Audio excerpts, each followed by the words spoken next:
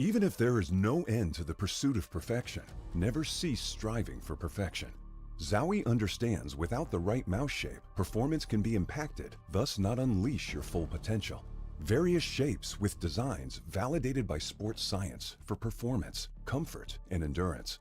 Zowie applies sports science to analyze pro player gaming performance data, researching differences in hand styles and grip styles. Apply scientific analysis to esports to ensure consistent FPS performance. Enjoy better agility and precision for long range and secondary targeting while tracking enemies. The FK's low-profile design allows for more space and thus creates micro adjustments between palm and mouse. Our tests show that the FK delivers faster aiming while making micro adjustments during shooting. The ZA series provides faster and more precise long-distance flick shots. ZA's higher hump provides full palm support, balancing muscle exertion on both sides. The curvy sides enhance palm muscle activation for precision braking and greater aiming accuracy. S provides more stable and accurate tracking.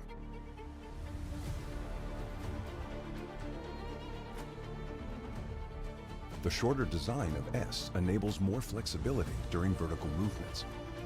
Our tests show the left and right muscles are more balanced, resulting in the most stable and accurate tracking. U provides agility and multi-angle movements for claw grippers.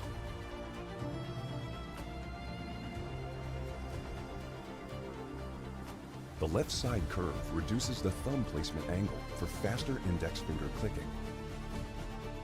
The right side curve allows easy ring finger placement to balance hand exertion and provide better stability. The EC series is designed for fast horizontal movements over longer distances. EC's rounded and smooth curved design ensures no distracting pressure on the palm, which reduces muscle fatigue during extended use. Gamers can rely on DW mice and their 4K report rate enhanced receiver, even in the most extreme wireless interference environment, such as a tournament. Zowie provides gaming equipment tailored to individual needs, offering options to suit various styles of play and grips for consistent performance.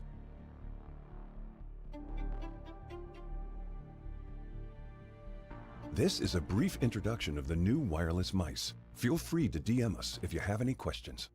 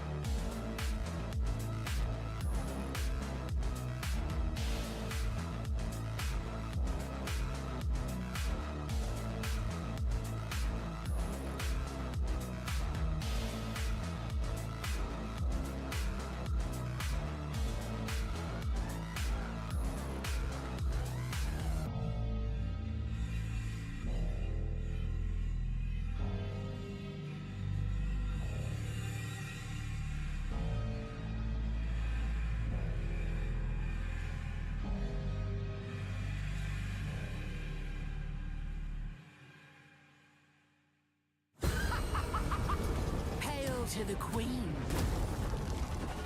Across the Outlands, word spread of the one legend Death could not catch. You really thought you'd be the ones to take me down? Death grew impatient, so he called forth the damned souls of her fallen enemies to collect the one who had sent them all to hell. So, who wants to be first?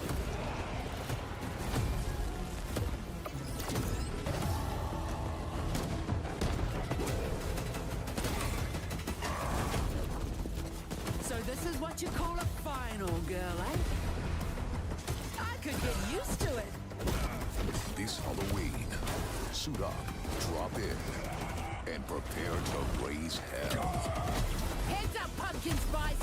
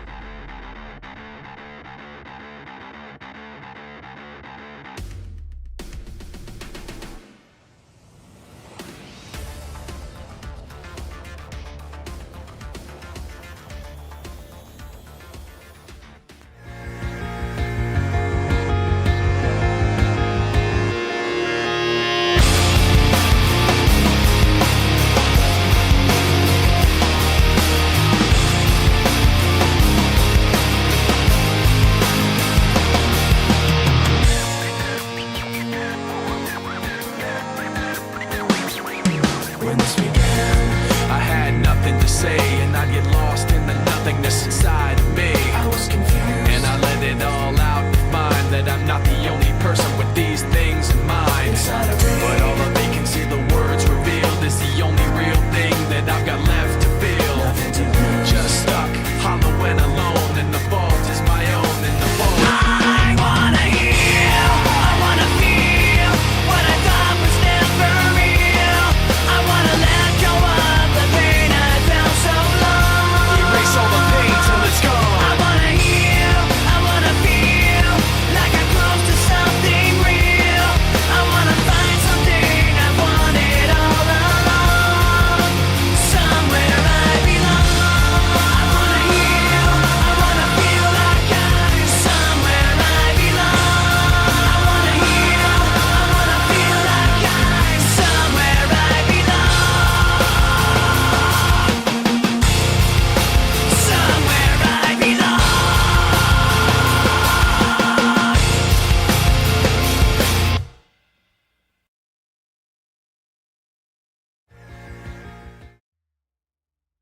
Ladies and gentlemen, welcome back to APAC South Split 2 Regional Finals here, brought to you by Battlegrounds OCE. Today with me, I have my boy Q, all the way from NA, and Kmannamk, the prodigy himself from Australia. Pretty exciting day today. One team has the chance to make their way to champs. 6 already locked in so far for APAC South. But Q, I bet you're excited to be up very nice and early today for these set of games. Always nice to be up for some early ALGS action, kicking off the weekend for our regional finals. You mentioned it, a lot on the line for a lot of our teams today, so people are gonna have to make sure they got their best foot forward. I'm here for it. K-Man, I mean, you've seen every weekend, mate. Yep. We're finally down to the last bit of it all. How excited are you, my friend? Oh man, I'm so excited to be here. I mean, this is the best of the best, right? Absolutely, the top teams, top talent in our region are all going to be in the one lobby playing for just that single spot at victory. I mean, it is going to be a great day of Apex, right? There's going to be consistency. You got to make sure you got your, your early rotations down, your positioning correct. Everything has to go to plan, and then it's on you to execute in those fights, in those last final moments. There's going to be so many big opportunities for so many teams, and I just can't wait to get into the games. Exciting day. I mean, we've had a lot of people put their predictions in, which we'll go to soon, but we will go and have a look at the 20 squads that are out here today. Q, now you were here last week. You've seen a fair few of these teams. What are you looking forward to the most with the teams that aren't qualified for champs and need a huge day here to make their way to Sapporo? Yeah, I'm really excited to see teams really embracing like the stress factor, right? Because one thing that we know about a match point finals is literally anyone can win it. It's not just about how many points you accrue. It's about being able to lock in once you're on that match point finals. So I'm going to be looking for some of these teams to try and give themselves the most opportunities by trying to have some heavy point games early. We know that this is a region that loves to be able to fight, loves to be able to put those points up on the board. So if you see those teams that really need a win here today, seeing them really trying to pop off in our first 3 games here, Stoney. Yeah, it's exciting. I mean, we know that our cats here, we know that Five Fears, Gen G, BK,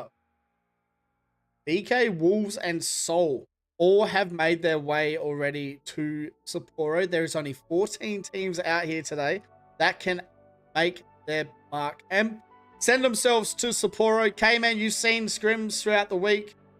What are you looking forward to today, mate? You've seen a fair few different kind of results over the week. Yep. Today's, I guess, the day that matters. Yeah, I suppose it is. And look, obviously, a lot of these teams that are going to be in those pressure situations, as you said, there's 14 of them that can just make it today. And I mean, look, the one thing is, I think that we are going to see, you know, my prediction is at least 8 or more games, because I think that winning back-to-back and winning that last fight when you know it's all on the line, I've seen it a couple of times already, as you mentioned. I've been watching a lot of the scrims. There have been teams that have been in those positions and they got the chance to win, to send themselves through on that match point, and you know, sometimes they just can't get it done. So I mean, and that's what I love about this format, right? You have to win the game in order to win the set, and that really does define you as a champion, right? Because the hard work, you know, obviously is done in those first 50 points. You got to accumulate the points. You got to get yourself consistent to get yourself as many chances at the match point victory. But once you get there, you've got to make it all come together. And I'll tell you what, I absolutely love this format. There's been some really exciting moments this week. And I mean, that's only the scrims, right? When the tournament is on the line, that's when it's going to go to another level. Yep, I totally agree. I mean, we're going to go and have a look at the map overlay today as well and see which maps we'll see. And I mean, we've got a snake order of maps today. We won't see the same every time. Yep. But we do have back-to-back E-District and Storm Point maps. That's only if we do get to a match 7. Q, what do you like about this kind of format, especially with these maps? I think the big thing for me is it kind of continues changing things up, especially because one, obviously you have different drop spots per map, but you don't have you have teams who sometimes favor one map, and especially when you maybe have gotten a better map picked on said map. So when that map comes up, especially for teams who really like where they're dropping on World's Edge, you're never going to get a back-to-back on that. So whether it's match 2, match 5, or I guess what would that be later on, match 8, you need to make sure that when World's Edge comes up, you got to be able to capitalize. Obviously, we do have a few teams who have shown to be able to have that consistency across the board, but when you're talking about 14 teams that need to win today, when your map comes up, you've got to lock it in. Yeah, I mean, we've had a different amount of teams. I think there was the first 2 weeks came in. We didn't have a back-to-back winner, or maybe we did the second week, but I can't remember. The first week, I think every region had a different winner per game, which is insane. So I think that comes into play today as well. No, 100%. I mean, like I said, the consistency factor is going to be the main focus of these teams, right? And, you know, there have been a lot of teams that have been looking good, been, you know, consistently getting to those end games. But, I mean, today, an end game doesn't matter, right? You got to win. You got to go all the way. You got to win that final fight and put yourself, you know, it's all on the teams, right? And that's what I love about this format. There is no, you know, there's no sort of safety net, right? It is win or it's lose. I mean, that's essentially where we're at right now in the match point. And yeah, that is what is going to really define who is going to be able to make themselves worthy of chance. Because, like, let's be honest, right? You win today, no one's going to be able to deny that you deserve the spot at Sapporo. And yeah, I mean, look, I am just so excited because, like I said, there are so many teams that can win it. I mean, all 20 teams, let's be real, could win today. It's just about who is going to get off to that good start. As you said, Q, I mean, early start is so important. It is. All right. Talking about Sapporo, ladies and gentlemen, if you are in chat, I know we've got a lot of people watching over on Nicewig is watching today. We have Genome watching. We have Droga, the coach of Falcons, watching as well. But if you guys are excited for champs and heading to Sapporo yourself, right now is the time to go and get your tickets. Tickets are live right now.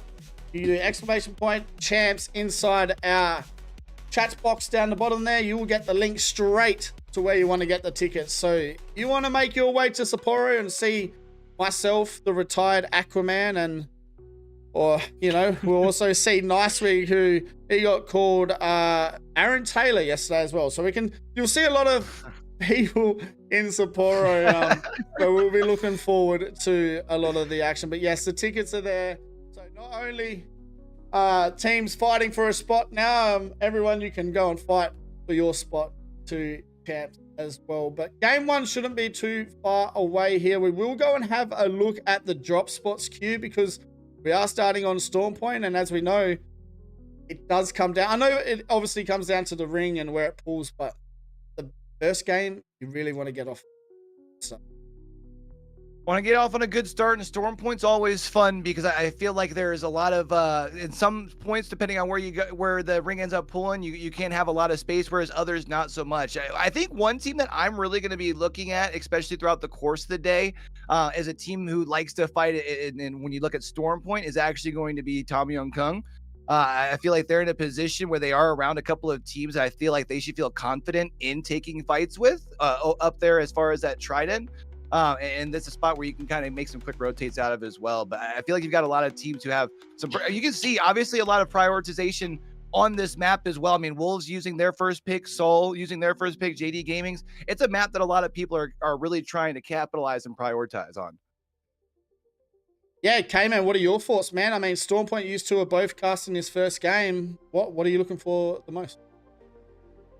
Oh, look, I mean, obviously, we want to be seeing who is going to be able to fight through those early games. I mean, as you said, Q, there is a lot of teams. I mean, you're looking over at TYK. You also look at the top at who is dropping next to them in DCG. Both those teams love an early game scrap, right? They love to get into it. They're not going to be afraid to get that damage. And I mean, let's be real. Whoever does end up winning that fight, if they do end up clashing early on, is also going to have a lot of Evo for their advantage to get those shields up to those purples. So, I mean, we're definitely going to see some interesting fights coming out of there. If one team can take it cleanly, I mean, they're going to put themselves in a great position to take it. But obviously, there are so many good teams around them, so they got to be very, very careful, especially in game one. We do tend to see a little bit more of a passive game in that early game coming through as teams kind of try to work their way into it, get a bit of a feel for the lobby. But in these finals, I mean, the experience is going to be there. I think, you know, obviously there might be a couple of nerves going around, but I think these top teams are just going to play their game. And I mean, that's what you got to do, right? You've been playing consistently, stick to your game plan all these weeks. You make it to the finals. You've just got to put it into practice. Yep, and I mean, we're going to go and have a look now as well on who everyone has selected for their pick. We've asked a fair few of our friends today around the world who they reckon has made their way or is going to make their way to Sapporo. I mean, you can see there how Zero, Droga, and Wig all going with the top two with Wolves and Gen G. They have already secured their spot to Sapporo, but Don going with the Dark Horse team, Boogie Boarders there, who need a win to get their spot as well.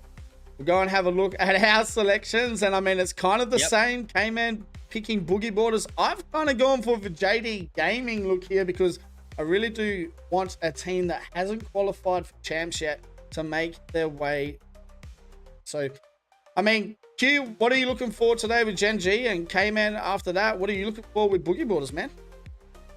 Oh, I guess I should say first before talking about Gen G, I do like your pick in JDG, a team that does like to fight. So if they're able to pop off today, sign me up. I'm here for it. As far as Gen G, though, they've been the team of consistency within the region as far as for the split number 2. I mean, averaging just better than a second place finish. They finished the split off back-to-back back series wins. So a team that's really, as far as in their mode right now. And I feel like when their last 2 group day performances, seeing 2 different players being able to lead the charge, meaning that if one of them happens to not be at their best performance, they know that they can get picked up by their teammates.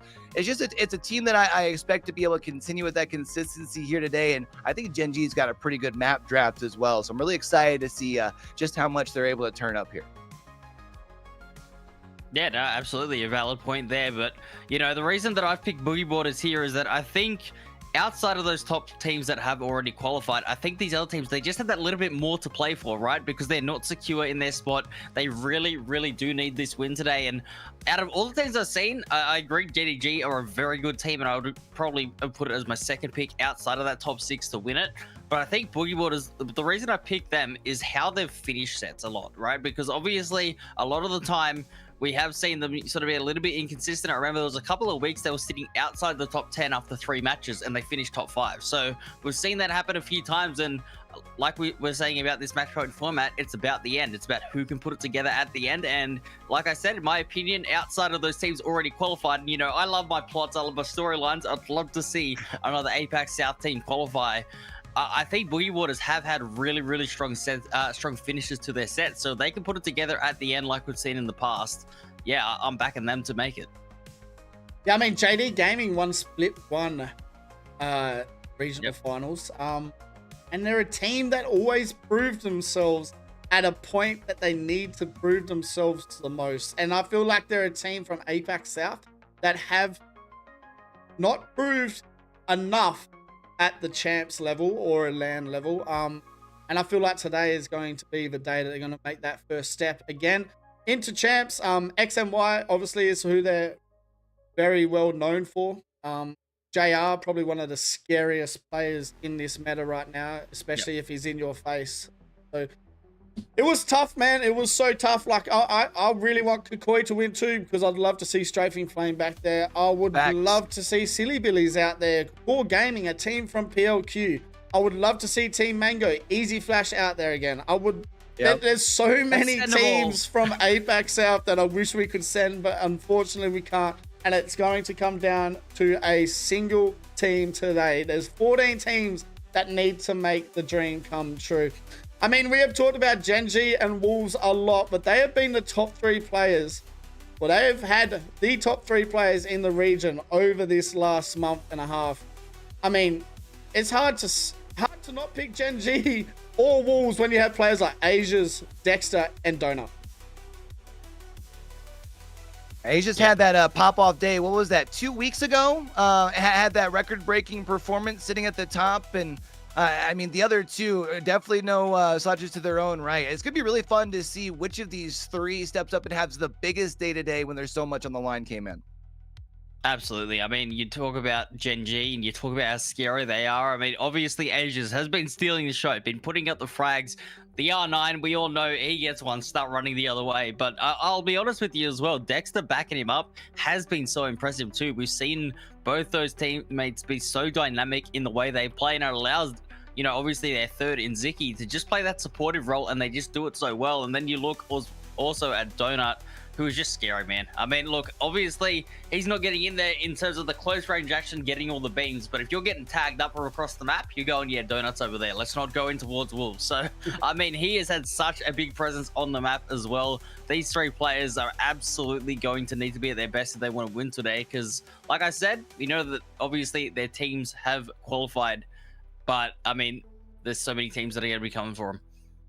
Yeah, I meame Donut is a crazy one, right? And even Dexter. No one really talks about Donut or Dexter. It's No Name or Asia. But to see Donut and Dexter there, I mean, I know No Name has not, or Marquez has not played for the last 2 weekends. He's missed a fair few game days. But Dexter standing up, Donut standing up as well. I think we had an interview with Kimchi last week, and he literally said he's like the most underrated player at the moment in this region. Donut was he's doing as well that Dexter is doing that they need to do, right? It's the Kobe, it's the Michael Jordan, the Pippen. You need that duo. You've got to have that someone to stand up as well, and do their part for their team. I mean, we're not too far away, chat, from getting into game number 1. It does look like we are waiting for one member from Yoboycue. We do want to do a massive shout out though to everyone in Battlegrounds. We'll do it now so I don't have to do it later and get all emotional. But it has been an amazing month doing my first ever Pro League casting. So it's insane. So massive shout out to Battlegrounds.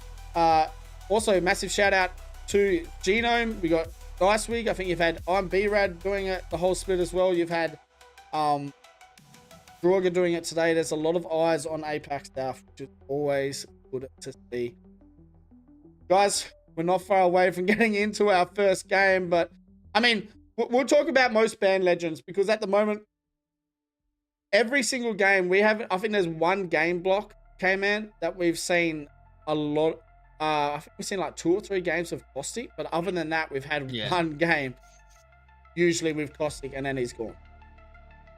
Yeah, and I think a lot of it has to do with, you know, the big power spike that we've seen, well, the big peak rate spike, I should say, we've seen with Newcastle that's been, you know, coming in. Newcastle's such a versatile legend, but you can see there, in terms of the most banned legends, I mean, obviously Wraith as well, so useful on those rotates. Altar, with that nerf, is going to be interesting today. I'm going to be very curious to see what the peak rate is like on Altar because it has dropped off a little bit this week, you know, just in the scrims themselves, but Caustic's still going to be up there. Wraith still ultra useful.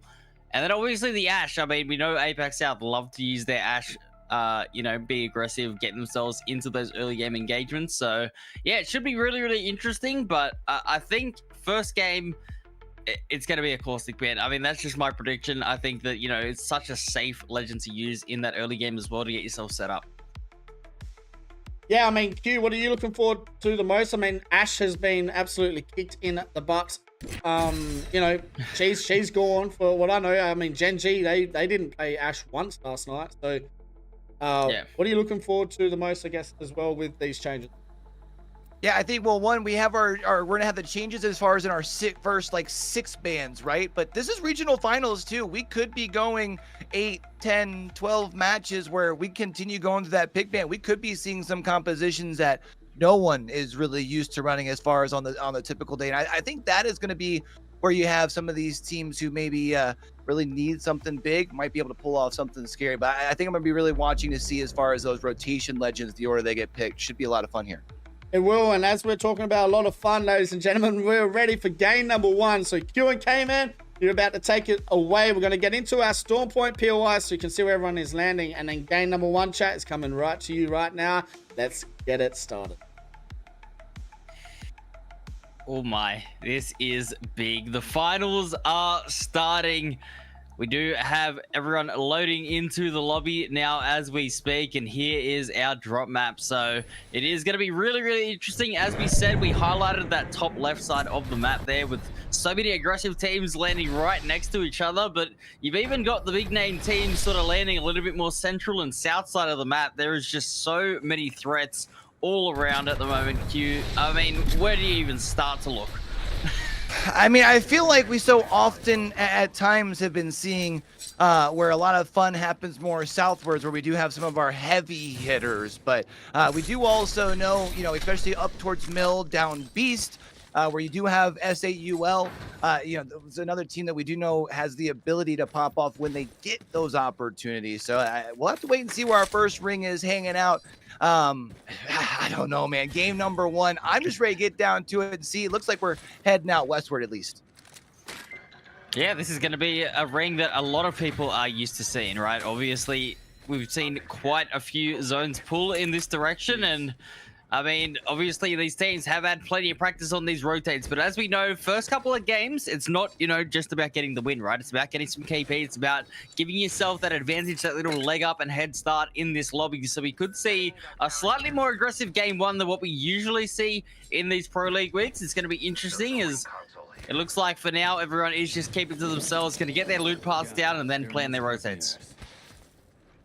I feel like as far as for game number 1, it's just about getting into that vibe. I'm sure everyone's kind of feeling that same thing in the lobby, right? It's one thing to have a little bit of like that the pregame nerves before a regular match day when it's just the 6-game series, but there really is so much on the line here today. And I know I had talked in the pre-show as far as about wanting to see some of our teams that need to have big days stepping up in a big way here in game number 1. But Boogie Boarders has been one of those squads throughout the course of the season. Feels like it's been one of those big vibe squads, right, K-Man? When things are good, man, ride the wave, baby. Get on the BGB train. But if they don't necessarily get into that mode here in game number 1, a team that so desperately does need that regional series win here today, could all of a sudden find themselves middle of the pack and almost in that quicksand sort of feel where it's like the more you struggle, the more you sink. Yeah, absolutely. Interesting to see here the Revenant coming out for Pata. Interesting little stat is that there's only been one Revenant pick across this entire split. So we've doubled the amount of Revenants we've seen already in game number 1. As we do see Boogie Waters make a pretty aggressive rotate here in towards Mill. This is definitely going to be the place to be, and it looks like they may have some neighbors close by. Be interested to see if they get into an early engagement. I mean, the composition just screams take a fight, right? Which is interesting because they're playing right into SAUL, who are running the 3 big boys, which is find a spot and hunker down. So it's literally 2 absolutely different play styles, and it could very well be our first team fight here in game number 1. Boogie Boarders is going to look to apply at least a little bit of pressure here with the drill. I do like that idea here from Metro, but they do have to be careful because as much as they are trying to find opening damage, all 3 players are kind of separated at different doors. Last thing you want to do is overextend and be that first pick. Yeah, absolutely. And as you say, this drill is going to be good as well, right? Because obviously in early game, teams are not going to have that many shield cells, not going to have that many bats. It's going to be about getting the early damage down, as we are going to see an entry knock here by Pata. It looks like Boogie Boarders will open things up. Gotta push right on in, and Metro doing a great job beating down with that 9-9, and that should be cleaning up the last bit of the fight. SAUL will be the first squad out. Yeah, they just absolutely went in. Thanks to Pata getting that entry knock, as I said, but the action isn't going to stop there. As we can see, there's still plenty of teams around trying to get their rotates on at the moment. You see a team like Silly Billy setting up on the other side of the mill. There are so many close teams as Team Mango are also getting into it. Mango have been trying to find a way on in and able to take Cupid Esports out quick, fast, and in a hurry. And well, now the question is, do you have a third party pushing on in? Because if there's one thing that we know early on is when there's a lot of noise made, there's some teams who like to move on in.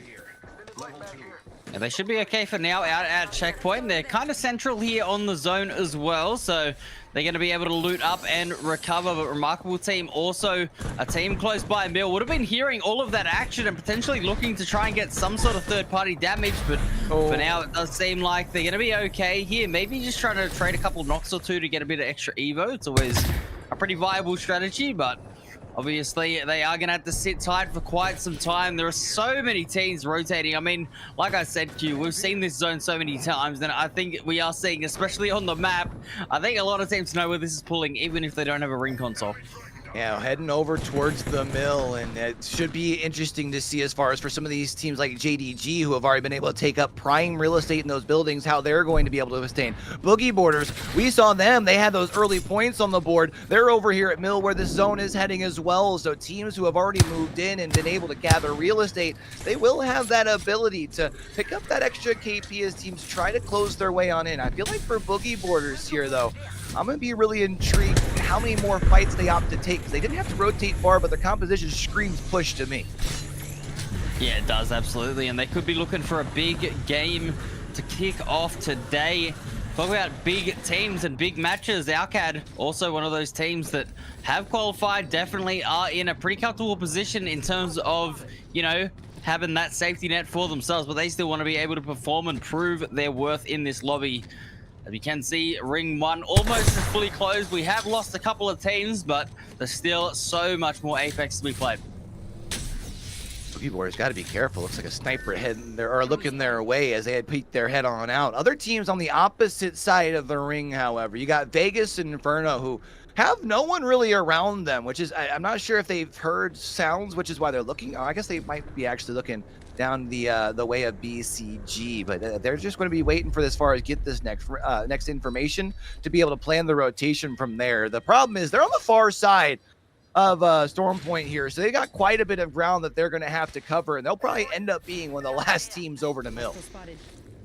Yeah, they at least do get that player scan off, so they're going to be fully aware of BCG's positioning, and they're probably going to rotate the opposite direction. So they're going to be safe for now. I think they're going to have a long rotate ahead of them, but back here, I mean, the mill's the place to be right now. Let's be honest, Q. There are just so many people looking at each other, looking for that early damage. We got Kimchi on the charge rifle. I mean, we know how good this weapon is. We can poke and prod with, and Kimchi, I feel like since moving over to APAC South has been proving just how damaging it can be. And yeah, they've got themselves a good position because they won't have anyone on their backside here. You do have one team, I think, just a little bit up towards their northwest, their like northeast is just a tad. But I feel like as far as for Alcadia, to add to your point you had mentioned earlier, a team that might be qualified for LAN, I feel like it's still really trying to find their footing since the addition of Kimchi. They've been having some decent performances, and I know you take scrims for what they are. They did win the match point format scrims the last night, but I feel like they could really benefit from a strong performance here today.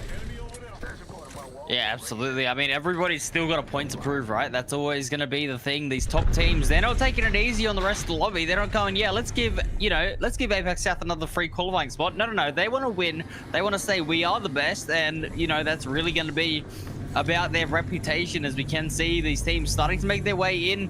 Also, you gotta know that Gen G are really far on that dead side of zone. It's been something they've been doing for quite some time. It's really helped them with their own consistency, so they're only going to come into this second and third ring super late, and then you know what they always like to do is try and get that early engagement set up for a nice fight and get themselves into the game. But speaking of a nice fight, it looks like we've seen TYK and DCG clash here, and it looks like DCG have just taken it cleanly. Yeah, we mentioned how those two might like to take an early fight, maybe popping off a little bit later than I initially expected, but will be DCG who will be able to come out on top. I know you said you were also interested to see how much the Alter is picked. We'll have to see how much they'll actually be able to use Alter here early on, as they are running, I do gotta say, an interesting composition where we see a lot of people really opting, especially for, we've seen a lot of the triple big boy, right? You're still running quite the opposite, Alter, Crypto, as far as with the Maggie. So I really want to see what they can do here. Yeah, there are 3 or 4 teams running that more defensive comp, but as we said, I mean, I think a lot of teams are going to want to try to play a little bit more aggressive in this early game, right? Get some kill points, make sure they can climb towards 50 points as soon as possible, because until you get there, playing for the win isn't going to do a heck of a lot for you outside of those extra placement points, which of course are always good. But yeah, this KP early days is going to be so important, not just for their overall points, but also their confidence queue. Yeah, confidence being such a big thing, especially, again, we mentioned earlier, for a team like Boogie Borders. I still kind of holding down for the pound here at Mill, as a team that you would like to be able to see maybe just pick up a couple more KP probably within this next couple of fights, but you don't want to, where they're at, you're not moving. You mentioned Mill's the place to be, and I think there's so many other teams that are around them who are also happy with where they're at. Well, maybe not. Hold on a second. Silly Billy's here in a fight. They've already got one player down as well. Hagrid already sitting at about half HP too. You got to make sure they can withstand here. As Boogie Borders are making to look to push in. Yeah, we're going to see the Revenant coming out, being aggressive here, but it looks like they're not really going to commit to that. There's obviously too many teams around just to fully commit right at the moment. So Boogie Borders are going to back up. They've done a great job here of holding this north side of Mill, though, I've got to say. They've been really, really impressive. As soon as they took S8 down, they've really had nobody else to worry about. It's just been about trying to find some third-party opportunities, and they are coming in on those purple Evas. We do see the ring pull. It is going to keep Mill in it, and it's going to make these teams on the east side have a long rotate out of them. There's not much room to go into. Yeah, Southeast, there's a couple of squads too. We're gonna have quite a rotation on in. Silly Billy's still trying to hold on as the 2, and for them, they're just gonna have to hunker down because your rotation character in the Wraith has been taken out. You can deliver to a beacon if you weren't already in the middle of the zone, but there's no way you're gonna get them on in. Dreamfire, also now one of those teams that were to the southeast that is gonna have to find a way up this hill and into this next zone. They're still sitting on just the triple blues though, so they are gonna have to make sure they're playing it safe. Yeah, we're gonna see them getting tagged up quite a bit here at the moment. In fact, 3MZ is going to go all the way down, so they are going to have to commit the barrier there for the reset in. Zhao will end up getting the teammate up, but they may even have to go back the other way. They're just caught out in a really awkward position on this rotate. Like MDYB is probably right on the other side. I can't remember if that was BGB who was on that door, but they're going to at least be fine with playing on just the outside. Team Mango was a team that I feel like we had talked about earlier on with Easy Flash. We would love to see this one be able to find something. They're going to have to find a way on into this next ring as far as for now if they can clean up that fight. But I mean, right, as far as with this third ring getting ready to close on in, there's a lot of squads who are going to have to start moving on in, one of which being BCG. We see the crypto ult does come out, should give them the opening to push forward. Limo playing super aggressive here with the Havoc on the high ground, switching to the 9-9 as well, but can't find an opening frag. Yeah, this is looking so devastating. It's going to be Kikoi getting eliminated there as BCG. They land the EMP and the Skynades, and that is just instantly a health advantage. They clean up that fight so quickly. Kikoi didn't even know what hit them, as BCG are going to open their account on the kill points as well. They pick up 3. As we can see, plenty of teams have been getting into the action. We've seen 4 squads falling. And I'll tell you what, we're probably going to see a few more on this rotate because there really is not that much room as Gen G are doing what they always do and pushing a fight in this third ring. Havoc area going down, but you do have to find a way into there. You've seen that as far as the wall from the Newcastle that was making it interesting as far as it pushing on in. My fault. Words are hard early on in the morning, but there's one thing we know about Gen G. One little wall isn't going to stop them. They're going to continue being relentless with their push here, but there's a third party rolling in. Yeah, it's going to be actually Las Vegas Inferno. I was wondering where that Seer ultimate came from, but it is going to be Vegas Inferno who are going in there as Core Gaming also go down in the feed, but we do have Team Mango bunkered down, just trying to hold off the pressure. Gen G trying to deal with a third party. It's actually going to be Crumbs to find that early knock over towards Vegas Inferno, and that is going to give them a bit of breathing room. Enough room to be able to try and find a way out here as you got Ziki on the high ground, trying to scout as far as where they want to push on in. Remember, Team Mango right up underneath as Asia spraying off in the distance. Also getting help from Ziki. I think that should at least give them enough room to be able to sustain as Dexter sitting down at about 10 HP through the windows. So here is Asia's, and it's just kind of the poke and prod mechanic that this squad is so good with to be able to just continue to be a pester to this Team Mango squad. Yeah, Team Mango just going to bunker down here for now. We're going to see another Newcastle wall being used in this building. But remember, this is not in the next ring, as Asia's is going to find Crumbs here. A brilliant entry. Surprise, surprise. It's Asia's with an R9. As we do see them push in, they're trying to pressure and clean up this fight. Team Mango, they're holding on for dear life, but they've got nowhere to run.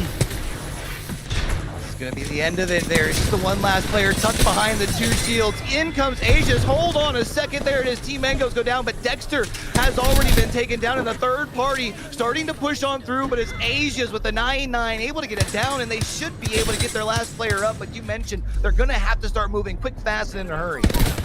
Yeah, Vegas Inferno not able to execute on that third party. I believe they were able to disengage those. I didn't see them go down in the feed. So we do have BCG as well, who are going to be positioned inside of this ring. They've got themselves a nice amount of room to play with at the moment. JD Gaming go down in 11th, as we got plenty of teams trying to make that rotate on in. This ring is going to pull into the open. All these teams that got an early position are going to be looking in great spots for now, but man, it's going to be uncomfortable if teams push over the top.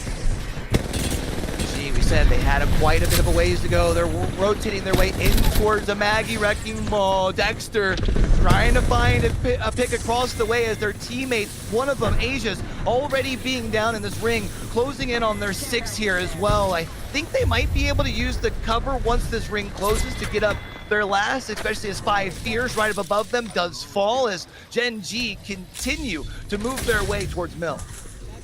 Yeah, they're going to get their reset here for sure, as they are looking at the rest of the lobby. Alcad trying to get a reset here in the middle of the zone. Luckily, they are playing this defensive composition we were talking about with all the shields. They should try and get a reset, but no, I do see Kimchi does end up going down, so it will be Alcad down to a duo at the moment. In fact, they're cleaned up, as we do see DCG staring down at the rest of the lobby on this high ground. They've got so many positions to play from at the moment. DCG looked great in game 1. I like that they got a good spot to aim at everybody. The problem is it also means there could be a chance that multiple teams end up shifting their attention towards them. Teams like Gen G, though, they are going to have to move, and they're going to have to cross some terrain that doesn't offer them very much cover. As you can see, they'll at least fire a first couple of shots off to that team across the way. It might give them enough of a time. One, you got to get your final serial up, but if you can get a crack or two on that squad, it might give you the safety to push across. 5 squads remaining. Gen G and Wolves being 2 of them. 2 very scary opponents. The Silly Billies will end up being taken out. So we have 4 squads left, 12 players. It's all full teams. It's just coming down to this end game. The decision making, when do you engage? Where do you set up? That's going to be the questions as Gen G. They've got to make their push in towards the ring. They are literally fighting an uphill battle right now. Can they do it? It's a tough position to be in. Zicky's already down. Asia's trying to swing to the left to take an alternative angle where you can actually make the climb, but a tough trio to be pushing into. Here is the Wolves. Asia's sitting so low, gonna have to try and use the shield here from Zicky, but you still have to worry about this trio right up the hill. I think it's finding one knock, but it's on the left. Able to find a second, was getting so close, but now is DCG on the high ground. We mentioned the spot that they're in. Supreme high ground, just getting to get shots down at everybody here. Yeah, DCG looking great at the moment. Wolves also on that low ground. Boogie Boarders are looking a little bit low themselves, so we can see DCG on this high ground trying to stop the climb of Wolves at the moment. They're doing a great job here as Zowie is putting down the hurt with this drill. We're going to see them continue to hold this height, but unfortunately for them, they don't really have the angle to stare directly down. It looks like both teams are going to try and get a reset. We may go again with another chaotic fight as we see Raki going down to the gas. Yeah, Wolves kind of have the perfect coverage from the back end of this rock, which gives them just enough time to be able to withstand and be able to get themselves a quick reset. The only problem is, as much as the rock gives them cover, the rock also makes it impossible to push up. They've also got a team just below them here as well. Crazy Kong trying to prove that the Mastiff got a big fight along with the Bark, but that gives the green light. Once they see the down, it's DCG dropping right on down, and the Alter TP right back up to the high ground to perfection here. It's textbook, and DCG take game number 1. What a game from DCG. They absolutely pop off in game 1, but I gotta say, Boogie Boarders to find a second place there. I believe it was Panna as a solo for quite some time towards the end. So to make it all the way to the top 2 was a great effort. I think both teams have had an excellent start to this day. It was a great start for the 2. We had mentioned Boogie Boarders, a team that likes to ride the wave, but DCG, they got to the right position. They had that high ground, and using that altar, you were asking just how much utility and how much use we are going to be seeing from the altar.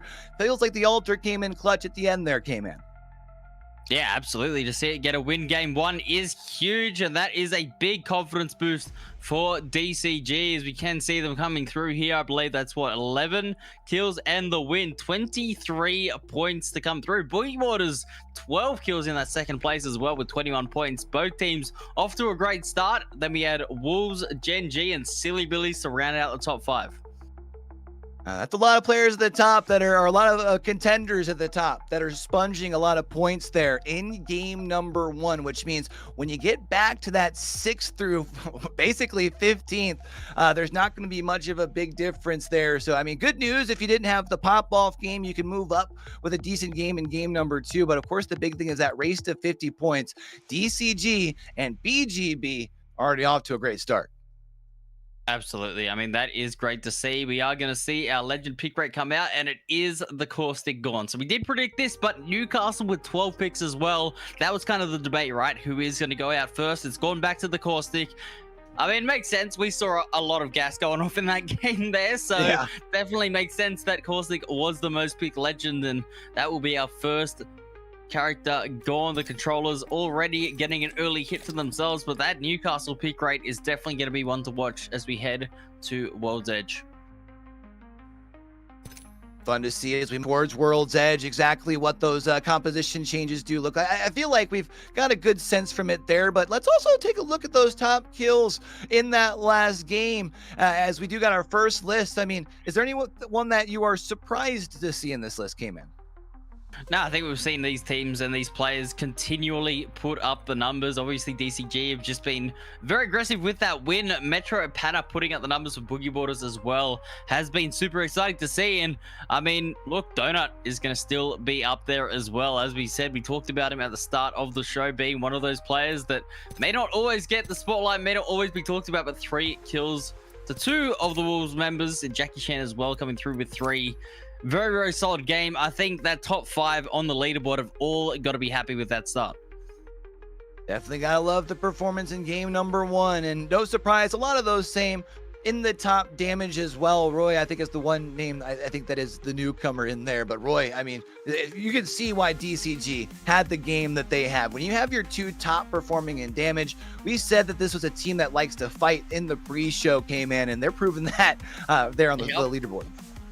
Absolutely there. Metro as well putting the numbers up there on the damage. I believe he was the damage leader in the last night's scrim session as well. So it looks like that aim and that form hasn't gone anywhere, and he's continuing to put out the pain. But yeah, great start there as DCG come through. Their team combined for over 6,500 damage in game 1. Ooh. Any nerves that we were talking about, surely for this team at least, are gone.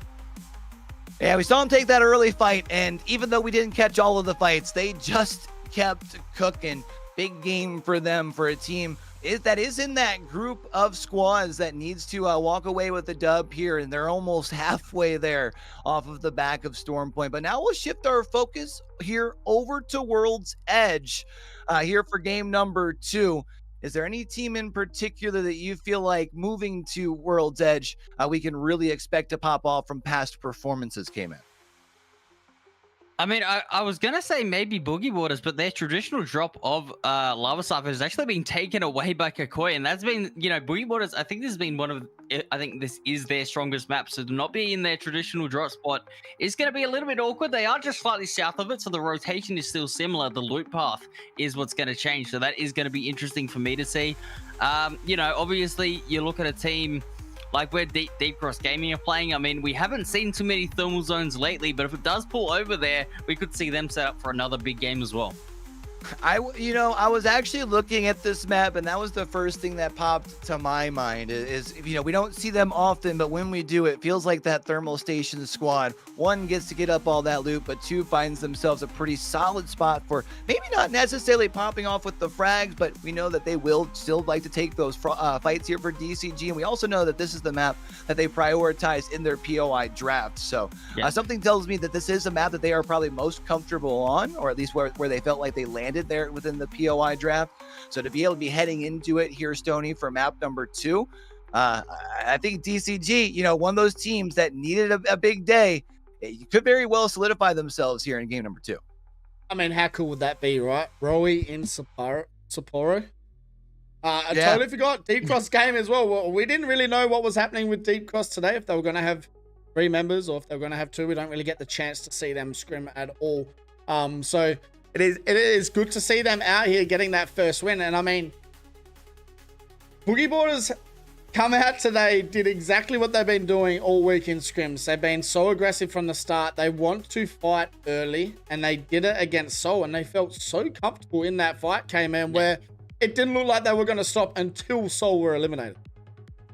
Yeah, no, and look, the Maggie pick, right? We've got to talk about that. Obviously, seeing a big, you know, pick rate increase as well, and that drill over towards Seoul just made it impossible for them to play behind that Newcastle wall. They had no defensive area to play on, and obviously, early game, you're not going to have that many cells, right? You can't just tank it and then try to heal up again. Right. They had to move out into the open. Pana got the entry on that Revenant as well, as we said. I mean, a Revenant pick game 1 is crazy, but it got the pick, got the job done, and then they were able to, you know, hold the mill down for most of that game. So that is why they were able to do it. But I got to say as well, Stoney, I mean, in this map on World's Edge, Gen G coming out of Trials, another very scary team.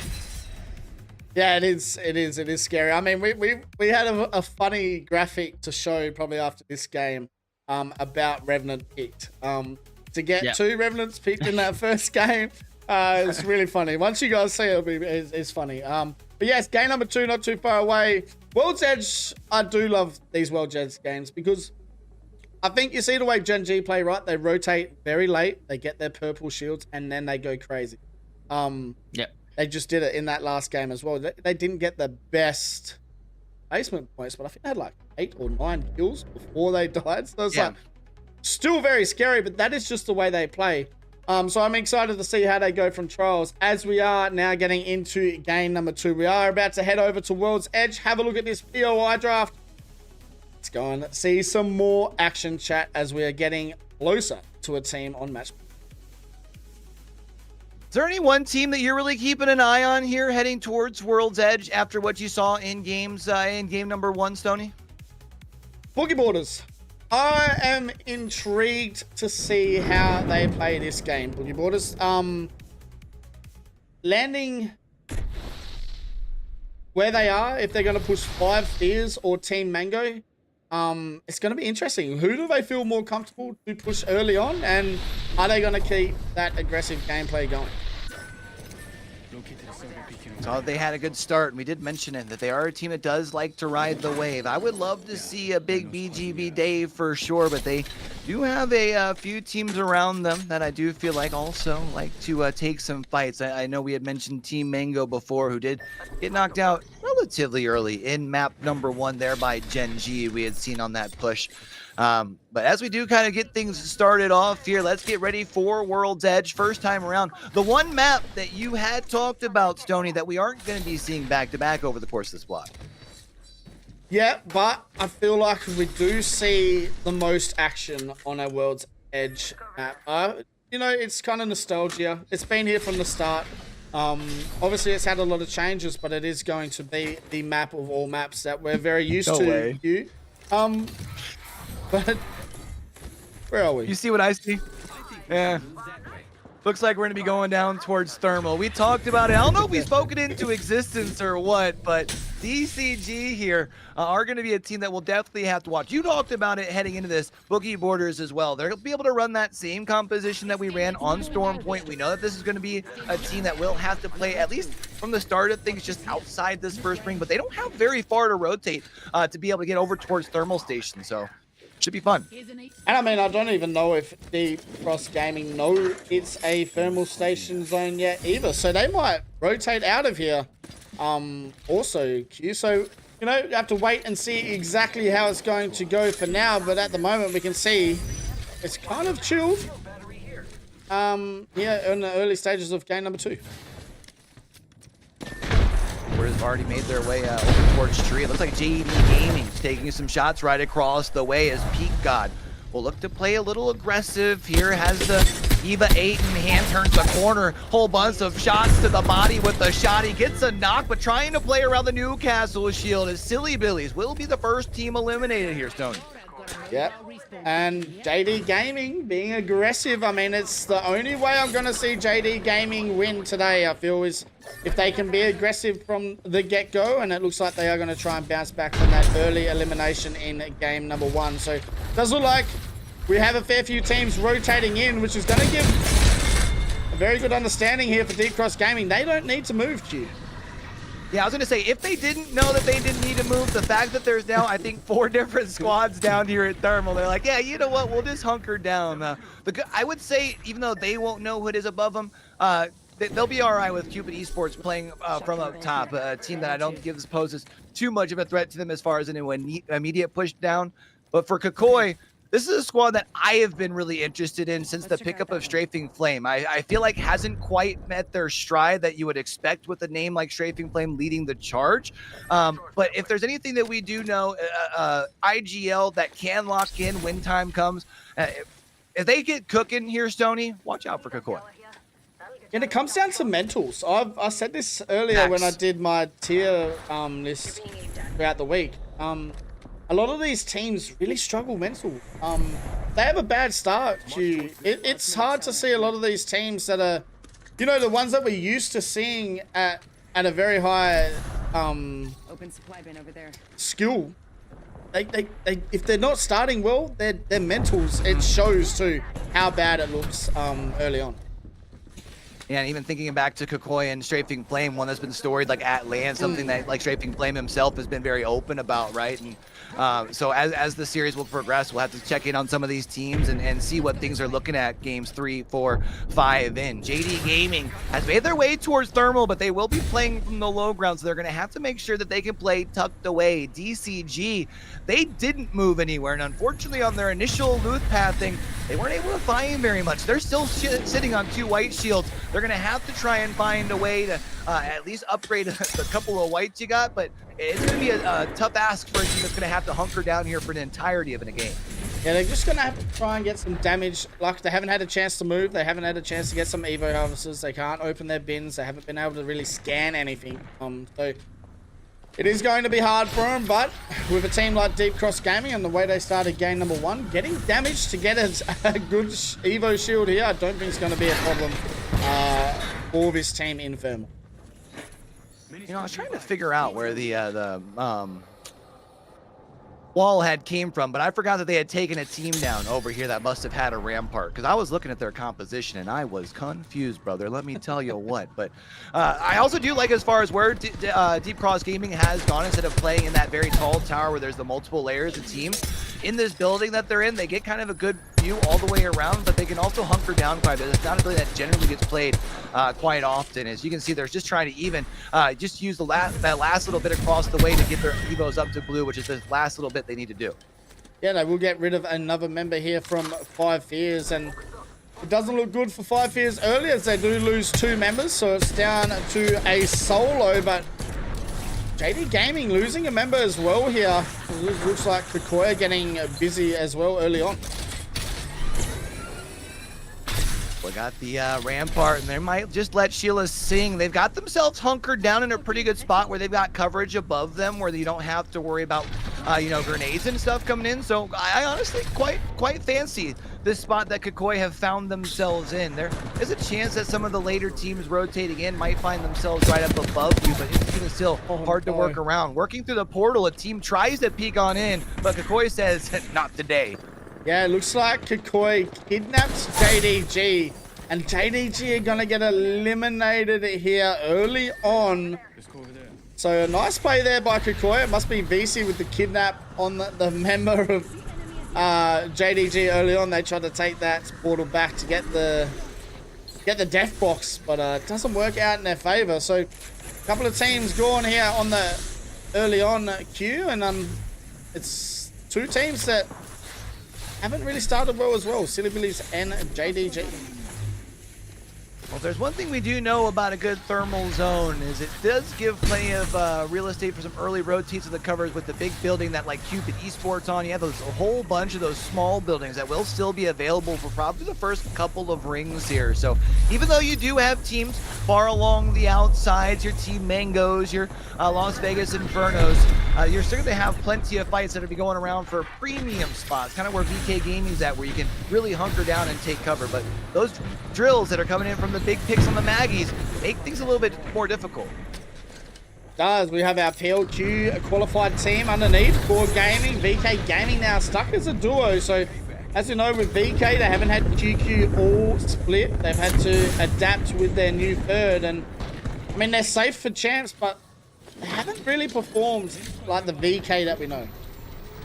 No, it's difficult when you do make a change, but when we do talk about a core that knows to perform when the lights are brightest, I wouldn't be surprised to see VK Gaming still be able to pop off in a big way here today. It is going to be tough as they are playing things as a duo here for now, but you do have the ability to deliver and really at least get a recall on in. And as far as for VK Gaming, they'll be able to reset back to a trio. Yeah, they need to be careful though. They have moved into the team you most likely don't want to be a part of, and that's Gen G, who have finally made their way down to the action. As we know, they are landing at trials, so they've had their time to rotate in. They have purple shields. As we know, that's their go. That's what they do. Now, they look like they want to get involved and get rid of VK Gaming early on here, Q. Well, this would be the time to push. These 2 teams are isolated on this kind of more eastern side of western side of the map here, just on a little bit of the north. So if you had a time to push a full 3, now would be the time to do it. It looks like, you know, Casa will have to sustain and try and see if they can stay tucked away. The question is, you know, Gen G, a team that generally does a pretty good job of being able to check all the nooks and crannies when there is just one last player left. The only problem is you don't want to take yourself out of bad positioning because they've got themselves some safety here for now. I do like where Arcade have put themselves in this zone, because I have not seen a hard thermal station zone for a very long time. And we have majority of this lobby playing hard thermal, so if it does pull towards that eastern side of this zone, it's going to be very hard for these teams, Q, that have really prioritized and gone deep into thermal to rotate out. Well, especially in a season where we've seen quite a bit of those third ring pulls that really throw a lot of teams for a loop. We had a bunch of those last week, actually, so would almost feel like on brand for us to see it here today. SAU trying to find themselves some safety out here on the side of the ring, and they've been able to find themselves a couple as far as downs that have been sent over here, but I think trying to find their way towards Harvester and just at least find themselves a little bit of safety here. Yeah, looks like they're going up against MDYB straight into a pretty scary spot here with a lot of Watson fences, and they will clean it up though as MDYB get it eliminated. So Soul getting some early KP here, Q, and I mean, we talk about a team that has kind of proved that they're ready to win a champs. I feel like winning a regional finals right now on match point would really give them confidence moving forward in the coming months. Yeah, we had mentioned a team that, yeah, you've already qualified for a chance, but I would agree. I think with the fact that you've got a couple of other teams in the region that still are usually the more talked about teams, being able to step up and say, hey, we deserve the recognition too, and be able to prove to yourself as well. You mentioned in that match point scenario, which not only is happening here at regional finals, but obviously once everyone gets to Sapporo as well, would have them feeling pretty good about their chances. We've been watching a couple of teams heading towards map number 2 here. One of them was BGB, who was able to really pop off in game number 1. They've had a more low and slow approach, kind of like a good roast here in game number 2, but they will be just outside of thermal and in a position where there's not going to be too many teams looking that way. It might be able to catch somebody off guard on the rotate in. Yeah, it's going to be tough. I mean, Boogie Boarders, they have a lot to prove, but I don't think they have a lot to prove to everyone. They have a lot to prove to themselves. They're a team that are very capable to do what some people have chose that they need to do today, which is win. But this team, they are so capable. Also, Team Mango, ever since they've added Easy Flash to this squad, they've just looked that little bit more scarier.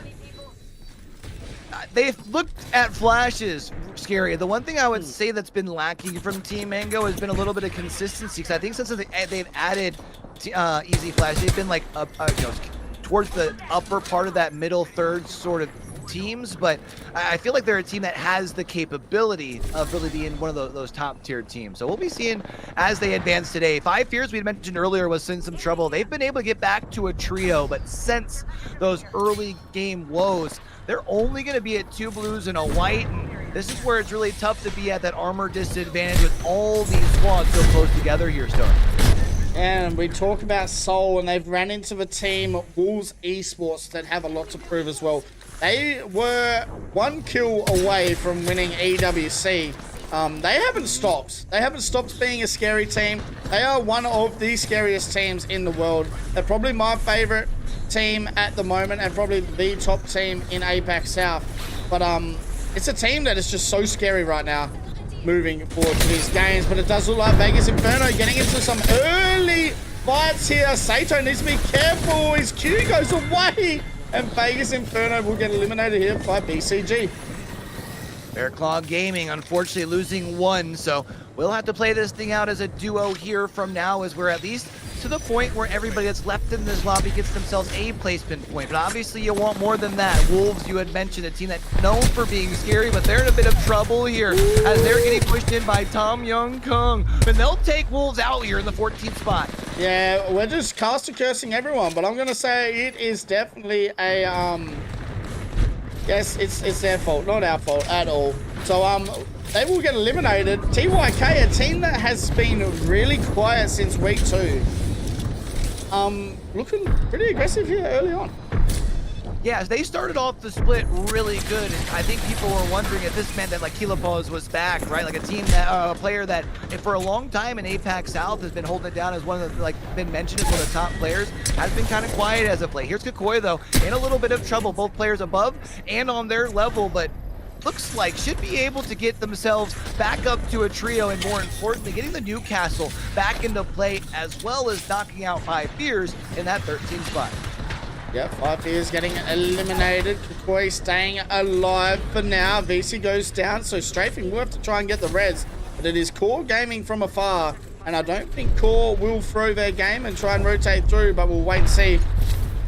I take that back. It does look like Core Gaming are going to try and get involved here, and Kukoi going to have to try and turn around and fight as well. And they do put a lot of damage down here. Kisshands needs to be careful, but he will go down, and they should be able to get a res off again.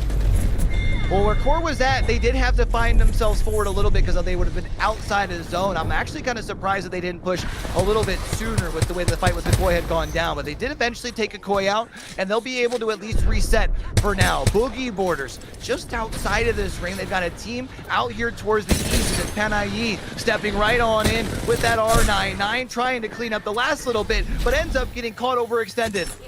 Yeah, now it's all up to Raki. It's an R9 VPK. Oh my god, BCG style on Boogie Borders, and they will get eliminated. But the third party of Gen G comes in, and all of a sudden, Gen G are in a top 5 position with 4 KP.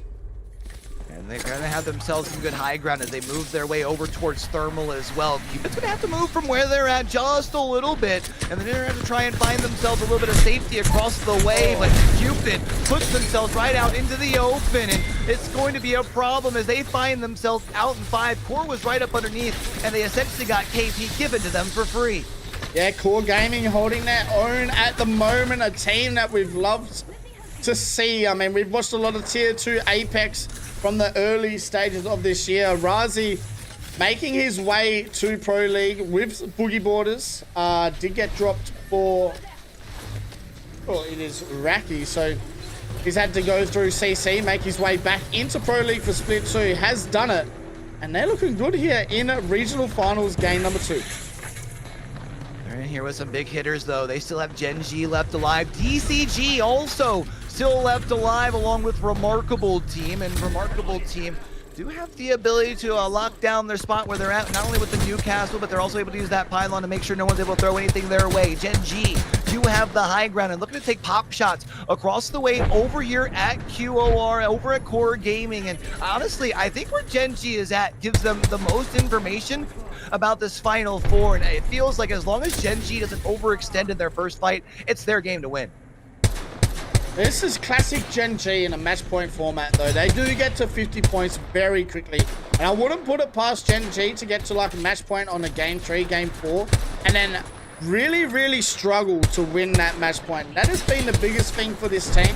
Asia has not won a match point tournament since 2022. So if there is a time to turn that around, it is right now, and it looks like they're moving up on Core Gaming.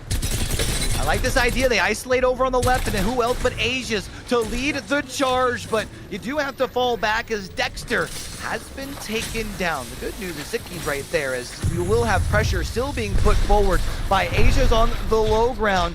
And you can see not wanting to be past a point where they can tuck back behind this pipe, as above them the two teammates are looking to to be able to regain as Dexter back up on their feet, getting healed back up. And Gen G now has to worry about how quickly they can finish this fight with Core Gaming. Is there anything else scarier in the world than Asia with unlimited ammo? I mean, no. That is just so scary right now. He doesn't have to do much other than just change guns, it reloads for him, get it back out, unlimited energy ammo, and they are just putting the business on Core Gaming right now. I was gonna say, maybe with an R99 instead of a Havoc, but that would be about it. But now stepping through with the Peacekeeper, we know that thing tanks. stepping right on through. Now they have to worry about on their 6th, though. They see a Maggie ball as it brings their attention to the team on the opposite side. Those Watson fences as well let you know that you've got teams splitting your 6s, and that's a tough situation to be in. One of them is DCG, who does have a little bit of cover here to be able to play around as the rest of the lobby starts to eliminate itself. Zowie with the 2.7k damage right now. Top 4 situation, and they are looking to get on match point here in 2 games of Apex. They are putting down the business. They're going to wrap the corner here and look to get Gen G out of this lobby early on. Roy's our boy. Roy's our boy. Absolutely beaming from a distance, and also has the teammates with them to continue knocking. The only problem is now they've got a team pushing on the right here as well. The altar, though, will give them the high ground. Look at this spot to be able to just shoot down at fish in a barrel, getting free tickets across the lobby.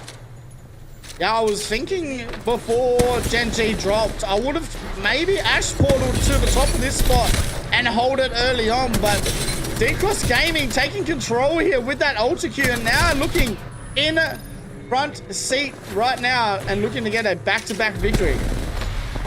Yeah, at this point, as long as they play this thing right, because everybody else is down the low ground beneath them, once they drop, it's just one last player from Gen G, and that's GG for DSG here in game number 2.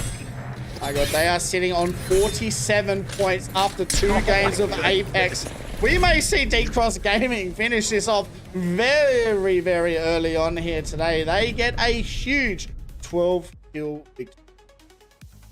Wow, back-to-back big games. And, you know, to be able to capitalize when you get the zone is something that really does separate the best from the rest. You know, we had talked about the potential of this thing getting sent down to thermal station heading into game number 2. Sure enough, it happened, and plenty of teams were there. They had to fight and scratch their claw their way through the entirety of the lobby, but 12 KP to go with 12 placement points. Woo, DCG is cooking, Sony. Yeah, and I'm so glad. This team is one of those teams where you never know what you're going to get.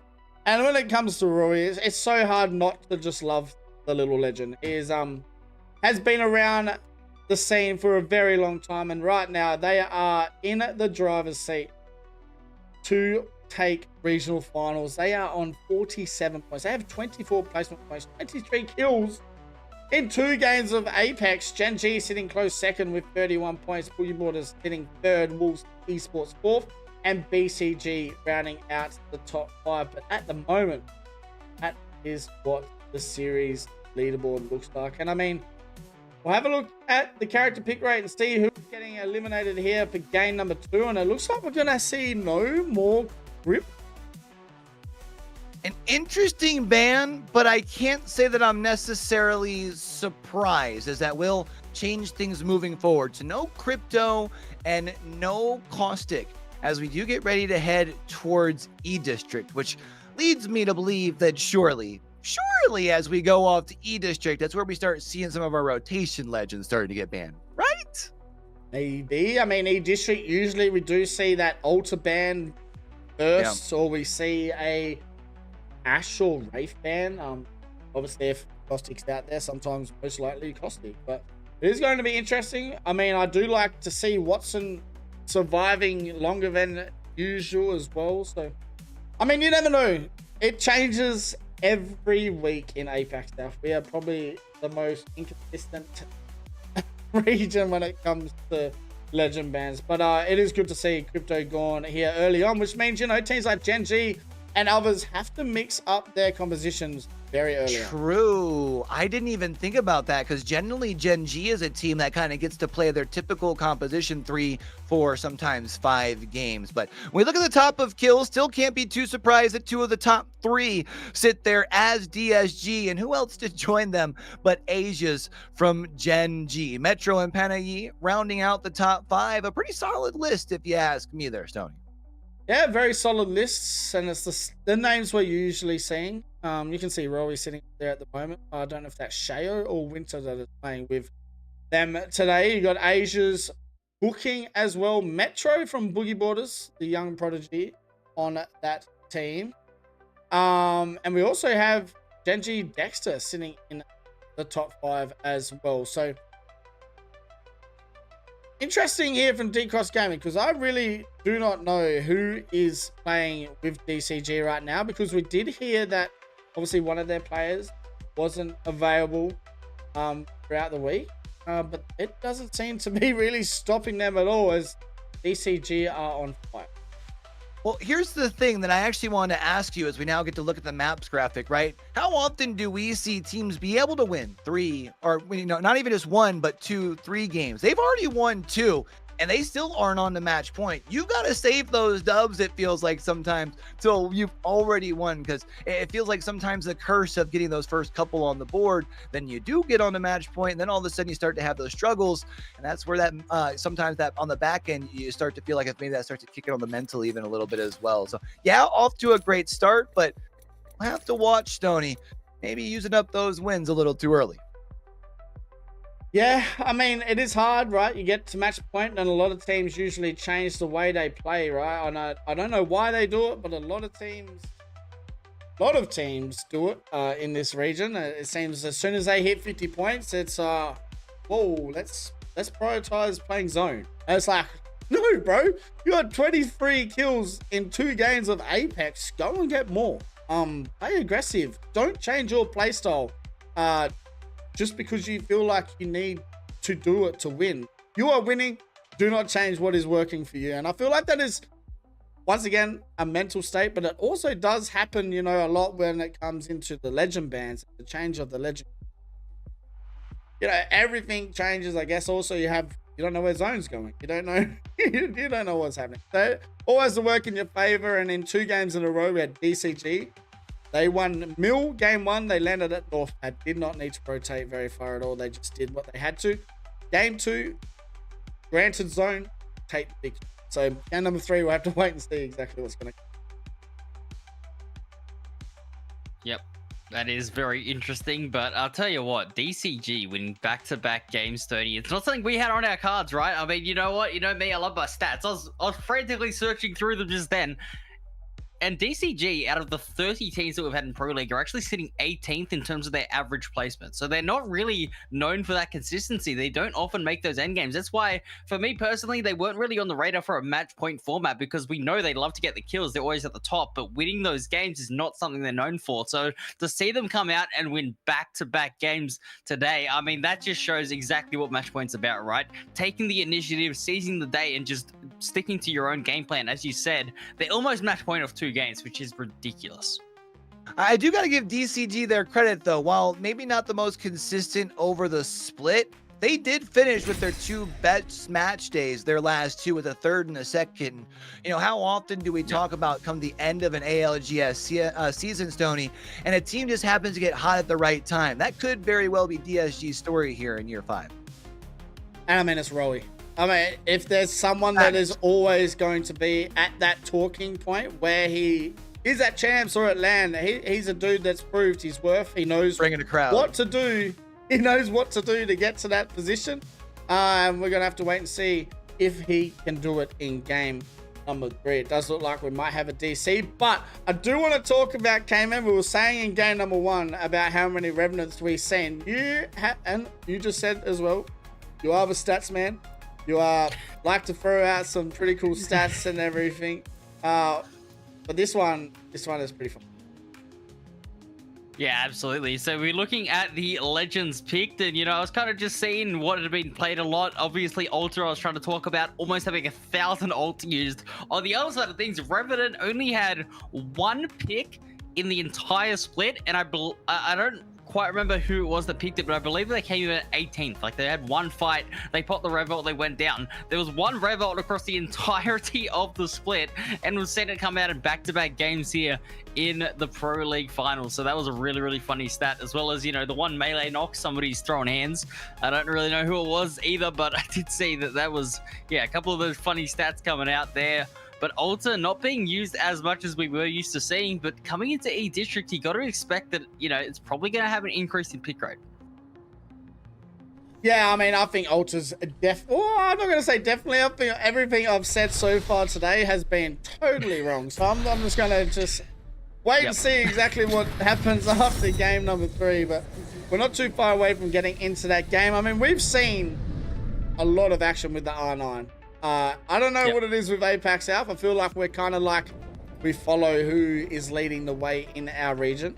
But you have a look at the across the region stats here with our R9s. It is insane the difference between APAC South and the rest of the world when it comes to that gun.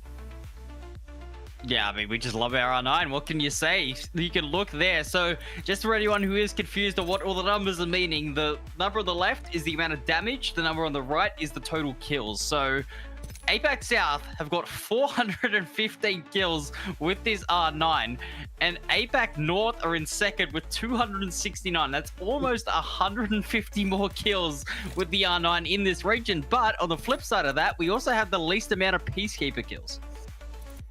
It's so weird, right? I do not understand. Like, we were talking about this before we got onto the broadcast. You asked, why do I think that is? I will be honest. Yeah, a cat had my tongue on me because I was like, bro, I don't know. The PK is the strongest gun in the game. You can hit 108 with no difference. The shotgun barrel, the bolt, sorry. You know, you pick that shotgun up, you're close range, you 108 someone instantly on drop. Why are you not picking that gun up? Yeah, I mean, I think one thing you just got to realize is when the top players are using the R99, everyone's going to continue to follow suit. We see it in every region, whether it's meta picks, as far as for your legend compositions and things like that. It's a bit of follow the leader. And when you look at the teams that are at the top right now, especially Gen G, well, the results, the proof is in the pudding. So if you're someone else who is like, well, man, I got to find a way to frag out like those guys, why would you not pick up the R99? I also feel like for a region that quite often has been more known to be more of like a push heavy sort of region, the R99 I feel like gives you more stability on the run as well as at that more mid range, whereas the PK, if it's in your face, it absolutely smacks, but at that mid to longer range, you don't quite have the similar sort of consistency that you do for the 99. And I mean, we're seeing Asia use the R9 like it's an R3. It don't matter if you're 600 meters away, he's shooting that R9 with that 1x HCOG. So, I mean, if we go off like the kills and the damage, I'd love to know how many kills Asia has with that gun, because I think it has, we're looking at before like 140 or 150 kills for this split. I wouldn't put it past 120 of those with the R9. Yeah. Which means he's nearly doubled America by himself. So it's crazy. It is cool stats to see as well here for this region, for APAC South. I mean, we're heading over to E District now. We'll go and have a look at the drop spots, and I mean, we'll go and have a look at where DCG are landing. And I think the craziest stat to talk about for this E District game is, I mean, we got another bloody stat to talk about after this. Too many numbers. It's insane. It's insane when you see what we're about to show you after the POI draft. Exactly where DCG are standing, are dropping, and how good it's been so far in this region. Yeah, one thing that isn't actually a stat, one thing I've just noticed is that all three maps DCG are dropping on the west side. Like all three maps. So they are just consistently coming in from that western side. They'll rotate south or rotate east. It sort of depends on where they're going to be going. But I mean, yeah, they just like this western side, I suppose. We can see also around the map, you look at a team like Gen G at the Lotus, right? That is a team that loves to play Lotus. They play it for the first ring almost until the second ring is closed, if they can stay there. They really do like to rotate very, very slowly, and you know, that can obviously advantage a team like JD Gaming, who, Sony, it is your pick, obviously, right? Is going to have that little bit of freedom to move around out of their own drop spot and get a bit of an early rotate and, you know, maybe potentially clash with 5 Fears. It kind of depends where that ring pulls. I mean, it's up to JDG as well, right? Like, JDG now understand, okay, we got D-Cross next to us.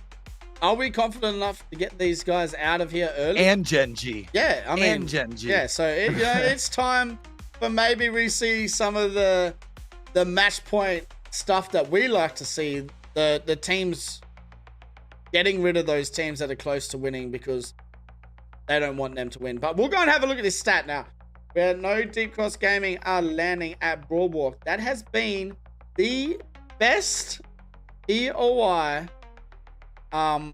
in APAC South. Well, most successful basically POI for APAC South in this split.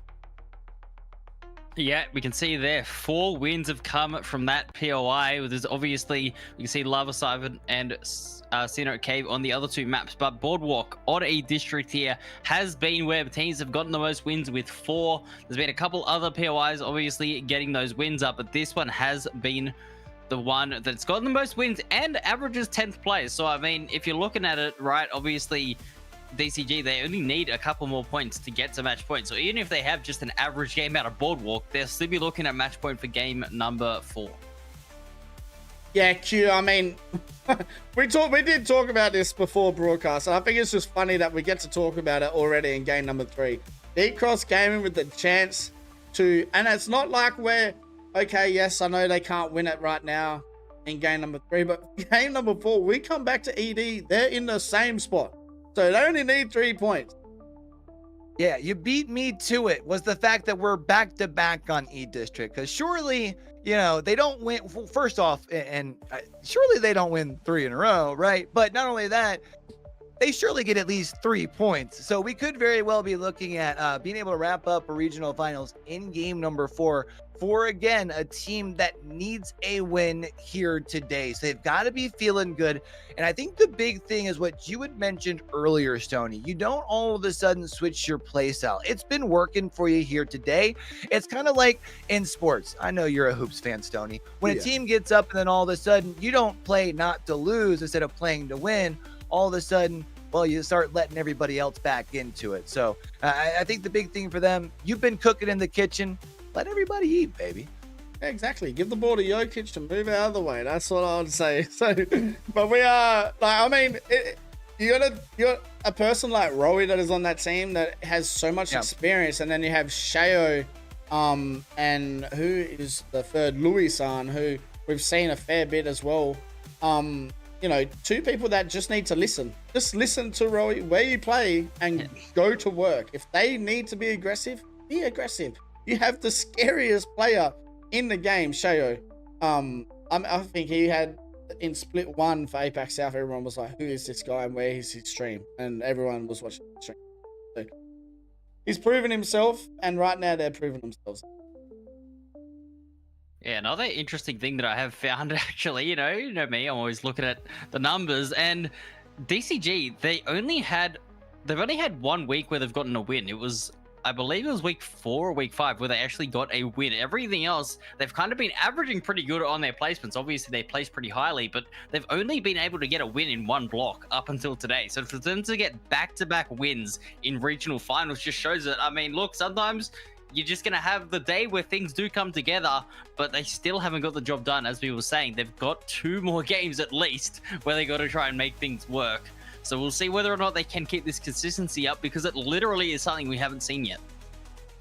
I mean, it's I always say it as well. You don't want to start too good too early, right? You don't want to get rid of all the chocolates out of the basket and then you don't have any left to give out because you've just gave them all away early on. I feel like if they want to finish this off, it is going to be very, very tough, especially in this lobby. But these next 2 games, this is what I mean. It's kind of like, we've got the stat where it says Boardwalk is the most successful drop spot for APAC South. They're landing there for the next 2 games, and we're about to see if it is or if it's not. So, I mean, it's been so cool today as well, like these games, because no one was saying DCG. No one thought of DCG. I mean, in my tier list, I had them 19th because they thought they were playing as a duo today. They've come out here, Shayo's back, and they look good. They look good. They look very good. But what everyone is playing for here, chat, if you didn't know, it is for champs. And if you didn't know, I did say it at the start of stream, the champs tickets to Sapporo in January 15th to 18th, 2026 are now live. You guys can get those tickets with the link in chat, ! champs go and get your ticket to Sapporo. You get to say hello to me. I mean, that's exciting. And we get to throw some snow around in Sapporo in Japan and do some snow angels. I've never done that either. I'm very far in Australia, whereas What's snow? What is snow? It's sand, kangaroos, and fish. That is all we have out here. So I'm looking forward to Sapporo. But if you guys do want to make your way over there, make sure you guys go and get yourselves a ticket. We've just got some trouble at the moment. It looks like don't know what it is. It's ALGS looking into it. We will be right back to chat. We're going to hit you with a BRB. We've talked about as much as I possibly could talk about. My chin is full. So I'm going to leave you all with a BRB for a while, and we'll see you right back here with some more A.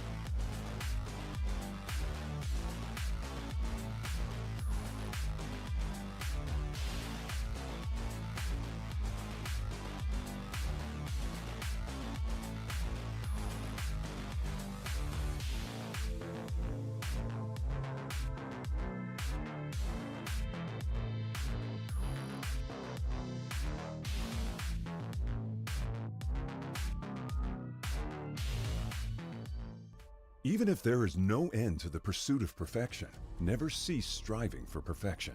Zowie understands without the right mouse shape, performance can be impacted, thus not unleash your full potential. Various shapes with designs validated by sports science for performance, comfort, and endurance. Zowie applies sports science to analyze pro player gaming performance data, researching differences in hand styles and grip styles. Apply scientific analysis to esports to ensure consistent. Alrighty, game number 3 just around the corner here. It looks like we are ready to rumble. E-District, talk of the town is Deep Cross Gaming, and I don't know if Boardwalk are ready for their presence because the aura at the moment, Kmannamk, is huge. Yeah, I mean, this team is on one of the most generational runs that we've seen. I mean, back-to-back wins in a regional finals is something that, you know, you dream about, right? You just dream of having that perfect run in. Just everything goes to plan, and that has been the story so far. But they're still not a match point, and they've still got to get just a couple more points in this match. They got to make sure, you know, at least make it through that early game, get above the 50-point threshold, and then try to go for the win in the future game. So no team currently is on match point, and that does leave the door open for a lot of these teams to make some big roundup in this match on E-District. Yeah, I'm excited. VK Gaming landing in Energy Bank, which we know is one of the very common end zones here for ED. And they kind of need that to get going here for game number 3 here, Kmannamk, as we're about to get into the action, and it looks like we might have a south zone here, which is good for Vegas Inferno. Yeah, obviously the ring always pulling towards that south side does give a lot of cover to a lot of teams who want to rotate in, especially even on the north side of the map. They can take their time a little bit more and sort of have that cruisy rotate in, knowing that they're really not going to have any trouble of, you know, teams in front of them, as everyone will try to get set up nice and deep. One team that I think we do also need to look out for here is Boogie Waters landing at Stadium, because Stadium is one of those risky drops where you do see quite a couple of those early game engagements, and obviously one of those teams that is up there on the leaderboard. They need to have another good game here to try and get as close to 50 points as they can. Yeah, and that's a tough one because a lot of teams usually like to push into this area. So, but Boogie Borders, you know, it is match point finals. Usually we don't see as aggressive as plays as we have early on here, but have to wait and see. As we can see, Kukui rotating around. You still got Boogie Borders pretty happy in Stadium. But, hey, man, what did you see in game number 2? I mean, you didn't get the chance to cast, but you did sit there and watch the game. See, I mean, Gen.G were in that position to try and hold that high ground and take that game number 2 win. But D-Cross Gaming, using that ultra like we talked about, really well. Yeah, the ultra pick coming through in clutch and really showing that, you know, despite obviously those nerfs that did happen, the just general kit of the ultra is still so valuable to a team in their positioning. And yeah, they did take it away as well. But yeah, as you were saying, Wolves, they were starting to look a little bit aggressive, start to try and come out with, you know, some firepower, but maybe they just took a fight that was a little bit too much in the open. Gen.G came over the top and they are looking as good as ever with their shots. So yeah, no, I'm definitely starting to see, I mean, World's Edge does tend to lead into more aggressive gameplay, right? Obviously a more open map, there's a lot less cover, you've got to fight your way in to get to a lot of those comfortable positions. But we are going to see E-District probably have a little bit more of a passive start, although as I do say that, it looks like Humbert Labs is going down with Kukui being wiped out. Yeah, Kukui not having a very good start here, and that's a team that I was talking about earlier that need a very good mental to start off here to have some good games, and doesn't look good for them here early, Kmannamk, as they get eliminated again very early on. TYK getting into that early engagement, walking away with some extra KP certainly is going to help them out and give them a little bit of confidence, as it does look like VK Gaming as well are going to get cleaned up here. Boogie Borders, I mean, we were saying that teams might be aggressive towards them. They've decided that it's their turn to take the fight. And it looks like Seoul Esports losing a member as well from Vegas Inferno. So very, very interesting start here. VK Gaming eliminated and Kukui as well. VK only 2 points so far in 3 games. So it will be interesting, Kmannamk, as we know, like VK Gaming are already qualified for champs, but they don't get QQ back. It's scary at the moment for VK. Yeah, absolutely here. So we are going to see Vegas Inferno just being happy with their kill point here and make their rotate into this sort of mid-game. They're going to stay on that south side of the map, but it is interesting to see the Revenants that are being picked up here. So clearly, I kind of feel like the Revenant pick has kind of been a bit of a change up from the Altar for some of these players, because a lot of the people that were playing the Altar are actually on the rep. So I'm interested to see whether or not that was the theory, if that is how they wanted to change it up. But it certainly is making for some very interesting gameplay here, as we do see 18 squads still up. And that is the one thing about E-District that, you know, is kind of beneficial to the teams that do get those early engagements and they don't go well, right? Obviously, you have that ability to reset, and there is so much cover to be able to weave yourself in and out of and play for that reset on the edge of the ring. We can see Seoul, they've managed to get all the way up to Neon Square, so they should be able to get their third back up. It looks like everyone playing that southeast zone here, so Boogie Borders trying to hold their own. Hannah moving in. It does look like 5 Fears. They're kind of caught in a real sticky situation right now with Cupid Esports getting the down as well.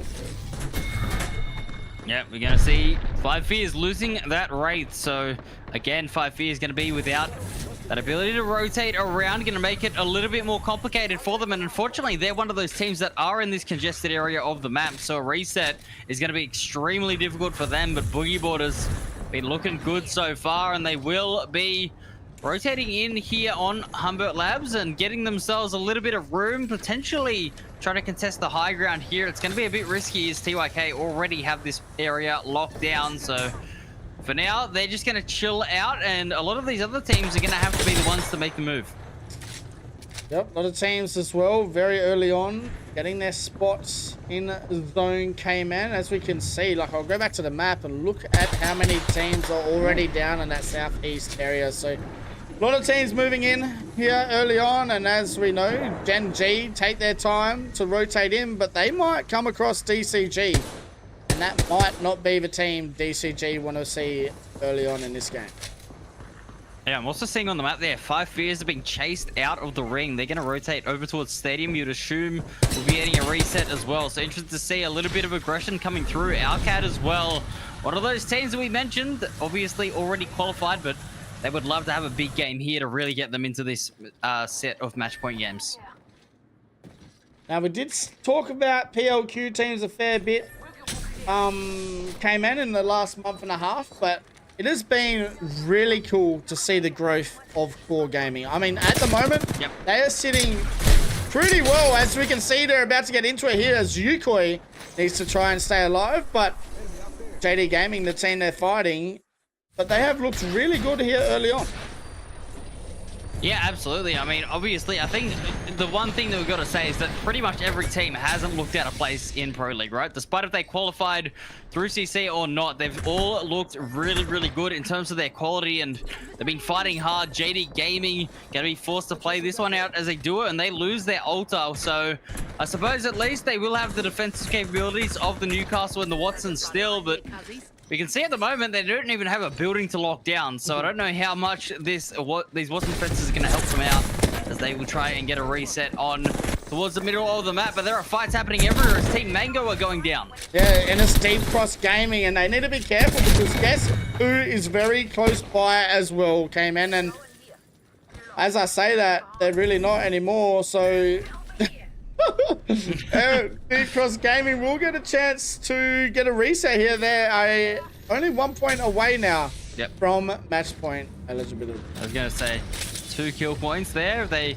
can at least survive to top 15, we will have them on match point. So I'll be honest, with the rotate out of them, it's probably likely they at least survive the next ring or two. We'll see whether or not that will be the case, but yeah, they should be able to make a pretty easy rotate in as they are getting themselves a nice little reset. Boogie Boarders have still been able to chill around this eastern side of the map for quite a while, and they did a good job out of Stadium, right? They came through, they were able to clean up, I believe it was a VK Gaming, I think they took down, but yeah, they were able to take that early engagement. They got some KP, and they've been looking very, very good ever since for the rest of this game. DCG just collecting on that extra loot before they head out of draft point, and with 18 squads left, it's looking like this game is going to be an absolute stacker in this Humbert Labs ending.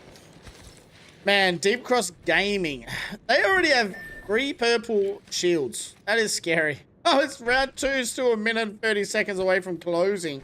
And 18 squads still standing, and this team is rolling in with some level 3 armor already. So 18 squads still standing. Deep Cross Gaming need to be careful, as we know. They're not on match point yet, so they did get eliminated right now, Kmannamk. We'd have to wait and see next game if they make match point. Yeah, it's certainly going to be interesting. JD Gaming looking like they're being cleaned up by Gen G. So Gen G are making that rotate in. And again, it's that ring 2 closing, heading into ring 3, where Gen G finally peek their head out to the rest of the lobby, make their presence known. So that's 17 squads remaining. That's 1 squad closer for DCG. We just need, like we said, that 1 extra point. They are going to continue to try to rotate, try to go far south here on this zone, it looks like, but they will have a couple teams in their way. And we will see the Seer pick here, and it looks like they're going to try and get their first kill here, but beautiful shots from Louis-san as they are shooting the backside of Team Mango, and 17 squads still standing. You're right, they are very close to that extra 1 point, as they will get it when it comes to 15 teams, and it looks like Silly Billies moving in here to get some KP as well, as Cupid Esports lose back. Yep, down to a duo here, and again, I mean, that's kind of the double-edged sword of playing this deep in the ring, right? When you get yourself in such a good position, if you lose a member, the reset becomes so much harder. They do at least have a respawn beacon, but getting that banner is going to be another challenge, as it is on that low ground. So Cupid Esports, you would assume, are going to have to play it out as a duo, and the Pathfinder Mad Maggie, it's not exactly the ideal comp for holding down some space. They may look to try and rotate out. We'll see what they're going for here, as we do tune back in with DCG, who at the moment have managed to clean up Team Mango. So that guarantees that they cross the 50-point threshold, but I'm assuming they don't want to stop there. Nah, they're not stopping. They are not stopping. They are now in that match point threshold, which means next game, if they win, it is over. But I do think we do play a minimum of 6 games anyways, just to find second and third. Actually, don't know. Actually, if they do that or not, but we'll have to wait and see, which would actually be really cool to see Deep Cross Gaming win Kmannamk, because it is one of the 14 teams that need to win today to make it to Sapporo.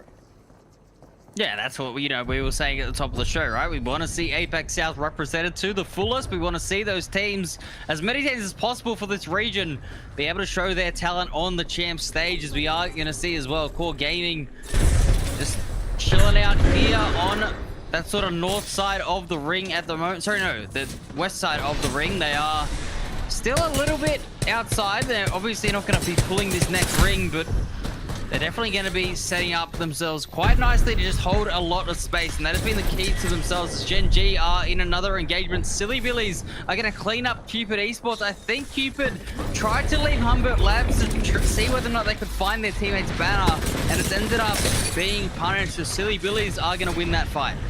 And we were talking about how we had no more crypto, and it looks like Ziki has gone to the Sparrows. So Vegas Inferno getting eliminated from Deep Cross Gaming as well. So Gen G on the Sparrow, which I do like, which will be interesting to see exactly their playstyle with the Sparrow. Because I have, like we say, we don't really get the chance to see Gen G play without crypto in this region.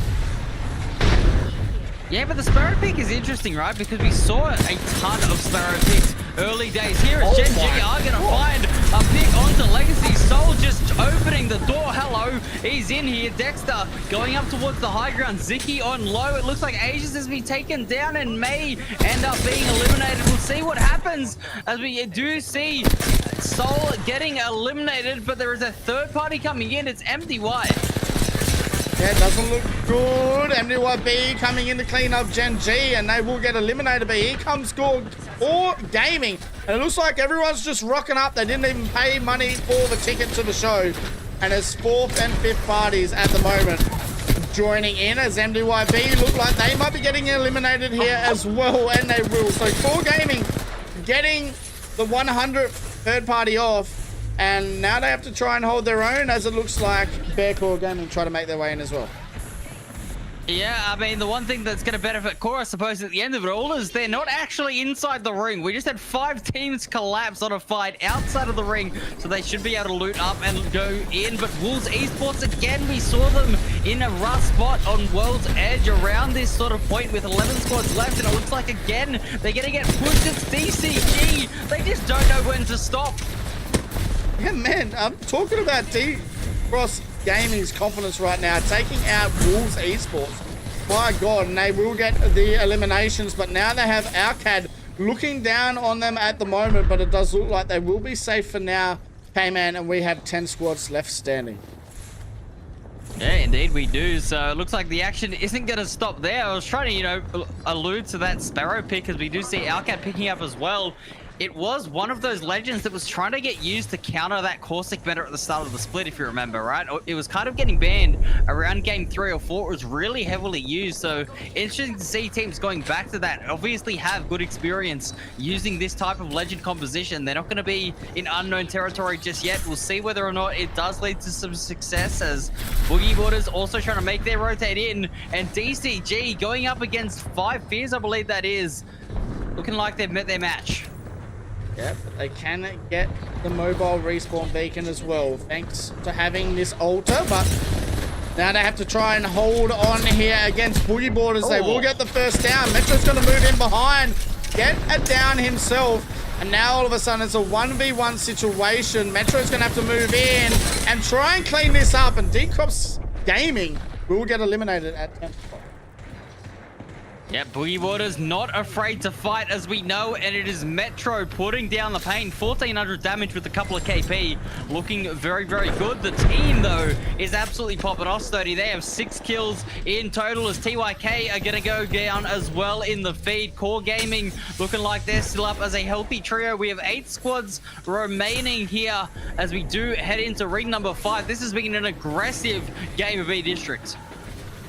Yeah, it's going to be interesting to see how the game's going to finish here. As we can see, Silly Billy's rotating in aggressively as well. And this is a team from PLQ as well that has proved themselves that they belong in Pro League. They will have to try and get the reds here on low key. Hagrid holding down home as the Watson, but Nicholas looking to try and make some noise as well now on this rotate out. Yeah, Silly Billy's one of those teams we know does have a point to prove as well. Stoney, obviously, Nicholas was, you know, having a chat to us about, you know, how well they're playing as well. So this is their chance to prove it with 8 squads remaining. We'll see whether or not they can convert themselves into a winning position as well as they do, I believe, get another knock there. It was Nicholas with the G7 over towards Remarkable Team. So that's another knock going down. They will control this low ground for now, but they're not in the ring. They're going to have to rotate out into the open where there are a couple of teams looking at this choke. Our Cats here getting eliminated in the feed as well, so they go out of 8th position. Now all of a sudden Silly Billies need to rotate out, but they rotate straight into Core Gaming. So Core Gaming need to hold their own, but now all of a sudden they're down to a solo. Oh, yeah, we're going to see here Core Gaming in a rough spot at the moment. I believe there's a couple of members going down to Silly Billies as they are down to a solo also. So Boogie Boarders controlling this high ground now. They've managed to hold it down this side of the ring, and they will clean up Silly Billies, who go down in 6th position. So top 5 scenario now. Boogie Boarders should be able to get the reset as well. They will be a full trio. Let's see if they can convert this top 4. As we can see, there's more engagements happening all around the map. 5 Fears getting into it with Dreamfire. Yeah, Dreamfire, who we haven't talked much about today. They're moving in here against 5 Fears, and they're going to get the job done. All of a sudden, Boogie Boarders, if they can get some more kills here, Kmannamk, and get the victory, they might be on match point as well. Yeah, you can throw Boogie Boarders in that boat as well, I suppose, with all the kills they're getting. There's so many teams racking up the points. We'll see what they're able to do here. Boogie Boarders, though, they got to be careful not to fully commit to this engagement because BCG at the moment do have a very nice position on the zone. They are away from both of these sides, and all it takes is an engagement that gets third-partied and they can clean up. We do have a Craver out in the field as well. 10 bullets left in the hand here for Flufferfit, and we've said his name a fair bit in this split. Kmannamk, he's been really strong for the team of 5 Fears. Yep, we are going to see them in a rough spot, though. He's currently just bunkered down in this little cubicle trying to stay alive. It looks like the pressure's going to be too much as Boogie Boarders are coming in, looking to try to finish the fight up, but again, they back up, and this is a smart decision to try and get away, not fall into the trap of being third-partied immediately as BCG move in. They're going to get a couple knocks in the feed, and now it looks like Boogie Boarders, who are down to a solo, are going to have to try and clutch things up. There's going to be a Bear Claw Gaming victory here, you'd think, in game number 3. And they're going to make some noise as well as they get the victory here in game number 3. That is a great finish. BCG taking it home with 6, doing a very, very good job there. Boogie Boarders, though, again, making it deep into the end game. They have been extremely consistent today, Stoney. So that's 2 seconds with 12 kills. So that's 2 games they've done that now as well. So BCG, though, getting the victory, a team that we haven't talked much about as well, but a team that is very capable of winning match point today.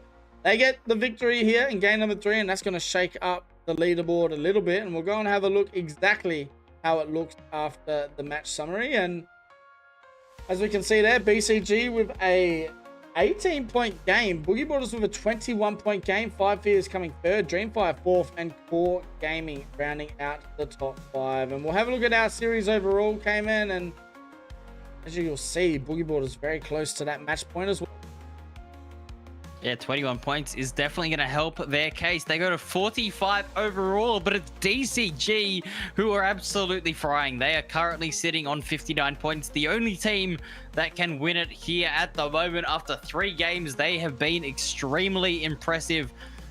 All 3 games, back-to-back wins, and then a solid game there in game number 3. They are not slowing down by any means, leading on kills and placement points. Just showing how quality they are of a team. And Gen G coming up in 3rd place. BCG getting themselves all the way up to 4th, though, off of that win is going to do them a world of good. Yes, it will. And we'll go and have a look at which legend is getting banned here. Which was the most? Did we see a shine in the altar pick? Wow. But it does look like we will see. I'm pretty sure it's a Mad Maggie ban here in game number 3. Yeah, we'll see. It's going to be interesting to see what Legend is going to be out of here. But yeah, Mad Maggie getting that pick rate up as well. And has been another Legend that did get that little buff and definitely helps out those aggressive teams, right? That Maggie ball is just so devastating in any sort of mid-game fight. You get yourself into that area where they can just try and pick up some early fights there and really play disruptive with that ultimate. It's so important to use. Also getting picked still, I mean, obviously on this map, we were talking about it, still very, very powerful as a Legend. But Stoney, I'll tell you what, the pick rate of Newcastle also being on 9 is very interesting. Yeah, it's going to be a Newcastle ban going into game number 4. So that is huge. I mean, we just had Mad Maggie, Alter, Watson, and Newcastle pick evenly. So very interesting, which is going to be very crazy here for game number 4. As we can see, no more Newcastle with no more quick presence. Yeah, it should be interesting. Interesting to see whether or not Gibby comes out as well. Obviously, we do know that Gibraltar has been picked more and more in this meta when those other Shield Legends have been going down. So, you know, that's obviously going to be an option. On E-District, maybe not the most popular pick. Obviously, there is a lot of cover as there is, so that bubble obviously doesn't have the power spike that you will see kind of on a Storm Point, I suppose, or a World's Edge. So, yeah, we'll see what the picks are going to be for that next game, but Alta's definitely still very, very relevant in this meta on E-District. Yes, that he is. We'll go and have a look at our top 5 kill getters and damage leaders. And Q, I'll get you in here, mate. I mean, you would have seen just then how aggressive Deep Cross Gaming were, because they haven't stopped. I mean, we were wondering if they were going to continue cooking or if they're going to change things up. And I like to see them continuing to play aggressive here. I mean, 26 kills from your top 2 fraggers really tells the story of the day. And now that they have officially put themselves on a match point, if they can get themselves one more dub, they're going to be able to secure themselves a trip to Sapporo. They're looking to their leader, Roy, I feel like, here to continue to put them in those winning spots. Yeah, Roy's looking good. Shale as well. Shale with the 16 kills already in game number 3. And Roy with the 7.1k damage as well. So,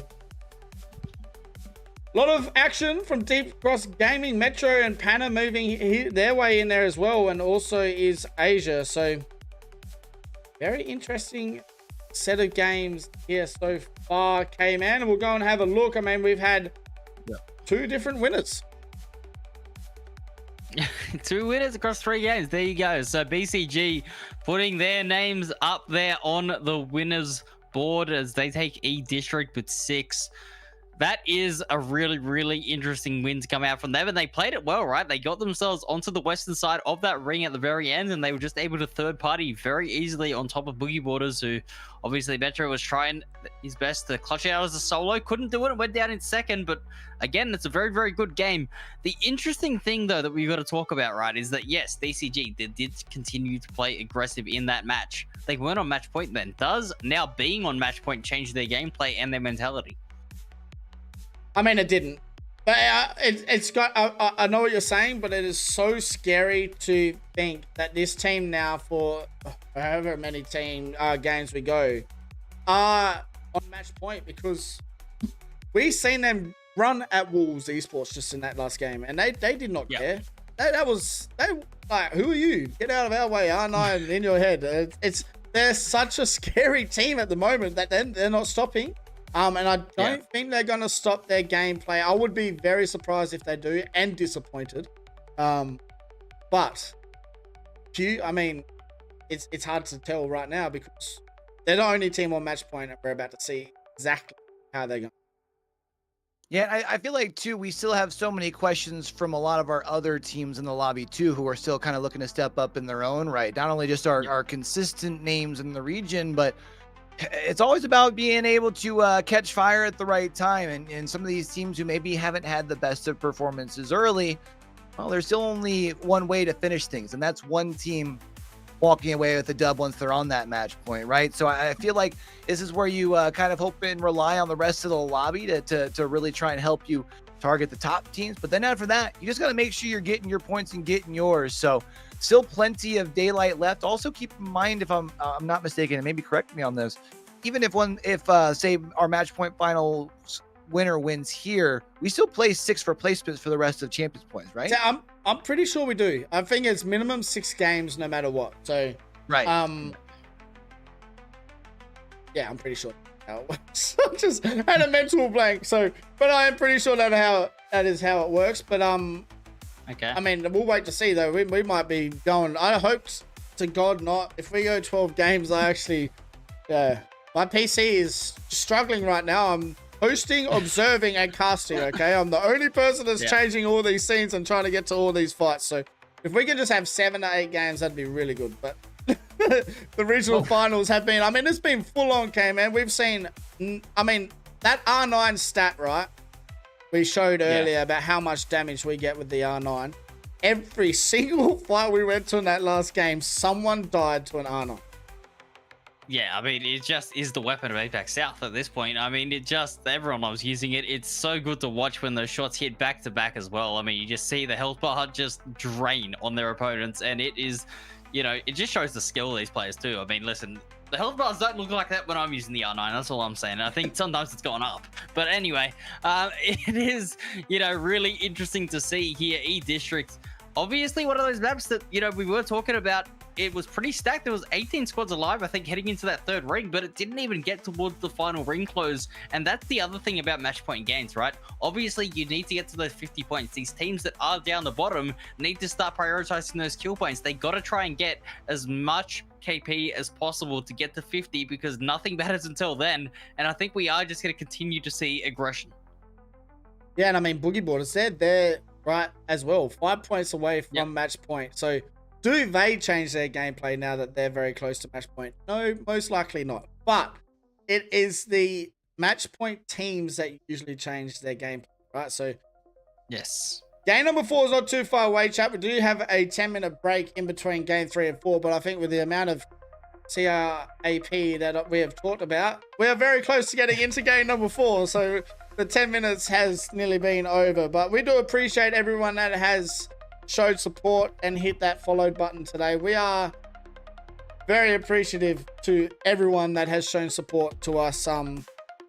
It's been really cool. I mean, we've seen teams, I have seen teams from the start of the year, from CC, through PLQ, now into Pro League Split 2, who are really proving themselves. You got Silly Billies that are in the top 10, Core Gaming that are in the top 10 as well. I mean, we have some teams that have really proved themselves that they belong in APAC South Regionals. And I mean, Q, me and you casted APAC South, I think it was like 3 years ago, when we started Ash, when Ash started up. And, have you noticed anything, I guess, in that 3 years since you've casted APAC South and any kind of difference? Well, so I think one thing we've always seen within the region is it is kind of a heavy fighting sort of region. I also think that now one big difference is I think the rest of the regions are starting to take notice a little bit more and giving APAC South a little bit more respect, the way that they deserve on the global stage. And I think people tend to forget, right? I mean, there for a while before the recent moves, Falcons, as everyone was talking about them, they were 3/4 of a OCE roster, right? Like they came from APAC South too, despite the fact that they are in NA. It's a region that has been able to produce talent in the past, but not just that. You mentioned this year, you have teams that have been coming up from PLQs and making a name for themselves. It's a region that continues to produce new talent as well. So I think it's a region that still has a very bright future, and I really love to see the region getting more respect. Right now, you got people really, especially handing it towards Gen G on like when I see like the global rankings. You love to see an APAC South team on top. Yeah, you do. I mean, there's so many teams in our region that don't get taught about enough. I feel like that's Wolves Esports, Five Fears, Alcad, Soul Esports, who are very, very names that we have loved to talk about. The rest of the world hasn't had the chance to see. So as we've been talking, looks like everyone is about to get into game number 4, boys, and it looks like E-District is where you will be heading again here for game number 4, and we have one team that is on match point, and we'll wait to see exactly who is going to take away. Yeah, this is going to be exciting. Obviously, BCG still going, sorry, DCG coming out of Boardwalk, still looking, hunting that final win now. We'll see whether or not they can do it in game number 4. But Q, I'll tell you what, there are still so many other storylines here. It was interesting to see Boogie Waters in Stadium very, very quickly rotate out of there and take that early game engagement. We could potentially see that yet again onto Kakoi, who have been struggling a little bit today. Yeah, I mean, I was going to say where they're at, if they rotate anywhere, either towards the middle of the map or even if they rotate out westward, it's a fight that they probably feel confident taking, whether it's Kakoi, whether it's Kmannamk. I mean, I feel like they should be feeling pretty good there. And, you know, one thing that Stoney asked was, do they change things up because they are so close? I think at least early game, you got to make sure that you get those couple of points. It was something that we were kind of keeping an eye on even in that last one, as far as in the case of DCG, as far as if they were going to change, at least get those first couple of points. So I would expect them to take an early fight. Yeah, we'll definitely be seeing what is going to happen here. As interesting for DCG, they have actually picked up the Seer as well, so they're going to be playing with that scan and try to get as much information as they can. It certainly is going to be a little bit of a different game for them, as we can see this ring is kind of pulling closer towards this western side, which certainly is going to help out our team in first place. Definitely going to be enjoying that. They won't have too far to go, and I'm sure they'll want to be moving quick, fast, and in a hurry. They do get a decent amount of spots to be able to loot as far as here, to make sure that they're looted and booted and ready to hit the ground running.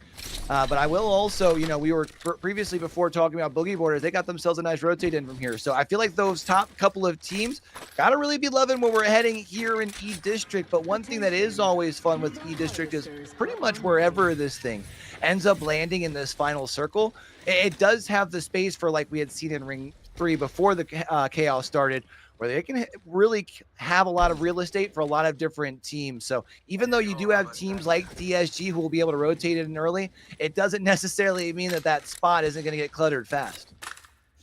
Yeah, 100%. I mean, we know that E-District just gets cluttered, as you just said there, right? That Ring 2, as soon as teams have that ring info, they just send it there. As we can see a couple of rotates around here. Alcad being one of those teams as well that have just rotated in off of a jump tower. It looks like they actually have a little bit of ring information. It is going to be pulling up here. So, yeah, Neon Square definitely going to be a big point of interest for a lot of these teams. The early rotations are going to be super interesting to see, as Silly Willies also need to make their way out.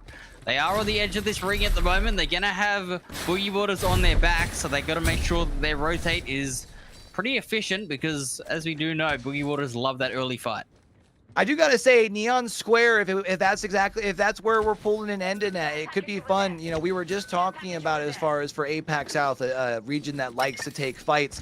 While there are a bunch of buildings that you can kind of camp out next to one another, this is the type of end ring where you'll have teams kind of knocking on the door and seeing if they can find that first opening pick to give them the green light to push it on a team next to them, so they can pick up some of those points along the way. So you do have teams who have had slow days, kind of like a Tom Young-Kung here, where need to make sure that they can get in early, get themselves a spot, and really hunker down for those teams that are going to come in probably in rings 2 and 3. Yeah, talk about some early fights being picked up. It looks like Cupid Esports are down to a solo as well, so they've been picked up. A couple of kills coming in already. We're down to 58 players left in this one here, so Vegas Inferno are going to be off to another solid start, and we know this team loves to fight as well, right? I mean, I've talked about the stats on their kill points for quite some time. They have so many kill points in this entire split. I think they have more kill points than placement points, so they definitely do like to get into a scrap. They've started off pretty strong again, as well, as we can see some more teams getting set up deep inside of this ring. Remarkable team being one of them. They're locked down a nice building, playing with that Gibby and Watson as well. They should be able to bunker down pretty easily. Yeah, you got the ability to make sure you protect the doors with the fences. You got your pylon to be able to set down to make sure no one's able to chuck nades into you. So you do have the ability to poke out exactly like we see here for remarkable teams. Upgrade the Evo. Also make sure you're able to keep other players at bay. But I do like to see, as far as for these teams with more of the defensive composition, to be moving on in. Meanwhile, you've got Soul, who's already put in, but they have that sort of more push mentality where if you get next to SAUL, they just might come and knock it. Yeah, absolutely. I mean, we have seen them go down on a couple early engagements already, so we'll see whether or not they change things up for game number 4. VK Gaming as well, one of those teams that we were talking about. Yes, they are playing with the sub, but they still definitely do have a point to prove, right? They don't want to be known as, you know, the team with the sub. They want to be known as one of the best teams in the region, and they definitely will have a lot to prove coming into these next few games. We'll see whether or not they can convert a victory here, as they do have a pretty solid spot here in Neon Square. Definitely looking pretty comfortable at the moment, but yeah, there are still 20 squads up, so there is a lot to cover at the moment as this first ring is still closing in. We should see a pretty interesting second and third ring once these teams are forced to move. Yeah, I mean, you're seeing on your screen exactly how much real estate is going to be where this ring is closing in at, right? Not only all of these buildings, but the levels to these buildings as well. What we're really going to be waiting for is when you've got the 2 and 3 teams in a particular building as things will start to close in. We had seen earlier teams like Las Vegas Inferno, who will be a little bit later to the party. You've also got Gen G, who do look like they will be taking a fight here in just a moment over at Galleria. It's as long as they don't rotate more towards that Canal Plaza side, they actually might be able to get more of a free rotate, but they have a team right now here by them. They might get that. We know they love when they see that blood in the water, they're going to push. Well, it's BCG and Boogie Borders, who, I mean, I think we can argue all 3 of these teams wouldn't mind a fight in this early game, get an isolated pick, but I'll tell you what, this is certainly going to be interesting as BCG are rotating in through Energy Bank. It's actually going to be Gen G close by. That's who was shooting. I believe they did just break BCG's Alta Nexus portal. I think that's what they did, just break there. So BCG not going to have that ability to reset. They are going to have to continue going forward, and Gen G might look to put a bit more pressure on them as they make their way through E-Bank. That's a long way to go, and well, they're going to at least get the scan that they do know they've got a couple, and the question becomes, where do you separate things out? Do you prioritize still just moving your way on in? It feels like Gen G's got that in their minds, as no Asia's they happen to see on front. You do not want to be aimed down sight, but they're be worried about their 6 here. Actually, it does look like, because you mentioned earlier a couple of teams on in, the drill actually getting sent all the way across just to make sure no one's peeking this way towards Gen G. They've still got a long way to rotate here. 9 enemies going to be on the scan. They know they've got some safety for now, though. Yeah, they was just checking Boogie Border's position there, just making sure that they weren't looking to third party, and that's why they didn't really want to commit to that fight too early on. But we are going to see back inside of the ring, Team Mango just setting themselves up very, very nicely at the moment over here near Blossom Drive. So they are going to be chilling for the next couple of minutes, you would assume. They've really got not too much to worry about here, locking down one of these buildings in a pretty comfortable position. They will be running that Mad Maggie, and I'll tell you what, even Gen G have been running that Mad Maggie. It's been interesting to see, obviously, right? Not using the Ash as much, but the Mad Maggie's ability to still get that movement speed, especially with shotguns. Obviously, the Peacekeeper, not the weapon of choice in APAC South, but maybe will be picked up a little bit more today with the Legend picks. Yeah, I feel like Team Mango has had a relatively quiet day today, and is a team that we do know has that pop-off potential. So the fact that they've already got themselves a prime position, this could be where they could turn their series around. We had mentioned going into game number 4, there's still plenty of time for some of these teams to be able to do just that. However, ECG is trying to make quick work of things. They realize that there's plenty of teams right around them, so they're going to want to play this low and slow. They want to make sure that they do not get caught, especially on a team pushing their way on into their building. But I think as far as for now, making sure that they can at least try and poke and prod away, even if it's across the way over towards the bridge, right? Because sitting on blue shields heading into these later rounds is not what you want to be at. But you want to get at least within a couple hundred damage, right? Because that way, if you do have to fight on the rotate, you get yourself to purple pretty quickly, which is going to be super important. But it is interesting to see here. You see all the weapons, all the long-range tags going on as Boogie Waters are also making their way into zone.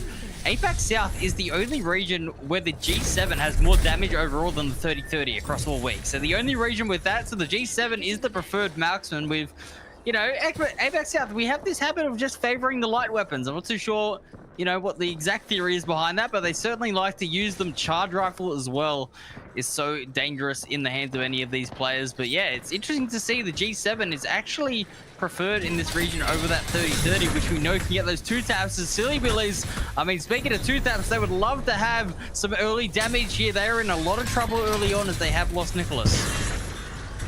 You have a couple of those walls they can continue to reinforce down here, though, thanks to the fact that you do still have Hagrid. Unfortunately, once those Watson fences are gone, you won't really have that to be able to solidify your position at. But Alcadzia still left as a 3, and seem to be pretty content with as far as their positioning here. They've got a Maggie drill that's getting sent their way, but I think they've got complete control of this tower that they're on. The only problem is they are going to have to move from this position, and I think they've got a team that is right off here towards their east. So the question is, do they decide to rotate just simply using the zip line? I think they're asking themselves that very same question. Gen G also has quite a bit of a truck ahead of them here, Kmannamk.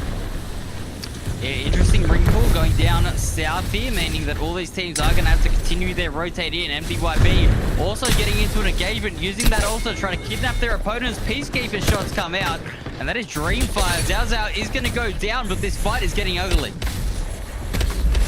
Fire now down to just Bolin, who will eventually fall. So this here now is going to be where we'll see the lobby start to kind of dwindle itself down, because there's just so many teams that are left alive. AD Gaming is going to follow the squad through. Nice shot with the Peacekeeper here to be able to find one down. Alter TP up, Alter TP back down. It's ring around the rosy. Shotgun is how you're going to go down, I suppose, but they're still trying to track down this last one.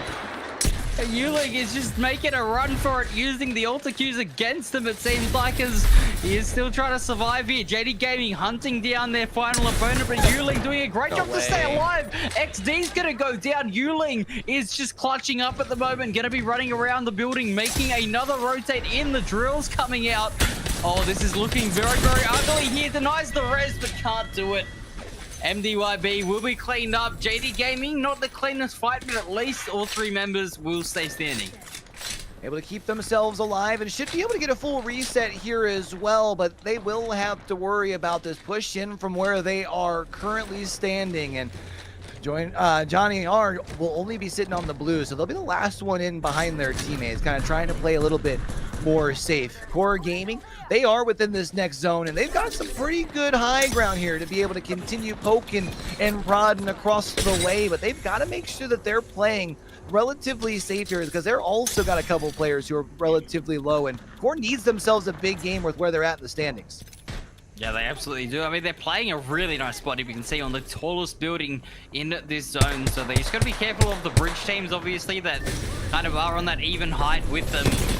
They are looking very, very nice here at the moment. Gen G, one of the teams that will not be playing up top of a tower. They are just getting into the action as Dexter with the R9 is frying, and TYK will go down. Remember, we were talking in the break about even at range, if you got Gen G with an R9, you cannot be safe. Well, Dexter proving it right there. Even if you're a building over, you got to worry about the R99 in his hands. And, oh, Gen G got to be feeling pretty good as far as getting themselves a little bit warmed up before this rotate. And this is what they love to do, right? Make sure that they've got their Evo up, they get warmed up, and then they push right on in. But it is BCG also looking to do the same thing here, Kmannamk. Yeah, we'll see whether or not they're able to make their rotate. They are on the further side of the ring. They're actually heading in straight towards where Gen G were. So see whether or not these two teams do end up clashing head to head.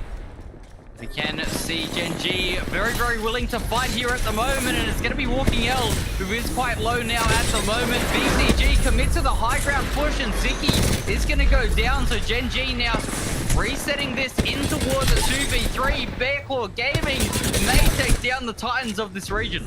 It's all up to Aegis, though, and if there's anyone left as a solo that can pull things off, it's Aegis here working behind the knockdown shield as well. We'll be able to get the shield battery off. Steps right through with the R99 and absolutely clutches up for Gen G. How has Aegis done it? Oh my days, give this man an R9 and there is no way to beat them, it seems. But Boogie Borders as well, looking like they're in a lot of trouble here, and you can't say the same about the solo clutch there. Unfortunately, Boogie Borders go down. We have 14 squads remaining. As we can see here, we got plenty of teams still needing to make their way into the zone here. It's looking a little bit risky as DCG are going down for a bit of action themselves. Yeah, able to take down JD Gaming underneath. They were able to locate a squad that's outside of this building, but I do believe DCG have got themselves the safety of their 4 walls here for now. They will have to make sure that no one comes in on that low side, which is exactly where Roy was taking that first quick peek, but they will be able to get their spoils from that last fight they just had as well. But they got a Seer that's pushing right towards them. They're going to need to regroup back together and make sure that they can continue to hold down. Yeah, there are so many teams still left in this ring. 13 squads staying up, which means that it's going to be extremely risky. And look at this zone where it's pulled. Oh my goodness, it's pulling almost into the open. Team Mango probably in one of the better positions inside of one of the only buildings left. So this is going to be a very, very scrappy zone. This rotate is going to be extremely difficult to execute. Gen G just doing what Gen G does best, though, as they just try to fight their way forward. Oh, might have got caught just a little too far forward, but it's Aegis once again able to make the magic with the R99 in hand. Quick reload, pushing forward, but too many players to both the lefts and right will be able to take Gen G down. Team Mango still alive here in this top 12 scenario, and they're trying to find themselves safety within this next ring. Outside of it, it's Silly Billy's Nicholas going to be the last one out. VK Gaming going to be able to make sure they're still left alive in top 10.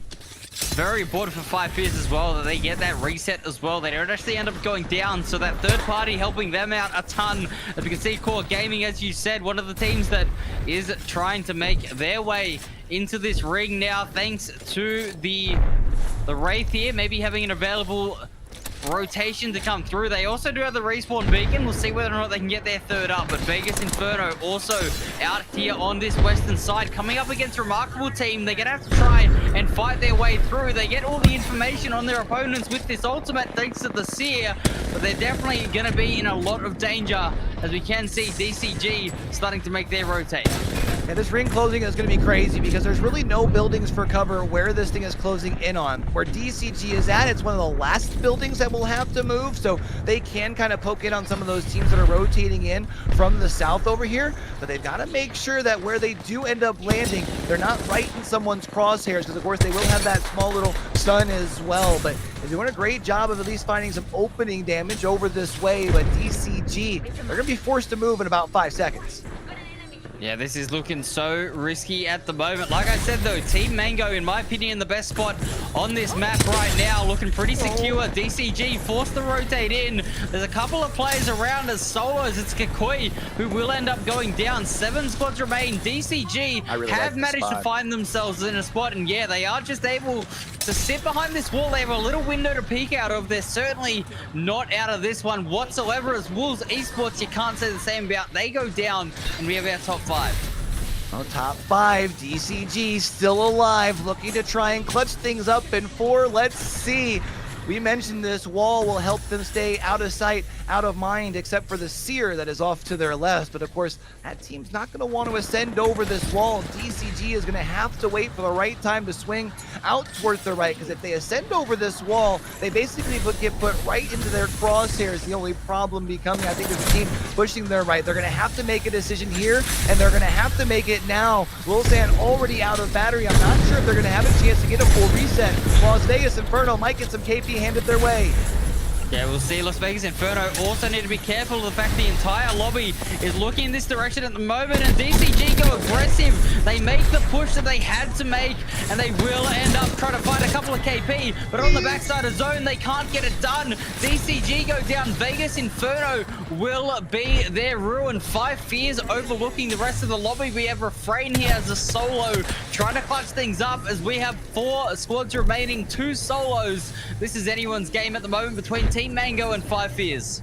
Team Mango, they have themselves at least a little bit of coverage, but they are on the low ground. Five Fierce has the high ground. Well, they'll be able to look at least down and try and figure the rotation point in from here. They'll be able to use the Wraith Portal as well to close the gap. Now also using the Watson fences to make sure no one can come in for free. It's a quick peek over the wall here by Gopgaps. Now into the top three. Five Fierce are smack dab in the middle of this ring. As long as they play the station, this should be theirs. They have to worry about this window though, Kmannamk. Yeah, Easy Flash getting that extra KP as well on the solo, but we're going to see Team Mango down to a duo now as Five Fears look to play aggressive and keep their opponents out of this zone. We can see them holding down as much space as possible. There is a solo as well ratting, so they do not have to worry about a third party. They can just take this fight straight up, and Team Mango, who are a duo at the moment, definitely in a pretty decent position as Five Fierce will try and reset a flow here at some point. We're going to have a good old-fashioned 2v2 for now, and it looks like Team Mango are losing it. Yeah, well, it's an Easy Flash. It's on the other side. Not something that I would want to be in a 2v2 against and make that actually a 1v1. Crumbs here, who has plenty of shield. Once the shield cell is popped, has to just make sure that they can reload. Skyday is going to go out to try and force them forward here as well. The only problem is the circle right on their backside. They're going to be forced forward. It's the final shots here of this 1v1, and Team Mango was going to be able to clutch it out. Crumbs built different as they walk away victorious in game number 4. Yeah, that is a great win for Team Mango. Five Fears, I think Gapwang ran out of ammo at the end, literally using every single bullet possible to try and win that out. We'll see whether or not that is going to send Team Mango catapulting up the leaderboard. It has to do so as they come through. 8 kills in the win, a 20-point gain. Team Mango are cooking. Well, the good news for them is we had a lot of teams that were soaking up points at the top, right? So a 20-point game for Team Mango definitely will put them somewhere up towards, at minimum, contention. Five Fears also had a pretty strong game, able to pick up 6 kills along the way, but it was Vegas Inferno, who we had seen early on, was really playing the outside of the ring, picking up 8 KP along with their 4th place finish there, Kmannamk. Yeah, they absolutely played phenomenal. So that is our match 4 summary coming out. But look at how it affects the leaderboard here. We do see DCG still remaining on top. Obviously, they are going to still be the only team on match point, as well as Boogie Waters and Gen G were not able to get across the line. Couple teams that are still close, but you know, something tells me that as much as we were anticipating the quick finish because of how good DCG were going, there's still plenty of time for this thing to cook. Speaking of cooking, we had a whole bunch of the Maggie in that last lobby. 15 picks. Can't say that I'm necessarily surprised by that, but they'll be off the board here heading into our 5th map. Yeah, it's been interesting in, you know, the scrim sets as well. It's kind of been game 4 and 5 where Maggie has gotten banned. So it's not surprising to me personally from just watching it to see Mad Maggie getting taken out there. But we have now seen one of each class being taken out apart from Skirmisher. So the Altar continuing to survive through. It's such a different look in this lobby as we are going to head back to World's Edge. The Altar still available as well as the Wraith. I wonder with going back to World's Edge, who's going to be feeling the most comfortable now that we do have those first 4 off the board? Because, you know, there's still plenty of time for people to make their way up the leaderboard. Mango, like we had mentioned, 20 points, put themselves right outside of the top 5. But also for teams who are already close to that 50 marker, how many more do we get to put themselves on to match point? Because we saw a couple of them are knocking on the doorstep. Yeah, absolutely. So as you say, we head back to World's Edge, and it's still just the one team with the chance to take it all out. We'll see whether or not they are able to do it as the pressure is starting to mount. Teams are starting to get up there, but DCG still leading the way on the kills, and it is going to be Asia's as well. We've seen him with that R9 cooking there in that game, picked up a couple of eliminations as well as Dexter in that top 5, but DCG, they still look so good.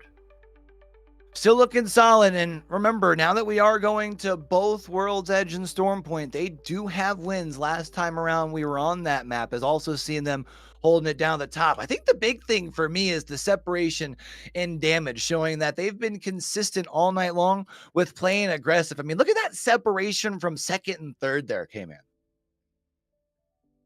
Yeah, I mean, look, obviously the damage spread is so big, and that's because DCG have just been so aggressive, being able to win so many fights, and we are going to be seeing, obviously Metro still putting the numbers up. Boogie Boarders have been very, very solid to start things off, and we are going to see whether or not they're able to do anything more and get themselves into that top 50, towards that 50 points, right? Because they still do need a few more points to come through, but yeah, interesting to see here the most banned legends across the split. Caustic obviously being gone, but Alta still staying in it.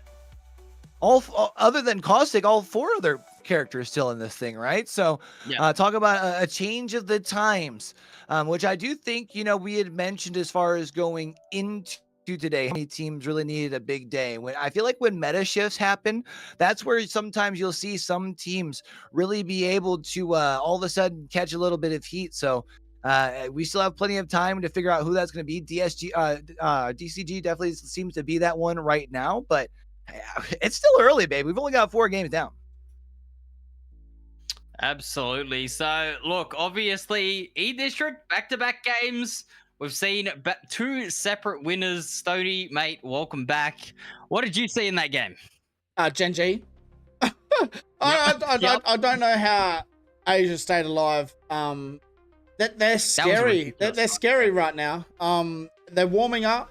I think what is scary now for Deep Cross Gaming, losing Mad Maggie in game number 4, moving forward in 5, 6, 7, all with match point. They now have to adjust so much, right? Robbie has gone from what? Top kills, top damage nearly, with that Mad Maggie, with Shayo. They now have to adjust so much. This has opened up the whole lobby for, I'm saying we're nearly going to a game 10 tonight at the moment with how it's looking, because you still have Gen G and Boogie Boarders that aren't even on match point yet, which means we still have 2 games to go if Deep Cross Gaming don't win game 5. You also then have BCG that are right there. You have Team Mango that are coming. Wolves Esports, 5 Fears are just to get 50. So we got a little bit of recipe here to really start. It could be a very long night. Absolutely, it could be here. So we'll see whether or not they are able to do so. One interesting point, though, I want to say is JD Gaming. I mean, obviously, Stony was your pick coming into this. They actually were the most consistent team in terms of getting top 5 in across the whole split coming into this. 67% of their games they ended in top 5. We haven't really seen that pop off from them just yet either. So that's another thing that we certainly could see get over towards that 50-point threshold and maybe make a match point run here late into the day. But as you say, I mean, look, there's still that one team above the 50-point threshold. There's about 8 teams, 1 good game away. Yeah, I mean, I've already messaged Necray to change the photo. I've changed my pick. I feel like I may have cursed them. Okay, so JDG, I'm sorry. But never happened. Never happened. No, it's not. I know. But we are going to World's Edge here for game number 5. We still have only 1 team left on match point, and we're getting into more action right now. Oh, you mentioned JDG. I guess we'll see if they can make something work out of staging. They hadn't had a very far rotate last time around. We were on World's Edge, where we ended up going down towards Thermal Station. Felt like we kind of helped pre-write the scripts as far as heading into game number 2. Don't know if we would have the same power heading into game number 5 here.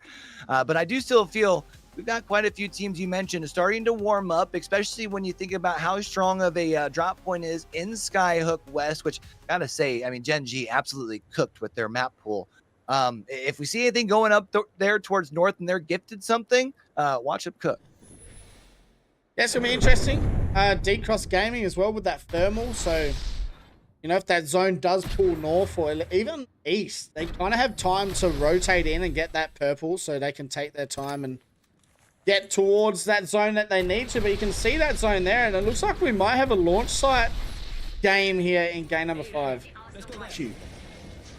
So you're telling me for Boogie Boarders, who need just 4 points, the entire lobby is going to be getting sent their way? Ride the wave, baby. We had talked about for this team a momentum squad. While they won't necessarily be able to win things, obviously being outside of match point right now, a strong game because of the fact that they're given a zone here could very well be the catalyst for them to finish strong in map number 6, I feel like. Yeah, this is their chance. I mean, obviously we're going to Storm Point next, and I'm pretty sure they have mill or down beast or something. So, you know, they don't have a bad POI on Storm Point either. Down beast, yeah. To take game number 6. So, sorry about the stutter there. I just had a stroke.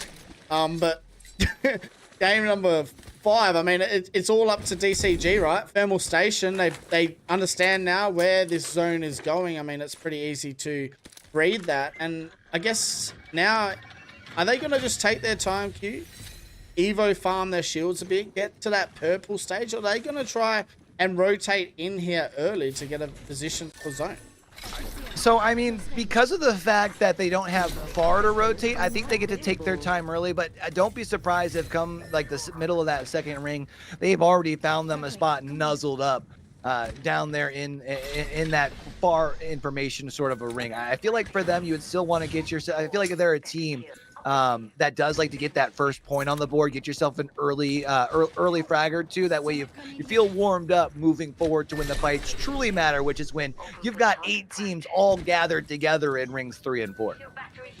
Yeah, I agree. And it's going to be, it'll be crazy, right? So obviously Deep Cross Gaming will understand the circumstance as well. Like they'll know that majority of these teams, I think we're having like 10 to 12 at least that are prioritizing rotating to zone at the moment. You really only have the teams that we know of as like Deep Cross and Gen G that will just take their time. They don't really rush it. So Deep Cross will have that in the back of their mind. They can just relax. But you know, it is very different now. They do have that Watson. They've had to change away from the Mad Maggie. Having that Watson as well, we could maybe see them hold zone earlier than usual. So this composition here, while quite different from what we've seen from like say back in the day when it was like Black Can Legends Gaming, who played like a relatively aggressive comp but were able to use the Watson because that pylon does kind of allow you to find like crevices of safety throughout the map. You can kind of say the same thing here for this composition for DCG, right? Because you do have the ability to use the fences if you get into a building. You have the pylon, even if you're tucked into a corner, like underneath like a mountainside. But then also you have the ability to play a little more aggressive with that Seer and Altar. And interesting to see the Altar has been able to make it into game number 5, as we had mentioned, heading in towards things here. But hey, you know, for a team that likes aggressive, if they're going to allow you to have the availability to it, you might as well continue to. A team that I would really like to see have a strong performance here on World Edge, however, is Kakoi. A team that I think was hoping to have a big performance. They've not quite had the day that they've been looking for, sitting with just 8 points. No, but like I said, Deep Cross Gaming being the only match point at the moment is keeping it open for a lot of these teams. I feel like Kakoi will have a while to still kind of warm up, but they really don't want to leave it too late, right? So, I mean, like, you know, it's okay when there's only 1 team on match point, but when it starts getting to that 2, 3, 4 teams on match point, that's when the pressure gets really on those teams that are struggling in the game sets today. Got more time to cook for sure, but like you said earlier, you're guaranteed at least 2 more just simply for placements as long as, well, here DCG doesn't win, and if we happen to put any more teams on match point, win in game number 6. But this was also one of those teams that you had talked about earlier, a Vibe squad, right? And I can only imagine sitting down in 20th. Vibe's probably not in the best of spot, but one big game really can turn things around for a team that does have quite a bit of experience in this region. You think about Strafing Flame, Cassandra as well. I mean, this is a team that knows how to find success. Yeah, they do. I mean, Strafing Flame, obviously, with 2 new players on his team. 2 players that he's never played with. He's always usually gone with player K no matter where they have gone. Yeah. So, you know, for him, it is a huge challenge. For our CAD, they don't really have that excuse, right? They've had the player K and the Pricey now together for a while.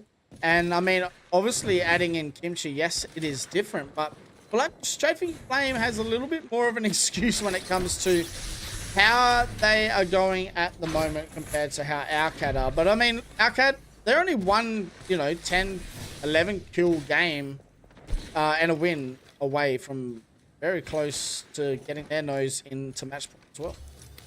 Yeah, and a team that definitely has the potential to be able to do so. They've already found themselves in this first zone. They didn't have too far to go as far as with where they were landing at Big Mod, but they are going to have to make sure that they can continue to move in where they need to, because this isn't a squad that I feel like traditionally likes to play on the outside of the ring. I feel like even after we had seen Strafing Flame leave, this is a squad that likes to more prioritize zone. So they've got to figure out where they want to go. What I find interesting as well is that not a single team has really pushed Deep Cross Gaming. Now, I understand that you'll throw your game, but wouldn't you rather get rid of that team early on, knowing, okay, we can rotate in now from Thermal for free towards this zone?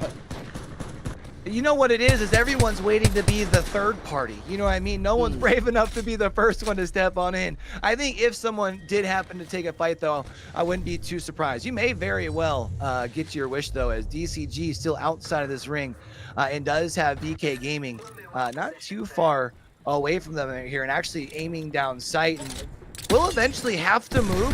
So VK Gaming may very well give you what you're hoping for.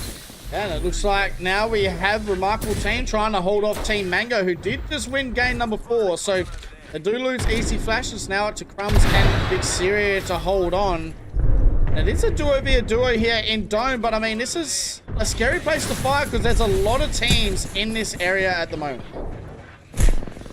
Scary place to be, as you can see, tucked away into the corner, hoping maybe they can play out of sight, out of mind. Remarkable Team, though, feeling pretty confident as far as their position here. They would like to have a pretty decent game here, as they are also haven't really been able to find the success in the scoreboard. Stepping through here, though, with the shotgun in hand, it's trying to hunt down this last player, find the kill, and they'll be able to do just that. They're making sure people know that this is their house and no one's welcome. Yep, and it does look like we might even get a dome finish. So this could keep pulling towards that eastern side of that southeast side. And if it does, these teams that have rotated here early on, Q, have put themselves in a really good spot for this endgame. But as you can see, a lot of the teams are in that north kind of middle central bit of that next zone. And we still have a lot of teams on that outside as well.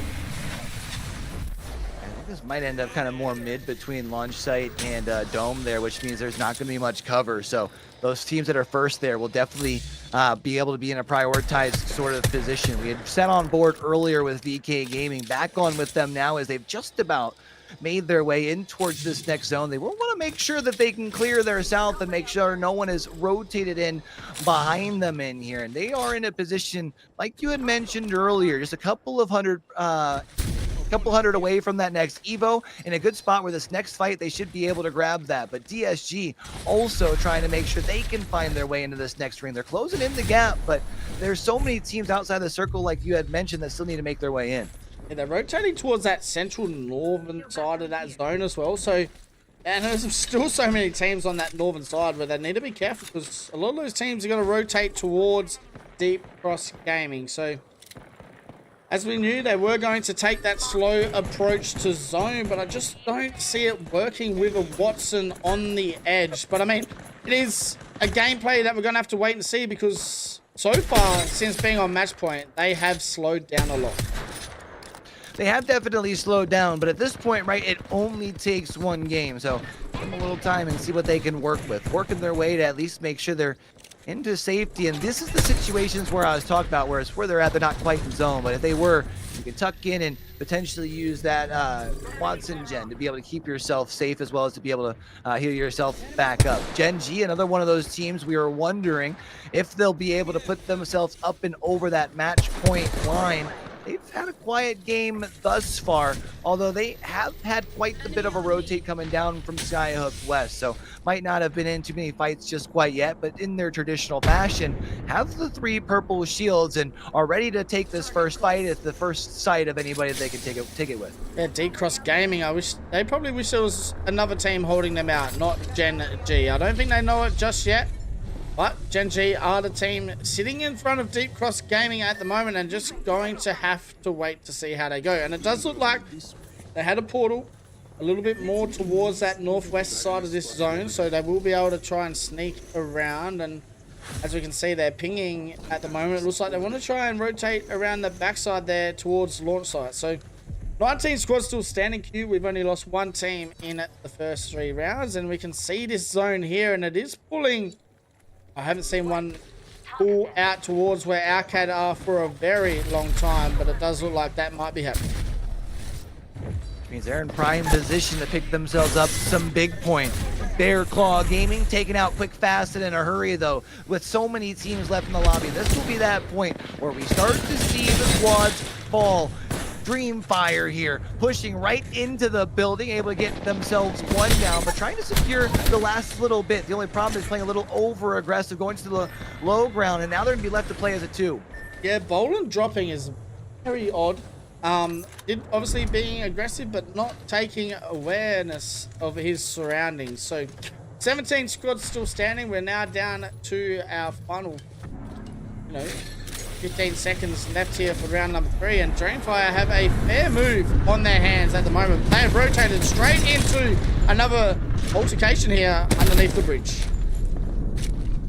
Have been able to catch them off guard, I think, as they were in the middle of a fight. MDYB trying to create as much separation as possible, as Bayoon does have that charge rifle, and see if maybe you can even the numbers with just one big shot. As you do see in the bottom left-hand corner, the altar will be getting picked up. Core Gaming also having to find themselves quite a bit of a rotate to make sure that they're in this next circle. There's so many teams that are around here that are trying to make sure that they can find the right route while also making sure they don't take in any fights. Las Vegas Inferno, one of the squads that's keeping people outside of this next ring, and Las Vegas Inferno here doing a great job at this current point in time.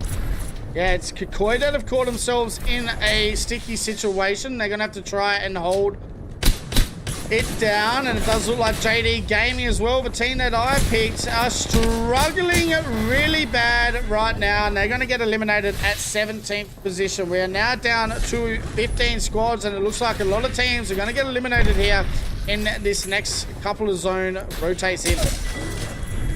Fire already out. Silly Billy's coming, knocking, trying to create themselves a room towards this next ring, because you can see in the top left-hand corner of your screen, they got a long way to go, and they aren't going to have too much time to get there. They will have to worry about DCG, who is also going to be in the vicinity, and DCG, I do believe, is on the hunt. They're a team that likes to play on this outside edge, and look at how many teams are outside of this next zone. You had mentioned how it was pulling down towards Alcad.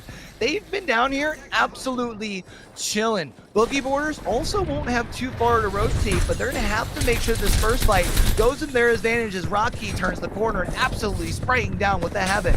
Yeah, if they go out here, they will not make match point again. So that is how serious this is here. They need to clean this fight up, and that will put them on match point. And we will now have 2 teams on match point if we go to a game 6.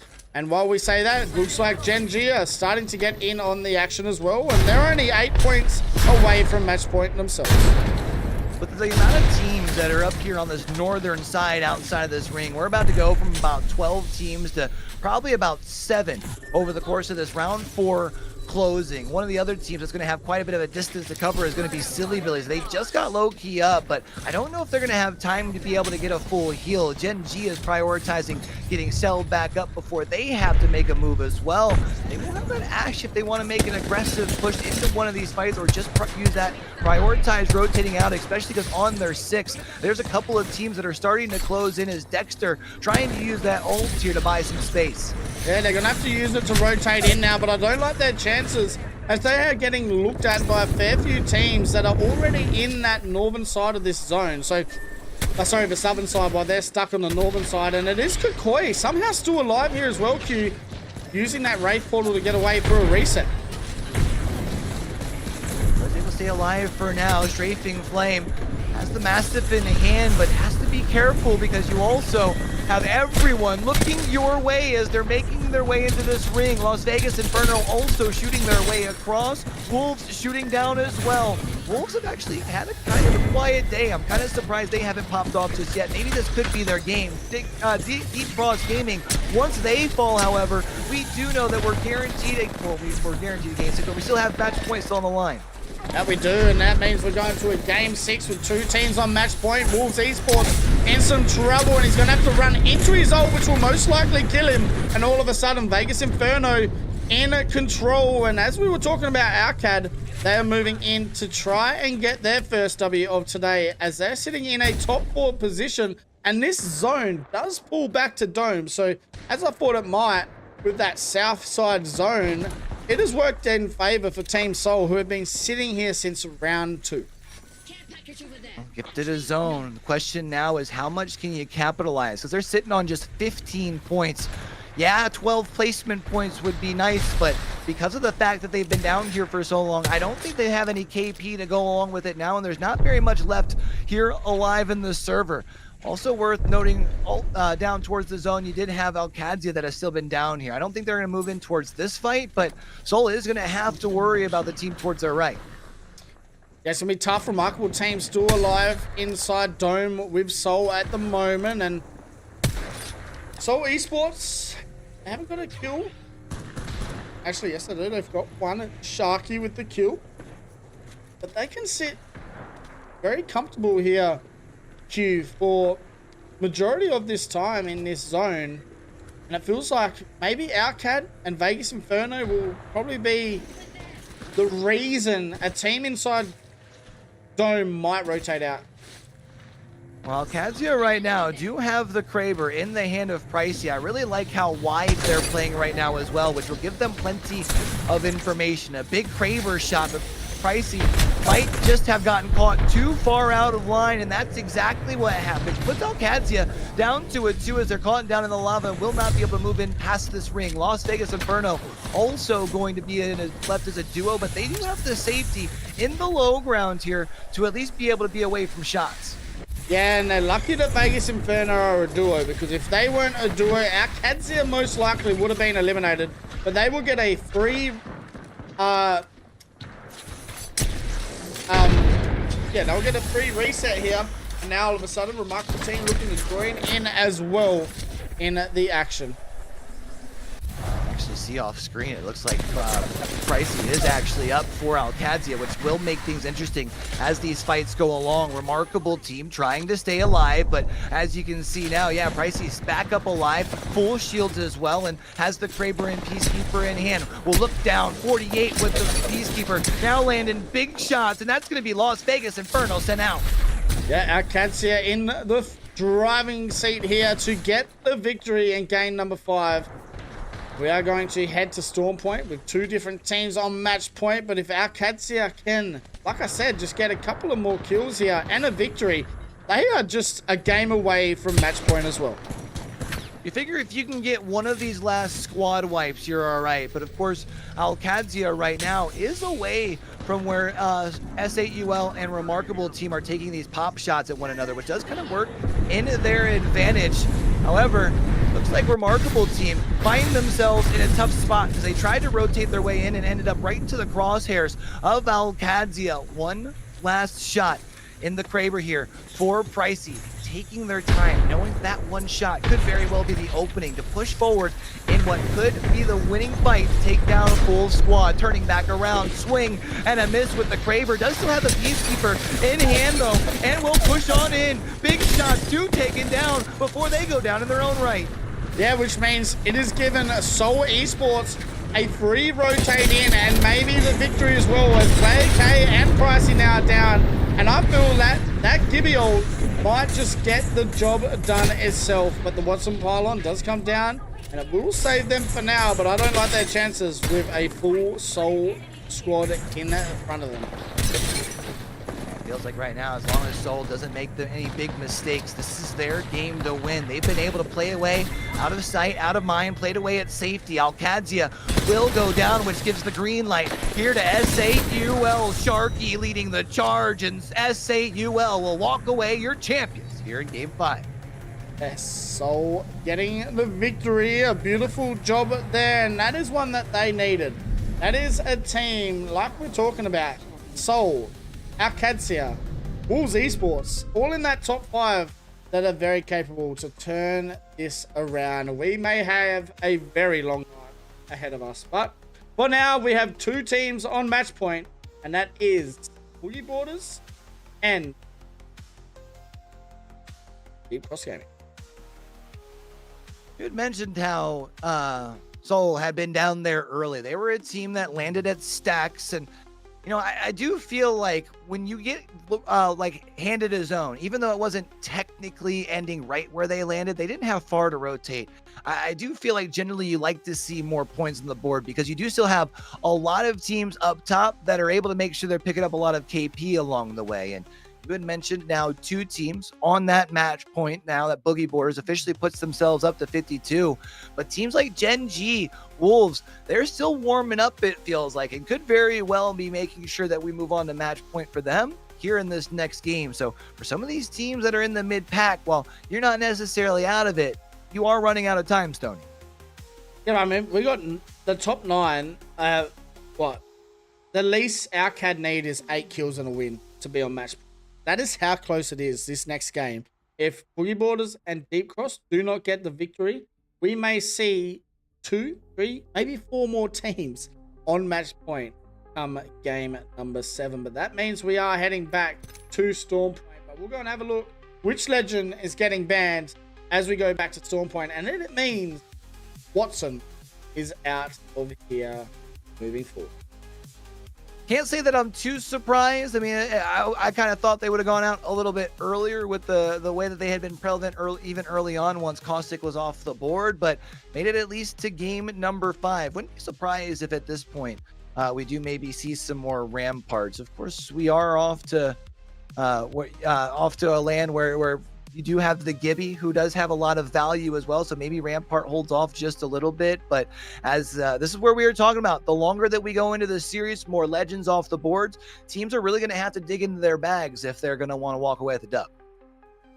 Yeah, I agree. I mean, we'll go and have a look at the members who have been reaching in their bags. And I mean, it is obviously Deep Cross Gaming that are still sitting up top, but Sato from Las Vegas Inferno just very quietly moving in to the top 5 with 13 kills. You also have Asia still sitting in that top 5, but we have obviously the Deep Cross Gamings and the Boogie Border member in the top 5 there, who are both on match point. And then you have Rowie still leading the way with Shayo up top with the damage, and Pricey sitting 3rd, Metro 4th, and of course Wolves Donut is sitting in the top 5 with damage as well. So, you know, we're heading into these final stages of the games, and I mean, it's kind of scary times now for these teams because 2 teams, all they have to do now, Q, is get a win. I want to know how big of a game Pricey had, because I feel like what hadn't been on the that top 5 board and all of a sudden put themselves up. But we can see as far as our past winners, 4 different ones. DCG, of course, started off of the back-to-back, but I do feel like we've got some more room moving forward into match number 6 to be adding some new teams up into that list. I'm curious if there's anyone that you're really looking forward to pop off as we move to Storm Point here, Stoney.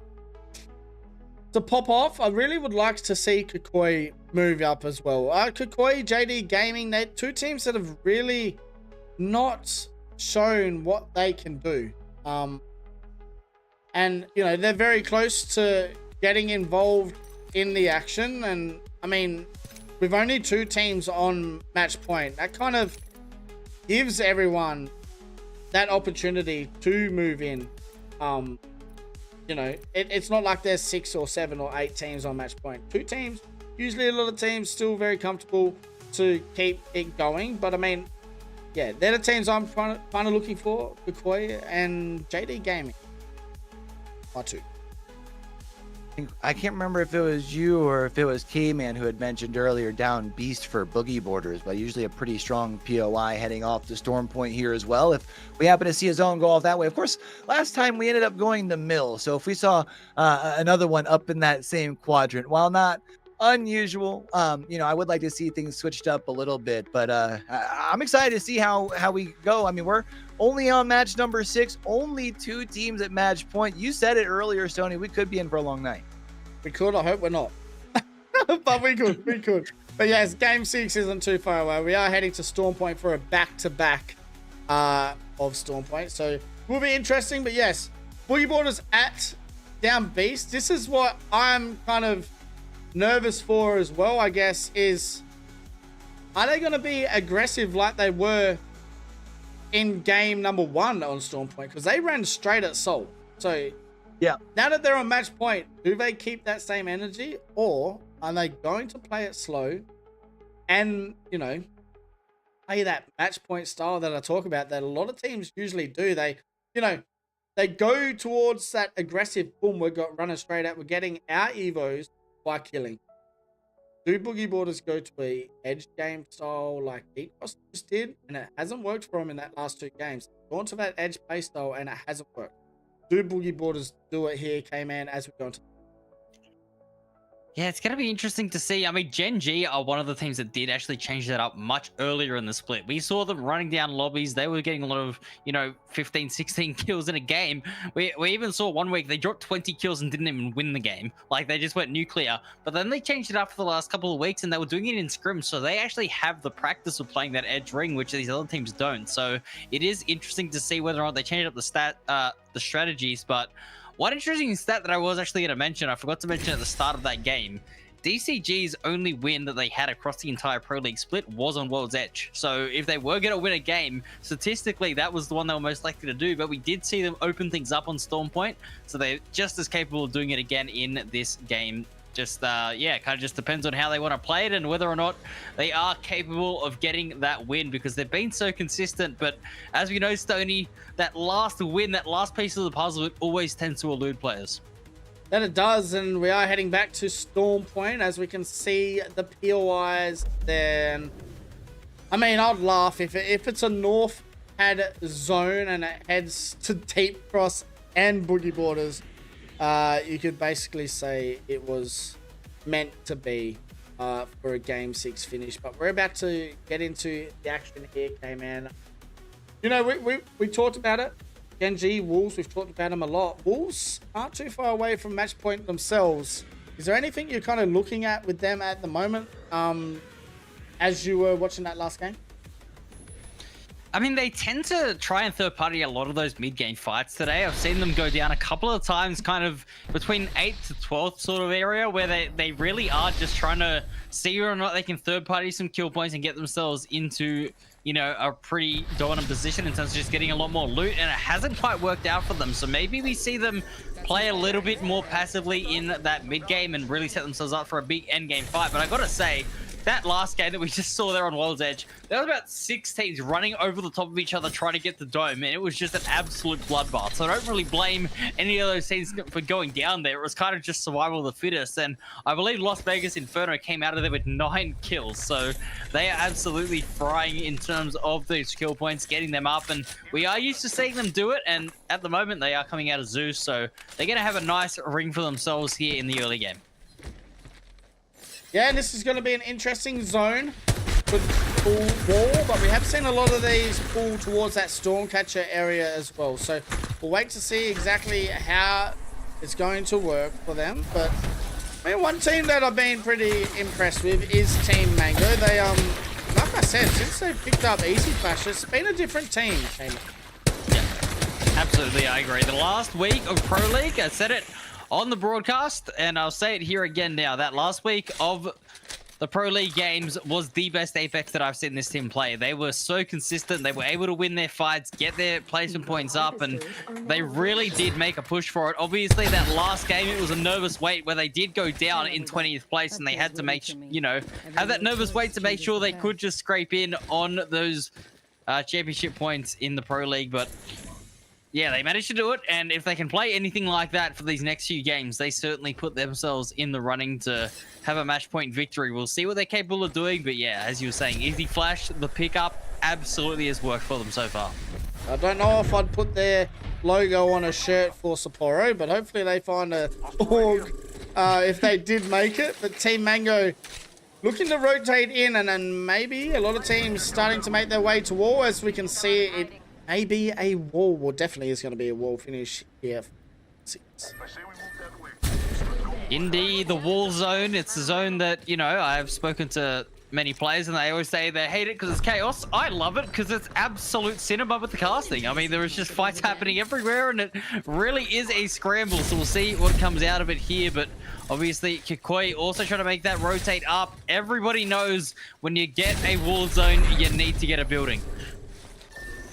Yes, you do, and I think a lot of teams are going to have to rotate in pretty quickly with that. And it looks like TYK had the idea to rotate in quickly as well. They have lost a member in the meanwhile trying to do it because Team Mango rotating in behind them. Kmannamk getting the easy down.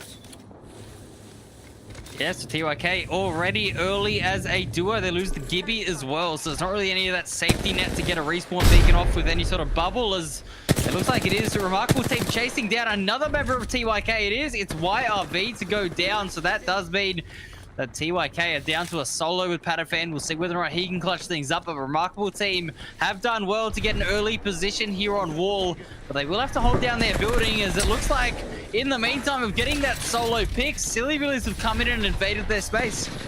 Yeah, and I think that's what they were worried about. That's why they were pinging to move back. They've kind of given up God spot here. You can't give up a spot in Dome, especially when there's 20 squads still left alive here, Kmannamk. Yeah, this is a really risky play, and they are being punished. Remarkable team now down to a solo. How quickly things change. At least Pogba is directly next to a replicator, so they will be able to get the banners. I don't know how they're going to get the respawn off safely, though. That is very devastating news, but great news if you're a Silly Billies fan. Oh, not great just yet, because Team Mango made their way in on the action. They're going to get rid of 2 members here, and all of a sudden, Well, Silly Billies are the first team eliminated after all of that. I apologize to Silly Billies fans. I've just cast a curse your team, but Team Mango have gotten themselves in towards the zone. They definitely are under more pressure. Everyone is sending it for this God spot. Boogie Boarders have shown up, and they have the numbers. I don't know if they're going to hold it, but this building seems like the place to be at the moment. Yeah, but I do like this gameplay by Boogie Boarders. Being aggressive for the right things, right? Getting a spot in zone that you know it is impossible to get into wall in the end game unless you have control on that edge. They've taken control here in the zone to start off with instead, and I do like this play from the match point team. Yeah, we'll see whether or not they can convert that position into a win. I didn't see Team Mango get down in the feed, and looking at the map, they do still have easy flash up, so we'll see whether or not they can stay alive in this game. But Wolves Esports also needing to rotate in on this south side. Not going to be looking too healthy at the moment, but there is still a lot of teams around them. Kikoi, speaking of not healthy, down to a solo at the moment. It looks like Wolves have managed to reset. They're going to keep that high ground for now, and it looks like for now they're looking to try and finish off this fight from a safe spot. Kikoi doing a good job of using the knockdown shield to stay alive. Yeah, it does look like they're going to have to drop down and try and get rid of Kikoi here. You can see Wolves getting rid of 2, but there is going to be 1 member left for Kikoi. As I say that, he is eliminated. So we are now down to our 18 squads, and Kikoi, like I said, it's a team that needs to have a great start, I feel, to keep it going. And at the moment, it's quite sad to see that we may not see Strafing Flame at Champs unless they have a really good LCQ. Yeah, it is looking that way at the moment. Just not their day, but I mean, each game that continues to go is another chance for them, so they'll have to try and mentally reset themselves in this one here. But we can see MDYB, who I believe it was Yuling who ended up getting that final pick, or one of them did with that sniper rifle. I'm not too sure who it was, but it might have been Bayoon with the charge rifle actually to get that final pick, getting themselves on the board. And yeah, that is their 1 kill. So MDY have done a good job of setting themselves up in this ring. They're playing next to the wall just outside of it, so they're not going to have a ton of teams being able to look at them, and they will be holding down a nice area of the map for themselves. Playing with this rampart and the Gibby gives them a lot of options to play out in the open and use all those shields to their advantage. Yeah, it's going to be interesting. I mean, you got Boogie Boarders and Deep Cross Gaming very close by to each other. So Boogie Boarders in a pretty good spot.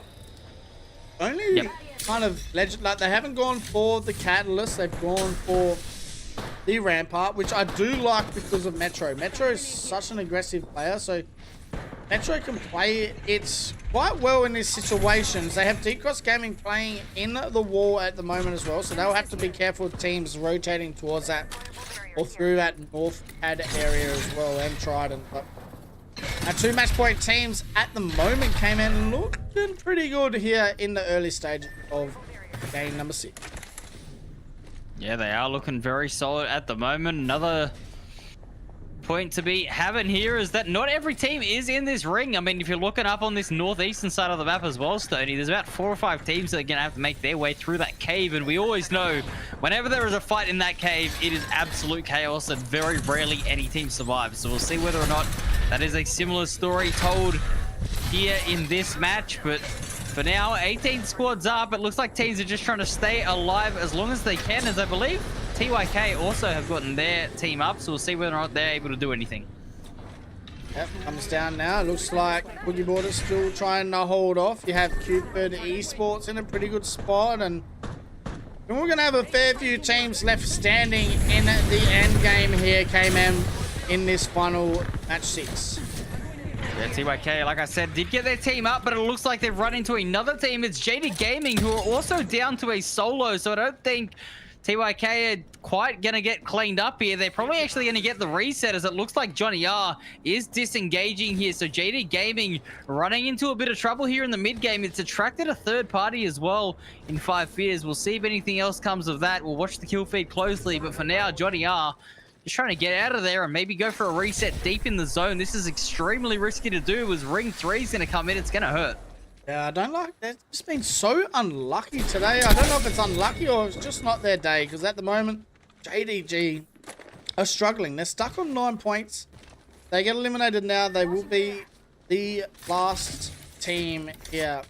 I love it. So 18 squads still standing. We are in that match 6 here for Storm Point. We could be going back-to-back Storm Point games if Boogie Borders and Deep Cross Gaming do not win. And Kmannamk at the moment, it looks like they put themselves in a really good position, because this is kind of like the only zone that I would say, okay, you need to prioritizing rotating towards that war zone.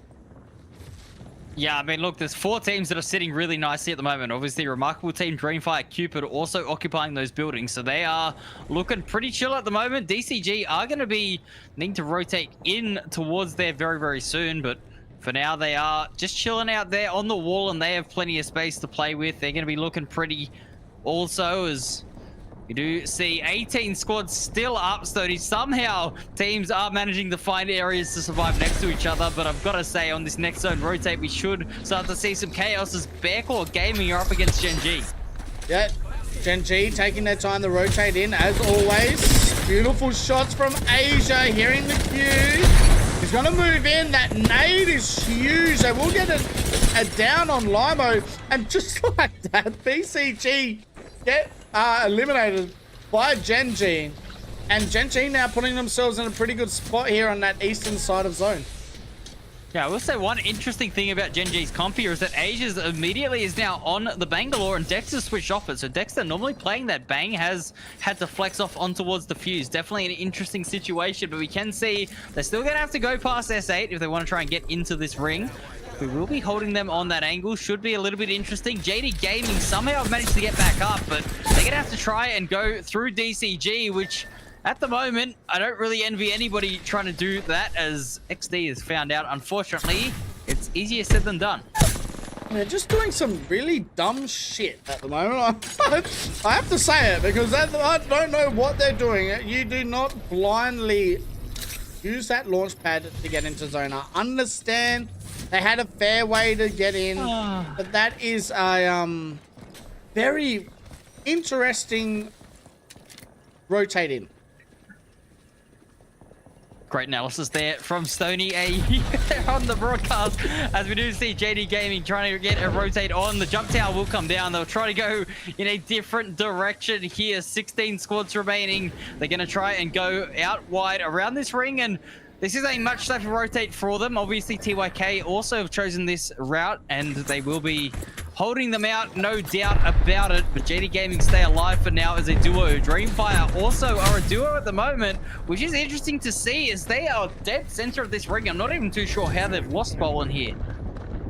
Yeah, it's usually the Wraith, right? We remember we talked about this one day. The Wraiths like to just be very, like their architects, I guess, or whatever you call them. The ones that rotate around and look at everything. They think they own the land everywhere. And they just sometimes get picked out. And at the moment, it's Boogie Boarders that are looking at the other match point team in Deep Cross Gaming here, Kmannamk. And I think we're definitely going to see one of our match point teams getting eliminated right now. Yeah, DCG did have to rotate out of wall into the open here, and they are being punished as we do see Boogie Boarders on that high ground looking down at their foes, cleaning it up. It'll be Rory to go down. It's all up to Luasan, who luckily, as the Gibby does get the bubble off, and they will end up getting a reset. We'll see if they can stay alive for much longer as Boogie Boarders are not letting up. And you know, the craziest thing I was going to say before, this zone is looking like it might pull up the hill, which is in favor for teams like Gen G, Seoul, and it's going to be a very interesting game because we might be going to a match 7 for sure. I mean, yeah, this is just a brutal zone. This is one of the most open areas, and it's just high ground marching up a hill. That is the job here as VK Gaming down to a solo as well, looking like they're having a bit of a struggle. TYK go down, though, in the feed. It was a remarkable team to clean them up. So that is going to mean we are left with 13 squads, losing a couple on that rotate, but there's still so many teams up at the moment, and there's absolutely nowhere safe in this ring. Yeah, this is so tough for our 2 match point teams. I do not like their chances at all to survive here. They have to rotate up this hill, Kmannamk. That means that 4 teams already that are sitting on that northern side, or sorry, eastern side of this zone will have main focus on those teams down below. So we're going to have a look as Gen G now looking to get into it with Seoul Esports to try and get that god spot in this next zone. But they kind of forced the play out here anyway with where the zone is pulling. They couldn't go the other way around on that cave. Wouldn't have made any sense to rotate onto the bottom of the hill. So they will take that high ground, as you said, and get God Spot as they are pushing Seoul to their limits. Seoul doing a good job to fight back, though. The Peacekeeper in hand. We are going to see some big damage coming out. Aegis needs to get a reset, but Seoul are under so much pressure. Man, he has the... Yeah, Dexter is him at the moment. He's just going to rotate in and get rid of Seoul. All of a sudden, they move in and take control. Alcancia not looking to get too involved at the moment. We'll go and have a look at our match point teams, though, as Deep Cross Gaming and a Boogie Boarders still alive. Deep Cross Gaming getting a full reset. All 3 members still standing. I don't know how they've managed to do this. It's very, very impressive to see, but they are on the backside of the ring. They're going to have to make their rotate in as they are up against Remarkable Team. It looks like they are going to lose a member to be ready to go down, but maybe they can recall with this Nexus and get the reset. It's going to come down to just milliseconds as to whether or not they can survive. It looks like the third party has come in, though. 5 Fears also nearby. There's so many teams going on. Remarkable Team are cleaned up, and DCG still managed to get a reset. Boogie Boarders still alive as well, so I don't know how they have lasted this long, the 2 match point teams. Boogie Boarders moving in on a team Alcancia, and Panna will go down, but Alcancia will get eliminated, and it looks like Boogie Boarders are going to try and get a reset, but D-Cross Game come in and look to clean it up as well, and they will. Oh my goodness. No way. That is first off the second here. Both teams on match point. It means DCG are now in the box seat to potentially take the regional finals. 4 squads remaining, Stoney. There is absolutely no cover, and there's basically no teams either. Cupid Esports are rotating around. It'll be the Wraith with a beautiful flank to take down Rowie.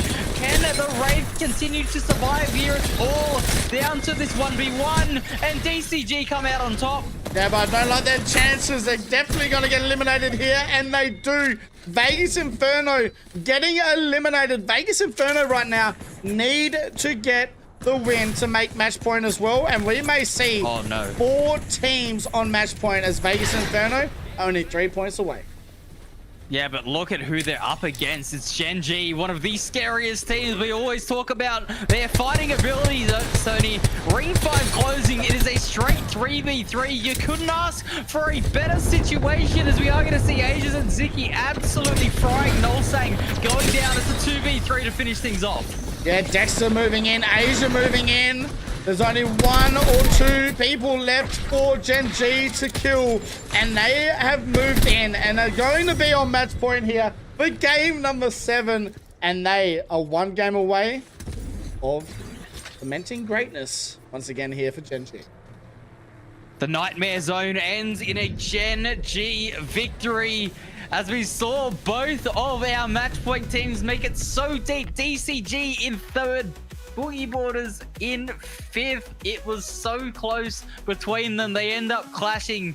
And even though DCG came out on top of that fight, they were very swiftly dealt with in the end. Gen G, though, picking up the win. 8 kills and the win, giving themselves 20 points. And as you say, it is now Gen G with a chance at that match point. Yeah, what a game. Gen G, only 8 kills.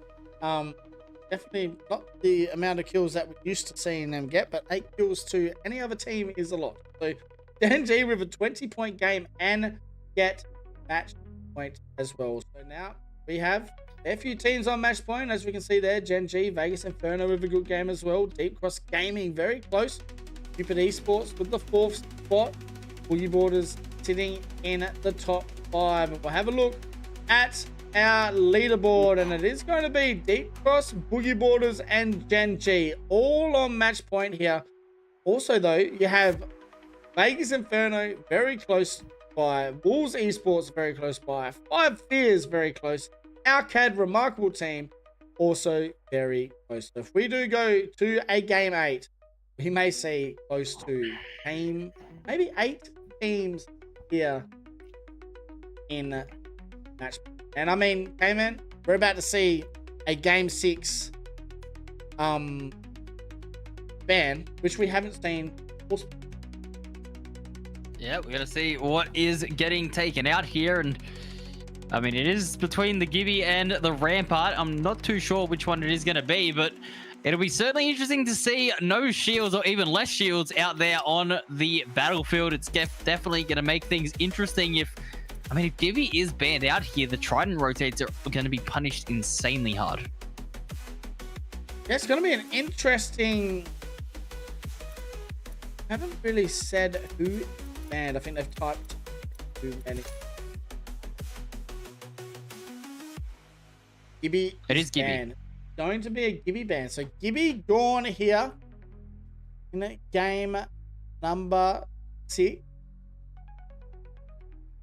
And is our first game of Stormpoint. We may see if Catalyst. Oh no, sorry, a little bit far away from that. But if Catalyst and Rampart do get banned, we may see one of them come back.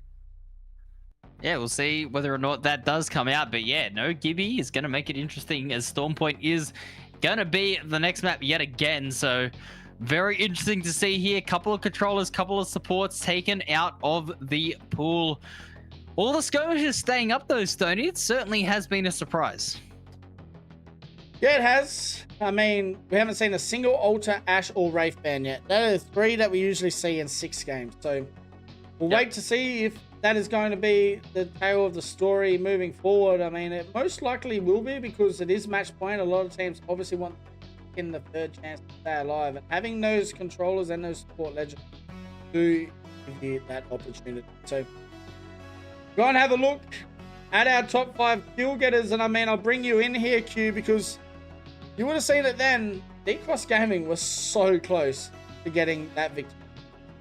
They almost pulled it off, and you know, you understand why when you've got 2 of your top 3 still fragging and doing a pretty good job of keeping a solid clip. But what I've been impressed to see is Las Vegas Inferno have caught fire, it feels like, off of the back of Sato, who's been really leading the charge. I don't know where his other 2 teammates sit, but they've really turned up the heat the back half of the first 6 games as well.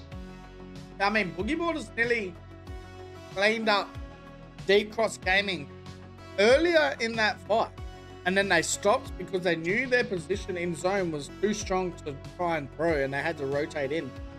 So wonder if they'd take that back now, or if they're pretty happy with that decision earlier on. But you can see now Zowie already with that 10k, and Shayo very close as well came. Yeah, I mean, look, this is going to be really, really interesting coming down to the wire. DCG have been so close yet so far. I mean, that's kind of the story of these match point games, right? You need to win, otherwise you're just cooked. That is kind of the way things are looking at the moment, but DCG are frying. You can see already passing 10,000 damage. The only player close is another DCG member. So, I mean, they are frying. They're still staying as confident in their ability to take those fights as always. And you can also see P-Dog, Metro, and Asia's claiming the top 5 spots on the damage getters. But, I mean, it's not really damage at this point that you need, right, Stoney? It's those points and it's that win. It is. And, I mean, that is our final game in these first 6 matches. That means that we will get to the back end of the overlay, and I do hope to God we don't go past 12, because if you ask me if I have a match 13, 14, 15, 16, 17, 18 overlay made, I do not. So if we get to that, that is my fault. But yes, match number 7 very close to being underway, Q. And I mean, I think the most interesting thing now with the games moving forward is the ban, because we haven't, no one's seen it, right? Obviously you see in scrims, you know, the 8-game sets, but it's very different today. It is match, it's not like scrim. No one has, the bans haven't been like scrim. So moving forward, these bans, if we do go to a game 7, we are going to a game 7. If we do go to a game 9, a game 10, that's what I'm more excited to see as well. Moving forward. Yeah, I have to agree. I think especially going to be interesting to see what ends up coming up here in game number 7, because a lot of those characters that have the ability to hunker down have kind of been taken off the board. I would be inclined to think we'll see an uptick more in Rampart, which I feel like is something that I've long time said. I don't mind when I see some Ramparts in the lobby, but if we get to a point where we got 15, 16, 17 Ramparts and everyone's bringing out a Sheila, at that point, I think it's getting a bit ridiculous. You know what I mean? So, but you guys mentioned we don't have 20 of our rotation legends that have been banned yet either. So do we start teams playing a little bit more aggressive, especially some of those teams who feel like they're running out of time, those teams who feel like they got to get the match point in the next 1 or 2 because they know a few more teams are going to be joining that match point group over the course of the next 1 or 2. Yeah, I mean, K-Man, you've seen it now. I mean, you've watched the 8-game scrims. Do you see any change in the ban so far? Especially like now we know in those 8-game scrims, you only get 1 more ban. That's at match 7 scrim. So, you know, what are you looking forward to? Because you know for a fact we're probably going to see what you just said, 20 Ramparts out here in this game. So yeah, after that, does Catalyst come out? Yeah, Catalyst got or even Bangalore. I've seen quite a lot of teams opting towards that Bangalore. It is a little bit more difficult to play Bang without the crypto, though. Obviously, the crypto being banned throws a big spanner in the works because, you know, that scan with the smoke was so iconic that, you know, I've been told about it a lot. Definitely. I mean, the Seer, you could argue, could come in. The Seer Bang combo you could see come out. Interesting stat, though, talking about Seer, though, is that there was 60 Seers picked across the entire Pro League, and he was the most picked legend to not get a win in the regular Pro League split. So, I mean, that is, you know, an interesting stat. I don't know if that was necessarily just because of the Seer or whether or not it was just where the teams were landing, but, you know, a stat's a stat. It's always good to say them and, you know, get them out there. But yeah, we potentially could see a Seer Bangalore combo come out. I wouldn't be surprised. Yeah, I mean, I want to see some more Wraith. I feel like we haven't seen much Wraith. Yeah. You know, the Wraith plays are exciting, especially when you have some teams that can get some sneaky picks. And, you know, that's what I'm kind of looking for with that Kukoi. Put strafing on Wraith. Let strafing have some fun with Wraith. Try and get some big strafing. Yeah. Have some fun. Find some spots to play. Enjoy yourself. Find that fun in the game. I feel like that's what Wraith is for, and Wraith is still out there. Obviously, the Ashe, you know, they've kind of nuked Ashe. And it shows. She's not. Yep. Yeah, it does though. You know, I mean, she's Asia's not isn't banned. picking it, so that's no. I mean, if you got Asia running around on a Bangalore, you've done something wrong there. So, so you know, it's going to be interesting in these final stages of the game. You know, I don't know what I'm saying, to be honest. But there's a lot of, even the Sparrow pick has been a lot of fun to watch as well. So, I mean, we got 1 more game on Storm Point before we head back to World's Edge, and 3 teams on match point, and those 3 teams are very, very confident right now. And all 3 of them were in that top 5%. Well, I think the Ridiculous. big thing too is Gen G, right? A team that I felt like had a relatively quiet first half of that first block, I guess you can call it, the first 6 games. But now walking away with a dub in game number 6, and we're going right back to that map here again. So, a team that we know likes to cook, has the ability to win back to backs. I feel like they've got to be rolling off of some momentum going into game number 7 here. Yeah, Kmannamk, I mean, you've seen the exact same thing. I mean, they're scary. I mean, Gen G are right there. They just need to win now. They just need to win. I mean, yeah, when Gen G get going, we haven't seen anyone stop them, right? Like, it is a very, very scary prospect. And it has been interesting, like you were saying, obviously I'd been watching a lot of the scrims, keeping up with it. 8 games is kind of the average of these match point scrims with how long they've been going. So, on average, we're probably due for another game after this one, but we'll see what happens right now as... It looks like we'll see whether or not we do. Hey, listen, I'm just saying stats, man. Listen, numbers don't mean anything if they don't happen in the game. You know what I mean? So Yeah, we'll see what goes on. But yeah, no, look, around that 8-9 games, that's when the fatigue starts setting in though as well, right? You got to talk about that. If it does go to 10 games, I mean, that is a lot of Apex to be played. And I mean, in the same lobbies, the same sets, you're just stuck in your drop spot. And a lot of those teams that, are still on the edge of that match point definitely still have a chance to come back into this, but oh man, we were so close to seeing it end just there, weren't we? I mean, Boogie Waters and DCG made the top 5. That is so unfortunate to see them not be able to get over the line, but they have another chance to go for it now. I mean, hell, give me 18 games then. All right, we got LCQ next week. That's another 30 games, so no worries. Just give me as many games as you want. I'll cast everything. So Apex is the winner today as we're about to get into game number 7. Q and Kmannamk have some fun as we will do and get back into more Storm. Hey man, I think the important thing here to remember with the way that we do our maps with kind of that snake draft order, right? For teams who feel like that they really kind of led in with their first pick here on Storm Point, looking at teams like S8UL, like teams like By Fear, Bear Claw Gaming, you obviously prioritize Storm Point, right? When you're only coming back here now, and it's going to be a minute. So can you really walk away with the type of game that you were hoping to invest on this map? Because otherwise, especially because most of those teams are still outside of that bubble as far as for match point, you could be a while till you're back on your favorite map. Yeah, I mean, you could throw Wolves in that conversation too, right? Second pick here, definitely prioritizing it. And they haven't, they haven't been the Wolves that we're used to seeing just yet. But they are absolutely a team that is just one game away from activating. We'll see whether or not they want to come out swinging in this match. But Storm Point we go again. We'll see whether or not we get another chaotic zone like that up at the wall or something a little bit more tame. It's going to be interesting to see what is chosen here by the Apex gods as we are loading into the game, getting onto this dropship, and we still have a lot of Apex to play, but we are looking out at teams like DCG, like Boogie Borders, like Gen G, who could walk away with it right here, right now.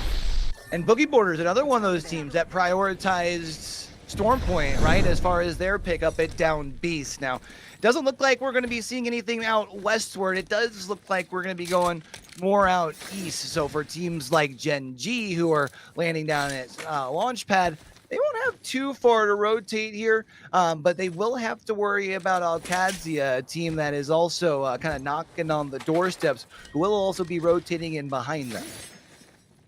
Yeah, I don't know how Gen G are going to play this. It's certainly going to be interesting. Obviously, they're a team that love to play that edge ring. I mean, we were talking about it, right? They just sit outside. They almost go into the ring at times, get the extra Evo houses, come in on ring 3, start a fight with purple Evos, and that's how they clean it up. Starting inside of the ring, they're not going to have as much space to work with. Maybe they're not going to be able to get as many harvesters as they would like, and we'll see whether or not that affects their gameplay. As we know, though, they are a very capable team.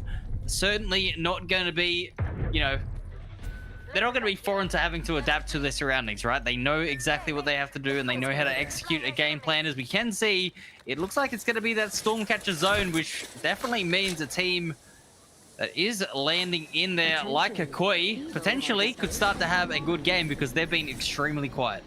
They have been quiet, and like Stoney was saying before, you know, a team that you would like to see in Champions, especially with a player like Strafing Flame. So you pop off with a big game here, and if this does end up being one of those marathons, you end up being right into the mix of things. And also in a situation here where they'll be able to get quite a bit of information with where they've been landing here. So I feel like for them, they've got a lot of the, I guess, the tools at your disposal. Now it's going to be about performing because, as you mentioned, they really haven't been performing through the first 6 games. Yeah, another thing to watch out for was Team Mango, right? They got that win, and then they've just had a couple quiet games and haven't really built on that momentum. They're still sitting around the 30-point mark, still a few, you know, a good game away from getting into the match point range themselves. So we'll see whether or not they can recover. There's so many teams. I mean, look, let's be real. There's 20 teams in the lobby. There's 20 different storylines going on as well, and they're all clashing here as we are getting into the action here. It looks like Kakoi are going to have a couple of unwanted visitors. That's Dreamfire rotating in. We'll see whether or not they can hold their ground here. As they do have that high ground, they're dealing out a little bit of damage here and there and getting the information, but nothing too severe in terms of damage just yet. I think this is always an interesting scenario too, when you have a team that you feel like has the pop-off potential like a Kokoi, but we've also talked throughout the course of the day, a type of a vibes team. I feel like in the past, when you start finding some opening damage, you might potentially think about playing just a little bit more aggressive, seeing them being completely content with falling back.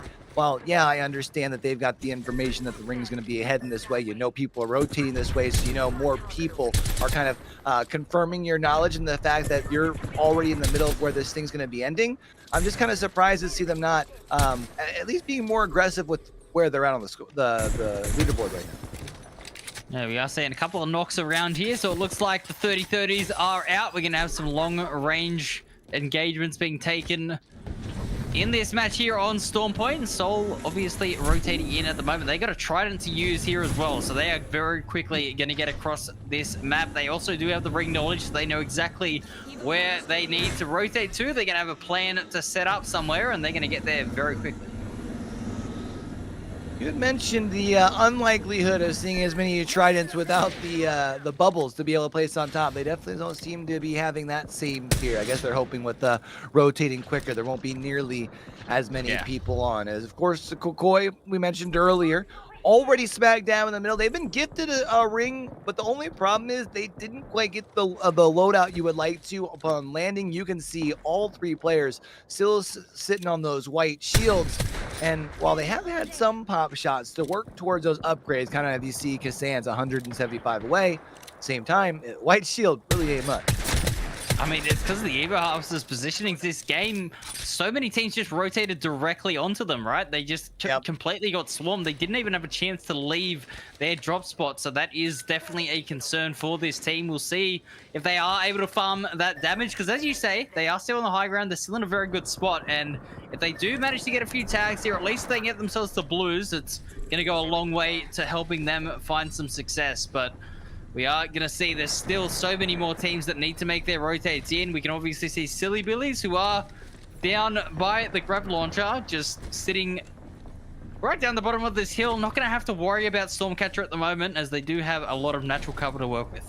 Yeah, I actually do like this spot. I mean, you have enough of that natural cover, and also if anyone is moving in, they'll probably be trying to tuck into both of these tunnels to the left, so they don't really have much of an angle, at least towards you. You can kind of peek up and keep people at bay if they are happening to play a little bit more aggressive. Silly Billies, I mean, one of those teams who we were talking about who, with a big game here in game number 7, can put themselves right up into the conversation as well. As we hang back on board with Kokoi, they're still trying to make sure that they're playing wide on the building of where they landed here. Make sure no one's pushing up on top of them, despite the fact that they really don't have too many tools at their disposal here. Nice nade. They've committed the Stinger Bolt in as well by Strafing Flame just to get that extra damage. And you're going to see BC as well getting up towards that blue Evo. All of them get it now, so that's good damage there. Really well played. Interesting as well, we didn't even mention the lifeline being played here. Q, that's definitely going to be a very unique pick. Is a unique pick, but I mean, I guess works to your advantage, especially in the sense that you mentioned they didn't really get to rotate out, get a full loot, and I would imagine we won't be seeing too many teams landing up here on them either. They've been doing a pretty good job of making sure they keep that roof patrolled, but they are going to continue to poke and prod across the way, and you can't blame them. They're going to want to make sure that they hold this team off across the way, make sure that they're looking at them. Yeah, getting beaten up there. Kassan's had to be careful, but the drone will heal him back up. I am interested to see, though, they do actually have that shotgun arsenal, and Kassan's using the iron sight at the moment on the 30-30. Preferring that over the 1X is certainly interesting, but hey, listen, I guarantee these players have better eyesight than I do, so they're going to be fine, able to hit some shots. And yeah, we are going to see, though, this map starting to get smaller and smaller. We can see DCG are taking their sweet time. They are all the way out still at checkpoint, so they are definitely playing a lot safer than what we saw them at the start of the day. And we do also have to remember, though, they do land at North Pad, and I guess they probably figured if this thing is heading all the way out to the west, instead of trying to pass over all these teams just to try and prioritize getting a spot and maybe not having our loot and stuff, let's just go ahead and play along the outside and make sure when we do get in that we're looted and booted. So we'll have to keep an eye on them as we get a little bit later into things. Meanwhile, it's MDYB. We're in a little bit of trouble here. It's Bayoon, who will also go down. Yuling, the last one left alive, left against Legacy, and it's going to be S8UL taken out of this lobby first. Yeah, S8, another one of those teams that maybe aren't quite meeting the expectations we had for them at the start of the day. We do see them go down in 20th. MDY, though, it's going to be tough for them to try and get a reset. We'll see whether or not they can survive. Keep your eyes glued to that kill feed, as we do see remarkable team, another one of those, you know, sides that were able to get an early rotate in towards Stormcatcher. They're actually set up in a really nice spot here, even though this, you know, this building does have quite a lot of windows. With the rampart, that's going to help them out getting some amplified damage. They've been one of the squads that has been poking and prodding along across the way there since the very beginning. So they're in that similar sort of position that we do see as far as for Kokoi. You had mentioned earlier DCG being so far outside of the zone. Well, they've been able to at least get themselves relatively close as they roll up here to Command Center. I think from our last overview as far as the map, don't have too many people up their way. They only have one team just on the inside. They're going to use the altar portal actually to play extra aggressive here, and I think instead going to want to make sure they fall back and instead play this thing slow. Yeah, I like this little rotate there, using both of those queues just to get up towards the high ground to that second floor and sort of change the elevation here, as they are going to get tagged up. It's TYK who, as we know, both these teams, they do like to play pretty aggressively here. TYK also another one of those teams that, you know, a good game here is going to go a long way for them. They're not quite looking to take this fight too early on, as we can see back over the other side of the map. It's MDYB who did get a full reset, and it looks like they're running away from Gen G at the moment, and they have managed to disengage.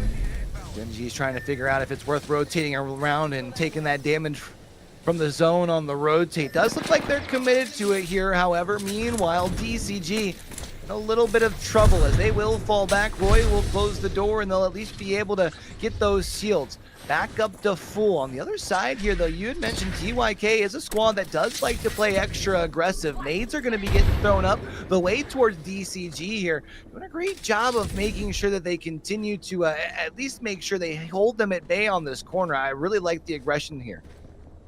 Yeah, and they are playing that Catalyst, which Stoney mentioned. You know, obviously he's going to come out with a few of these teams as they go deeper into the Legend pool. Teams are going to have to really start flexing over towards different compositions. But we can also see around the map, VKG, who are fairly split up at the moment. They don't actually have that ring knowledge of going up towards Stormcatcher. Once they do, you would assume they're going to go ahead, group up, and make their rotate in. But Dreamfire also going to be inside of the ring at the moment, kind of chilling at the moment, but a team that is not chilling is Boogie Waters.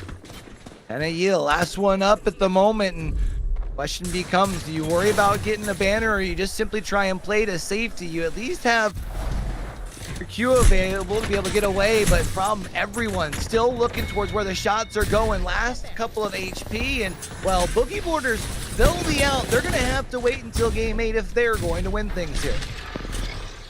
Yeah, there are so many teams just on top of each other. It's making it extremely hard to maneuver around whatsoever. DCG also under a little bit of pressure now, as it looks like Kmannamk have actually swung this fight in their favor. DCG having to give up command center, fall back a little bit using the R9 for that counter damage, but that is not the amount of damage they would have been looking for.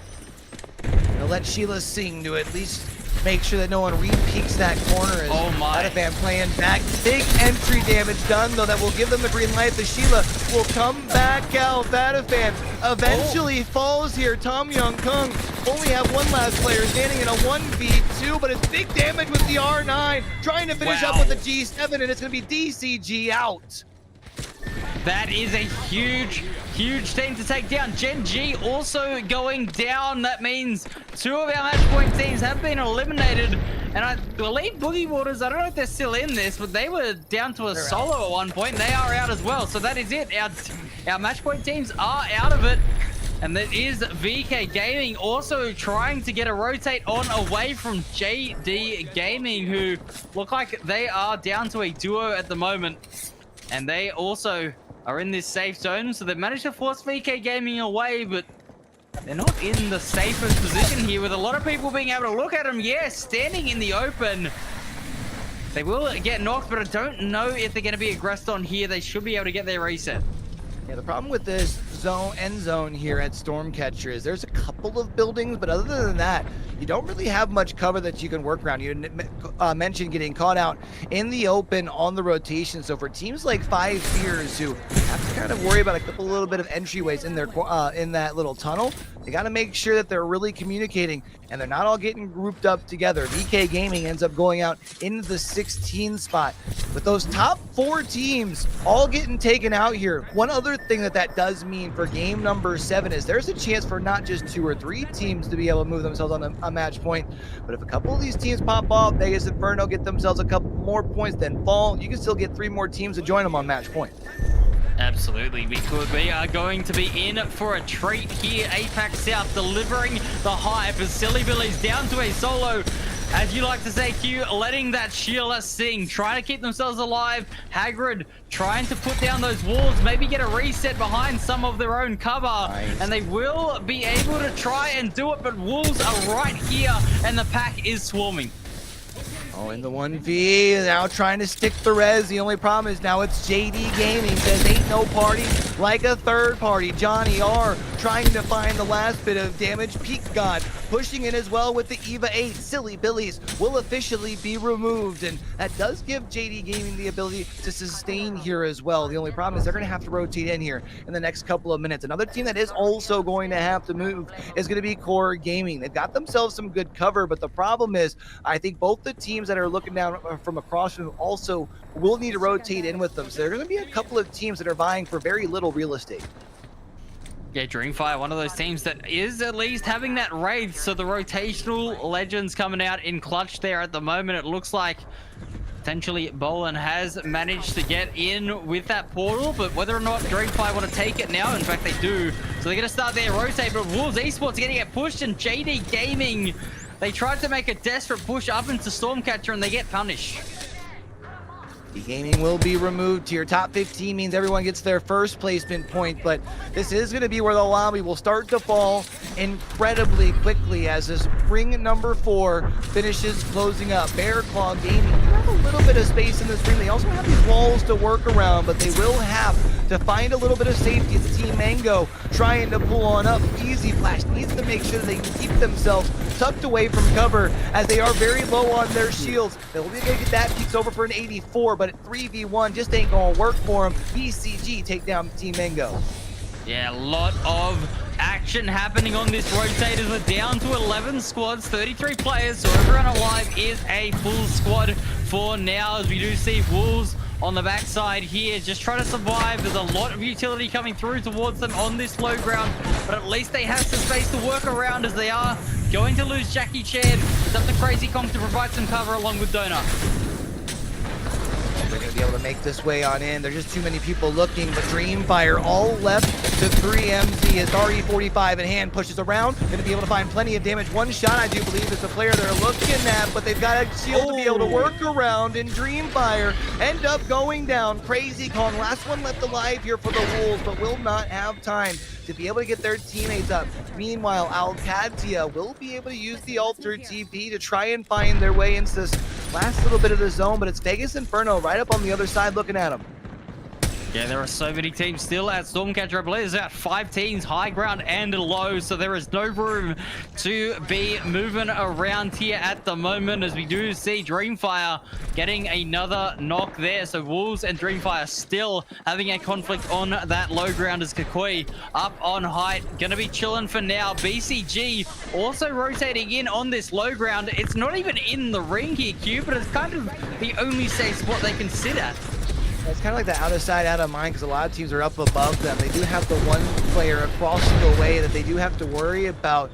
Unless Wolves was able to sustain, I don't think that they did, but it's now 5 Fears who's looking to get a little bit more aggressive and play out and behind their cover that they're able to build here with the Rampart. Also going to be able to amplify that damage down as they look across the way, but 5 Fears has not been able to find their way to safety. Yeah, they're at least got a little rock to play on here, and maybe this little cliffside will be their saving grace. We'll see whether or not they're able to survive, as we do see so many teams around them. BCG, like I said, on this low ground, don't have too much room to work with or any cover to speak of, and it looks like at the moment they are being punished for that.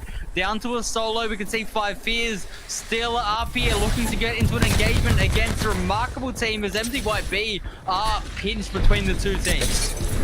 Fury now left into a Fafa Thief, trying to play a little aggressive, going up, peeking with the Peacekeeper, and able to land 2 shots. Will now fall back, at least while they do get their Rampart back into play. They're now into the top 6, and now if they can fall back, they might even be able to use that rock as cover, as the ring actually is going to end up pulling out towards them. Yeah, we can see there's still so many teams in contention for this one here. Remarkable team are in a great spot though on this high ground. They're going to be forced to rotate on this final ring. However, as Vegas Inferno are getting into the action here, they're going to clean up Alcat, and that is a huge fight for them to win. Officially moves them up into that match point after this game, if I am not mistaken, as now it's Kakoi still trying to hold them off. Remember, they have been here all game long, which is part of the reason why they only have 2 players sitting on blue shields, but they are still alive here in the top 6. Surely should be able to find a purple shield or 2 in this loop, as long as they get time to get through it. Meanwhile, on the low ground, Wolves still left as a solo. Top 5 here as Vegas Inferno go out. Yeah, Vegas Inferno will go down, but as you say, they get match point off this game, which is huge. Kakoi in the top 5, looking like this is one of their best games they've had all day. Starting to come online here, super important. Cupid Esports looking across the way at them on that high ground, and they're going to do what they can to try to hold them in. Stinger Bolt is going to be used, and this could be an elimination potentially coming through, as Cupid Esports are looking out on the lobby. They're running out of room, and they have to move. Fears have been able to tuck back behind. They do know they have one up above them, using that Alter TP down. That's a big lifeline ult to be able to give them that extra space there. Unfortunately, though, for them, 5 Fears able to fall up to the high ground, and it will be them essentially keeping them at bay. The Sheila finishes singing as Golf Gaps also pulls out the P2020s, looking and shooting down. It's like shooting fish in a barrel here as A-Flow also pushing down to find this last elimination. Yeah, Kakoi are going to be eliminated, which means it's a remarkable team against 5 Fears, and it's going to be the Sheila from Afraid trying to do some damage here. Good tags to come out, but it's going to be up to the teammates here. Jalin, excellent shot with the PK to find the 1, find the 2. Remarkable team will be our champions of game number 7. What a big win here for Remarkable team, able to move themselves up and over that match point marker, and I feel like a team that we really haven't been giving enough credit to over the course of the day. So big congratulations to them. The question is now, can you duplicate that success? That is a great win. Remarkable team walking away with 11. That is a huge game to come through for themselves, as that is certainly going to help their cause in this match point format. But as we say always, when we're in match point and teams aren't able to convert, we've got to go again. But that is a great win for a remarkable team, it's got to be said. Gotta be feeling good there. And I think that officially puts us at what, 4-5 teams? We'll see here in just a moment. But let's look as far as that last game. Remarkable team with a 23-point game. Five Fears was playing the low ground there late, finishing in second with 14 total points. Kakoi having a decent performance with third. Unfortunately, not picking up many kills. Cupid and Wolves Esports rounding out the top 5. Yeah, I gotta say, Wolves, that solo clutch was so important to get those extra placement points, and they now get themselves over 50 points. So we have 7 teams on match point queue, and Wolves with that solo clutch I was just mentioning, get those couple of extra points, and they will be on match point themselves. I mean, look at this leaderboard and look at the teams that are qualified to potentially take the set in this next game. It is a stacked leaderboard. That's a lot of teams that know how to win an individual game. But, you know, one thing that we continue to talk about is how it seems like some of these teams that have been playing a little bit more aggressive, thinking of teams like DCG, who have kind of slowed things down. Interesting. When we look as far as our character pick rates, we were wondering what was going to shift. I knew we had seen a lot of Sparrows, but 16s? Holy. That is so many. 80% of the lobby picking it. Definitely was a very popular legend in that one, which means that Wraith survives yet another game. So that is very interesting to see. We're probably going to see a lot of Sears coming through as well in this next one as well, as I believe we are heading back to World's Edge, if I'm not mistaken. So that is going to be very interesting to see. But I'll tell you what, Q, we have seen a lot of variety in terms of not just gameplay, but legend compositions. And we're probably going to see a little bit more unique stuff coming out in game number 8 as well. Yeah, I feel like we're probably not too far away from seeing those last 2 controller legends picked, but you'll see there, we're going off to World's Edge here for game number 8, or match number 8, and then off to E-District for 2. I had mentioned heading into match number 7 for teams who had prioritized Storm Point. It's going to be a while until we go back. They're going to have to hope that we have 4 more different winners that aren't already inside that match point.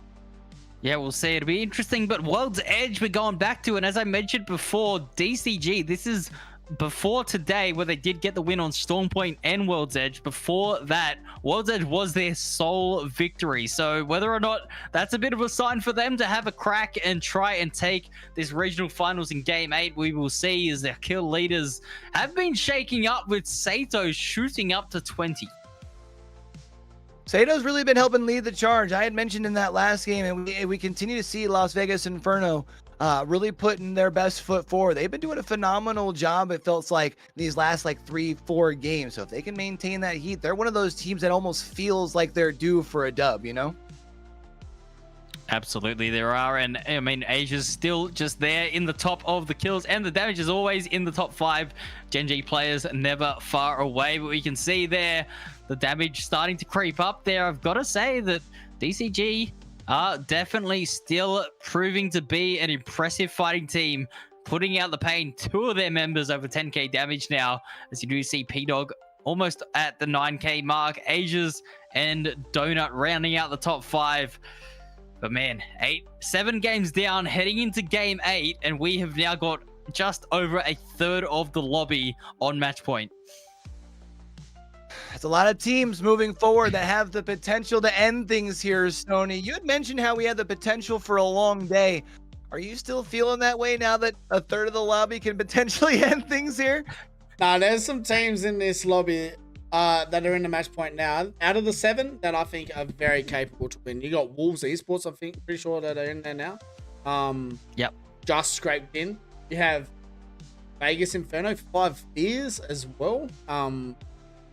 I'd personally, I would seriously be looking at Wolves Esports or Vegas Inferno to get the win in the next 2, because Wolves haven't won one, Vegas Inferno haven't won one.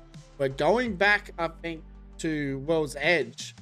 Last time we watched Wolves Esports came in on World's Edge, we know what they can do. Yes, they don't have No Name, or Marquez, whatever his name is now, but that is a team that I am very comfortable to put my money on.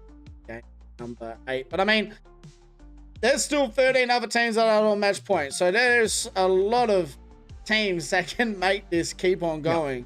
But when there is usually 7, we usually do see it finish very close. Yeah, this is going to be a very, very entertaining match coming up on World's Edge. And I'll tell you what, there is some big, big teams that can do the job here. But I mean, look, we're obviously talking about, you know, Wolves, Gen G, all these experienced teams. You've also got to throw in the fact there's a lot of these teams that aren't qualified to champs that are still on match point. DCG and Boogie Boarders have been there for quite some time. When does the mental factor of frustration start to factor in for UQ? I don't think you worry about it just quite yet. Probably another game or two, though.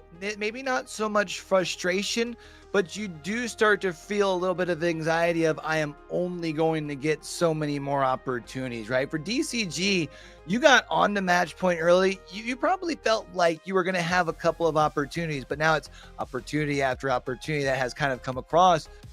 You don't know how many more are left in reserve. It's not like a wallet that you know how many bills are left in that thing. You know what I mean? We have 7 teams that are on match point, and all of them are kind of, especially here on World's Edge, landing in different quadrants of the map, which means at least probably 2 of them are be gifted a very friendly zone.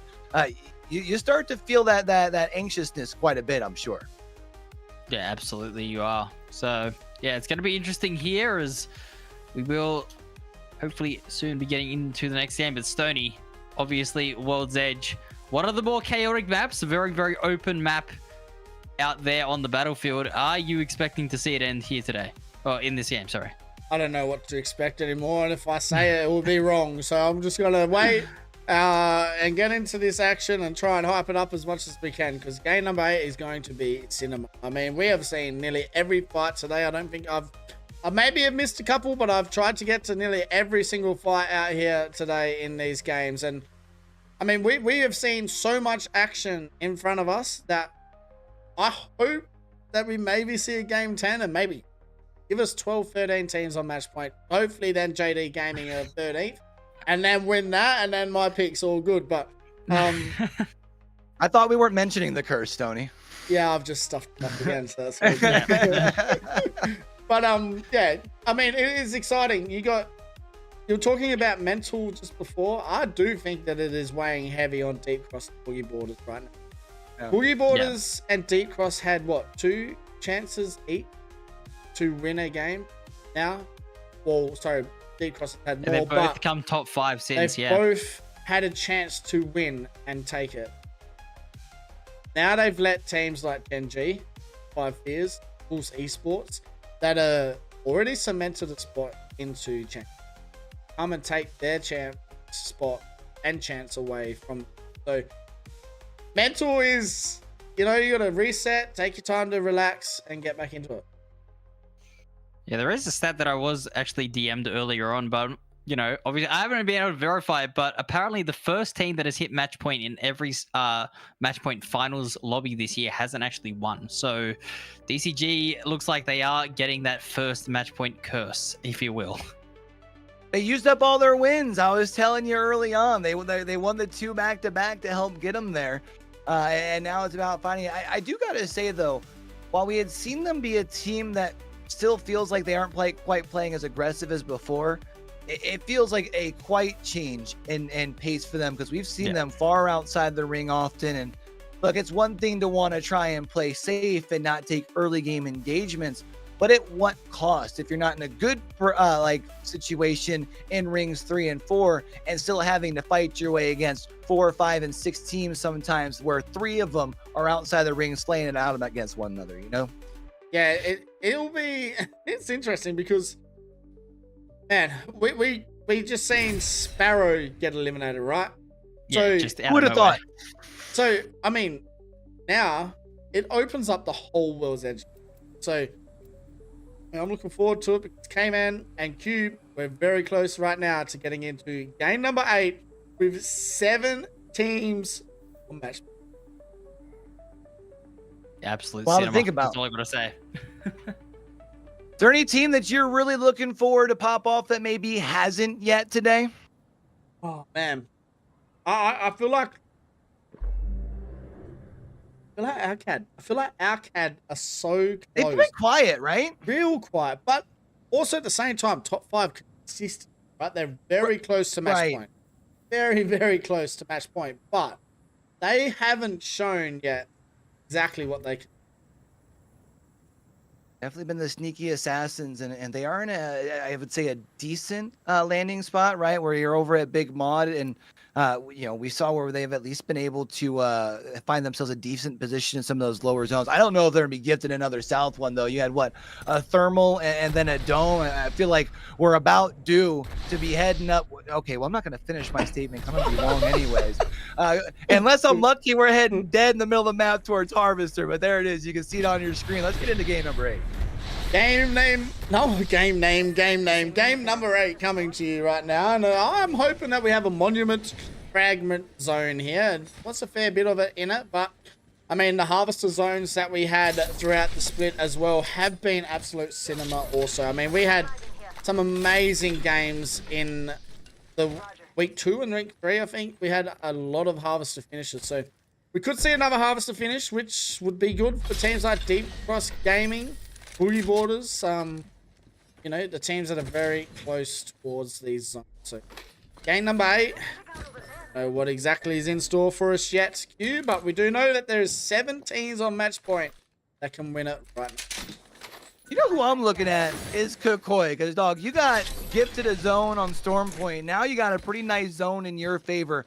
Out of a POI that we know generally sees a decent amount of success in APAC South as well, down here at Lava Siphon. It does look like we're going to end up heading a little bit more down towards Tree, but even still, Kukoi isn't going to have far to go. And they are a team that we know has that pop-off potential and hasn't yet. And because we've already got 7 teams on match point, you only got so many more games to have a pop-off to try and give yourself an opportunity to win after you're over that 50-point mark.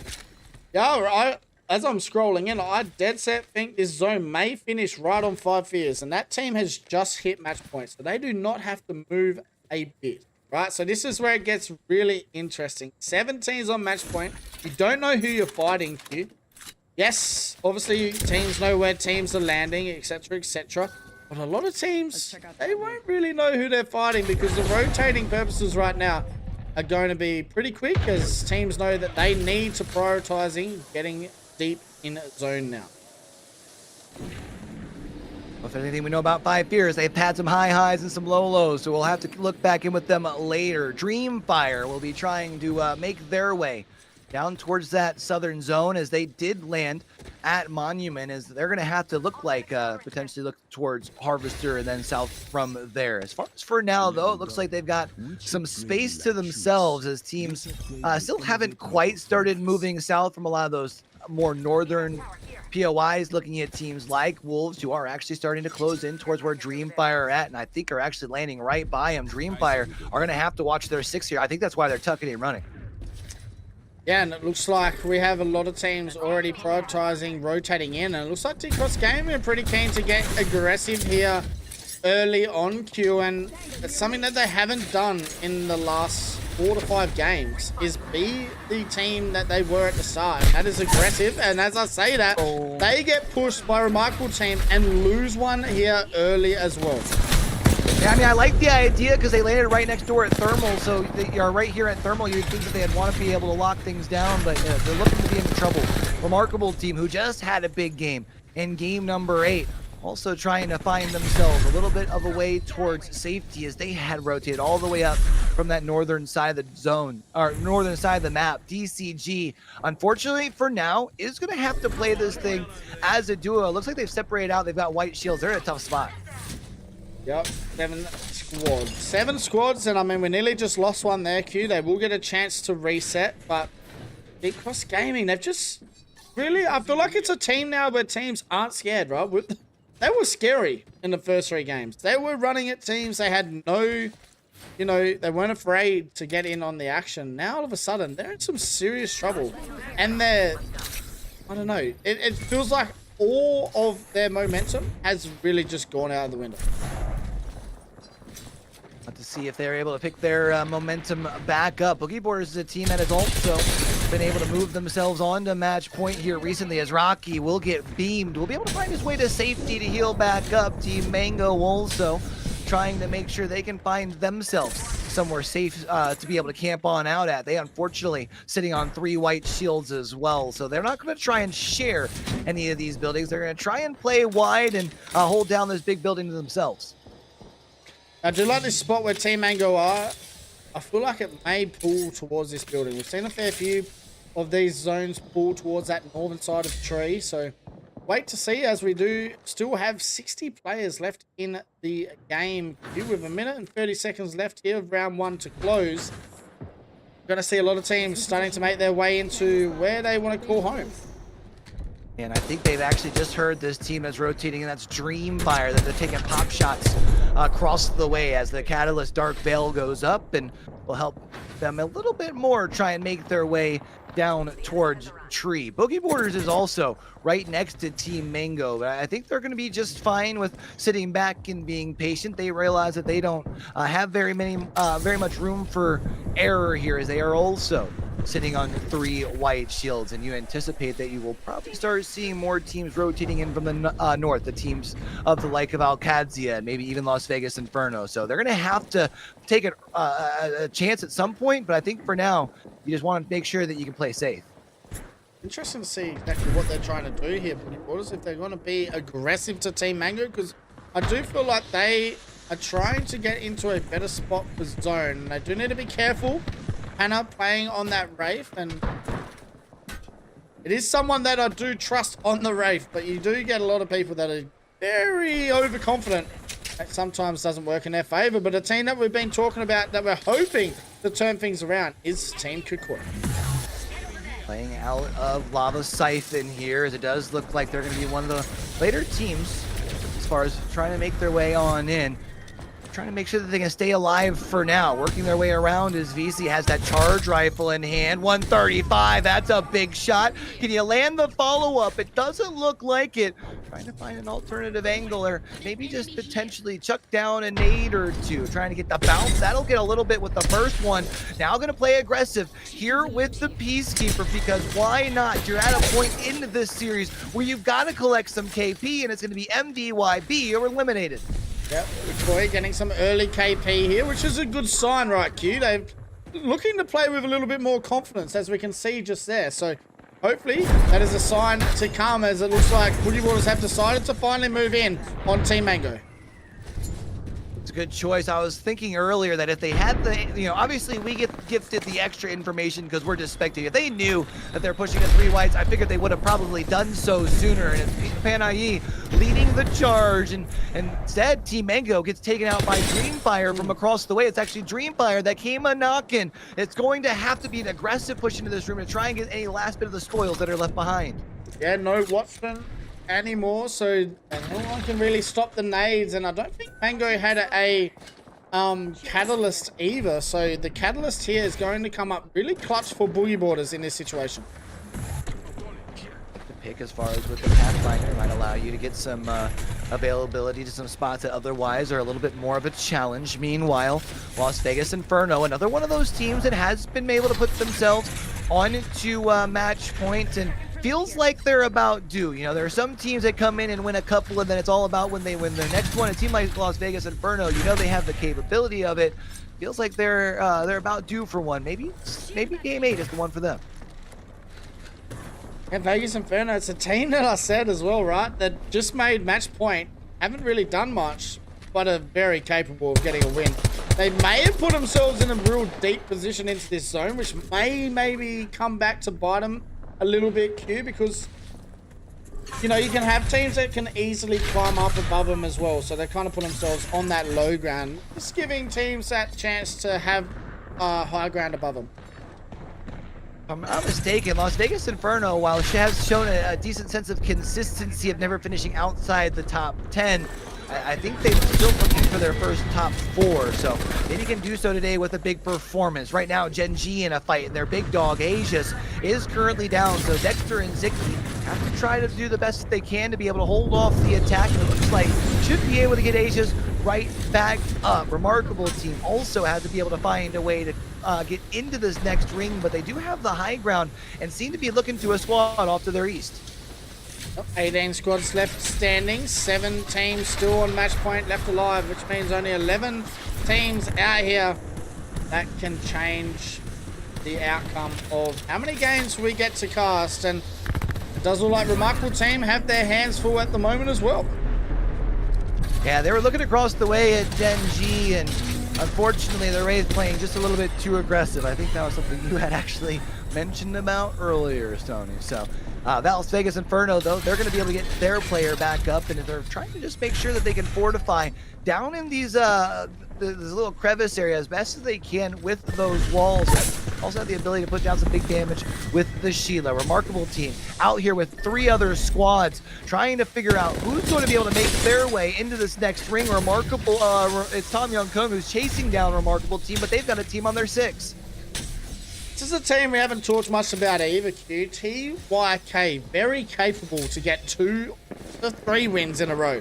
They're a very scary team, and just like that, we do lose our first match point team, which is Remarkable Team. So TYK now very close to Gen G, and maybe we'll see another non-match point team get rid of another match point team right here.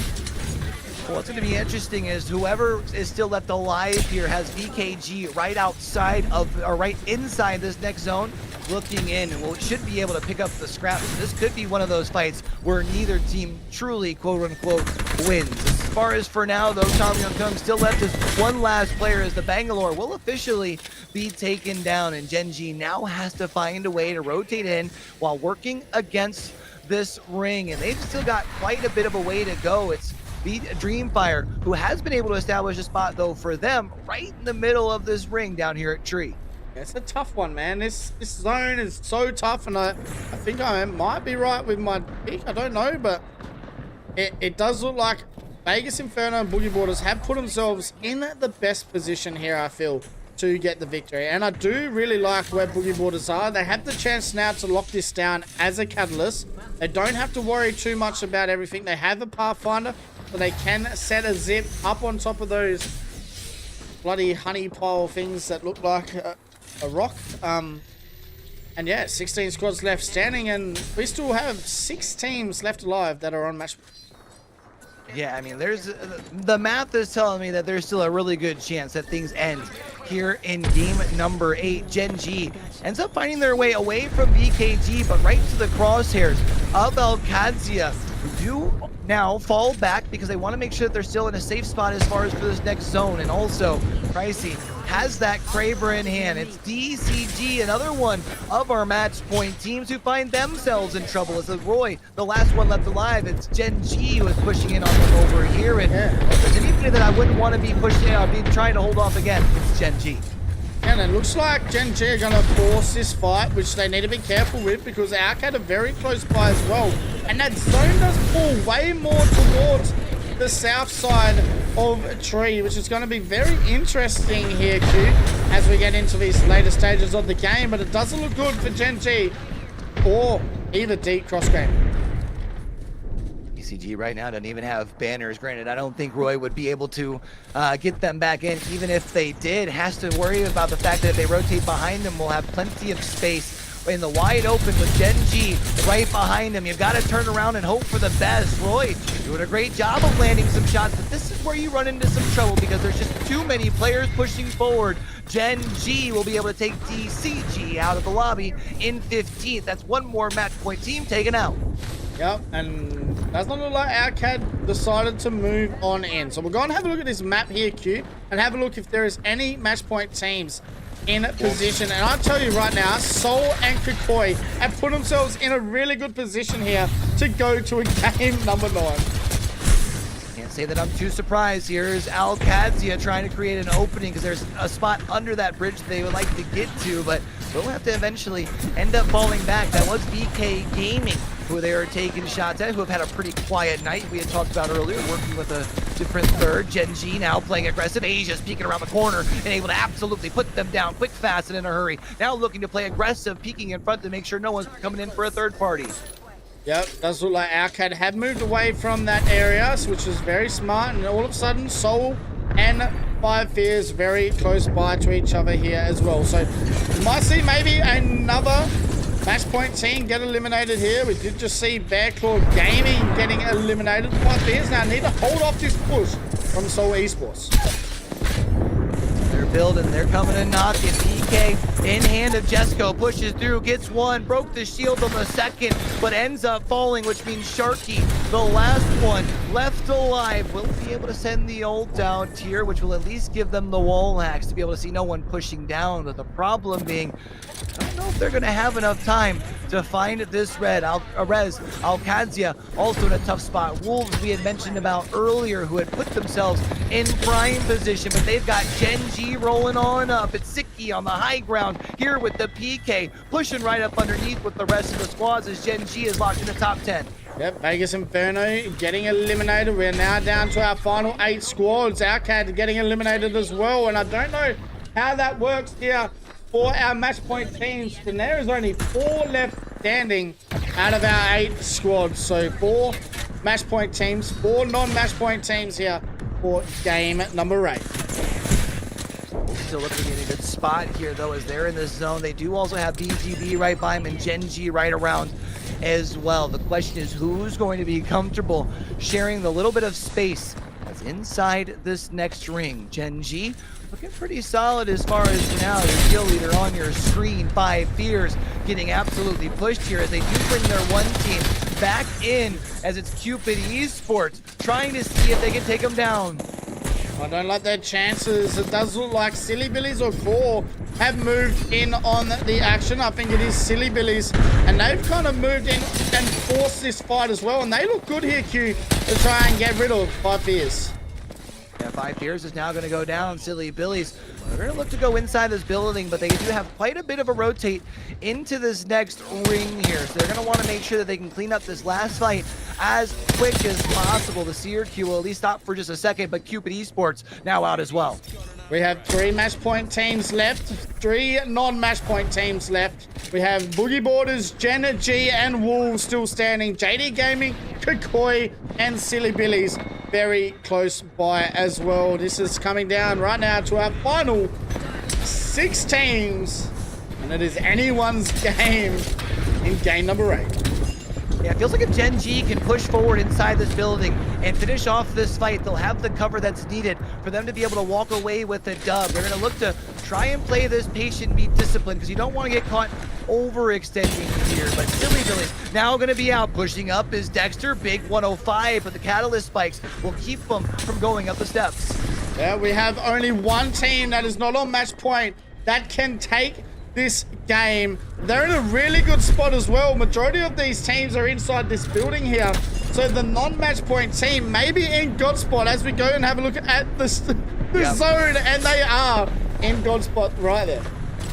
Yeah, you got the 3 teams all up on top of one another. Gen G going to be getting pushed here by Boogie Borders. It looks like you got a knock though for Dexter, which is good. The only problem is you're trying to push up in the high ground, which makes things that much more difficult. Asia's absolutely filthy with it. Beams them right on down. Wolves gonna be taken out, but you had mentioned up where Kukoi was. They get to spray right on down and get free pickets.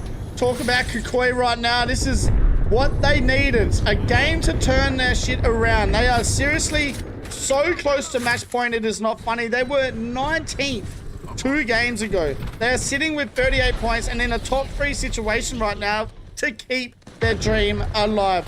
Right now, 3 squads left, Kukoi in Godspot. Godspot, Kraber in hand. What more can you really ask for? You just got to make sure you don't overheat. You can hear the shots across the way. You know that Gen G and Boogie Borders are pulling each other apart. They're taking their chances here. They're playing for a second. While it doesn't move you ahead, still moves you up the scoreboards as well. Gen G all out of shields. It's going to be the Phoenix. It's just a matter of time for Dexter. They realize that here at some point, they're either going to have to head out the door and hope that Boogie Borders doesn't rotate on top of them, or they're going to have to take the fight. But it's Kmannamk who will use that ult to be able to move this squad and rotate them out. Metro gets the entry damage on Kukoi. His hands goes down, so this is really good for Boogie Borders as they're going to move in and try and get the victory here and secure a spot to Sapporo. Now, we still have 2 teams left standing, and all of a sudden, Boogie Boarders have the ultimate height, and they're looking to secure a spot to Sapporo. Do you believe in Oh BGB? They've got the high ground, and it's Rocky and company who are just trying to punch their ticket. Kakoi's out. They drop on down. If BGB can walk away with the win, they can do it. And it'll be BGB who are victorious. Boogie Boarders will be going to Sapporo champs. Oh my god. Oh my god.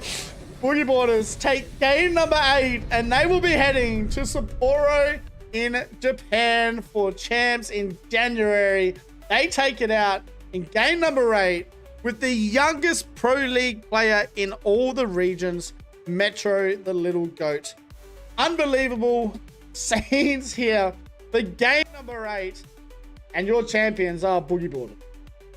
Ride the wave, baby. You've got the young talent along with 2 vets in Panayi and Rocky, and who else to be able to add to the representation for APAC South when we go off to Sapporo than Boogie Boarders. You can see 8 kills along with the dub. So they were doing a little bit of everything. You kept asking, do things change up for BGB? Do we see them start to play more passive?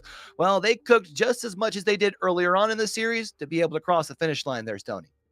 Man, BGB, they put themselves in such a really good position in that last game. Just gone.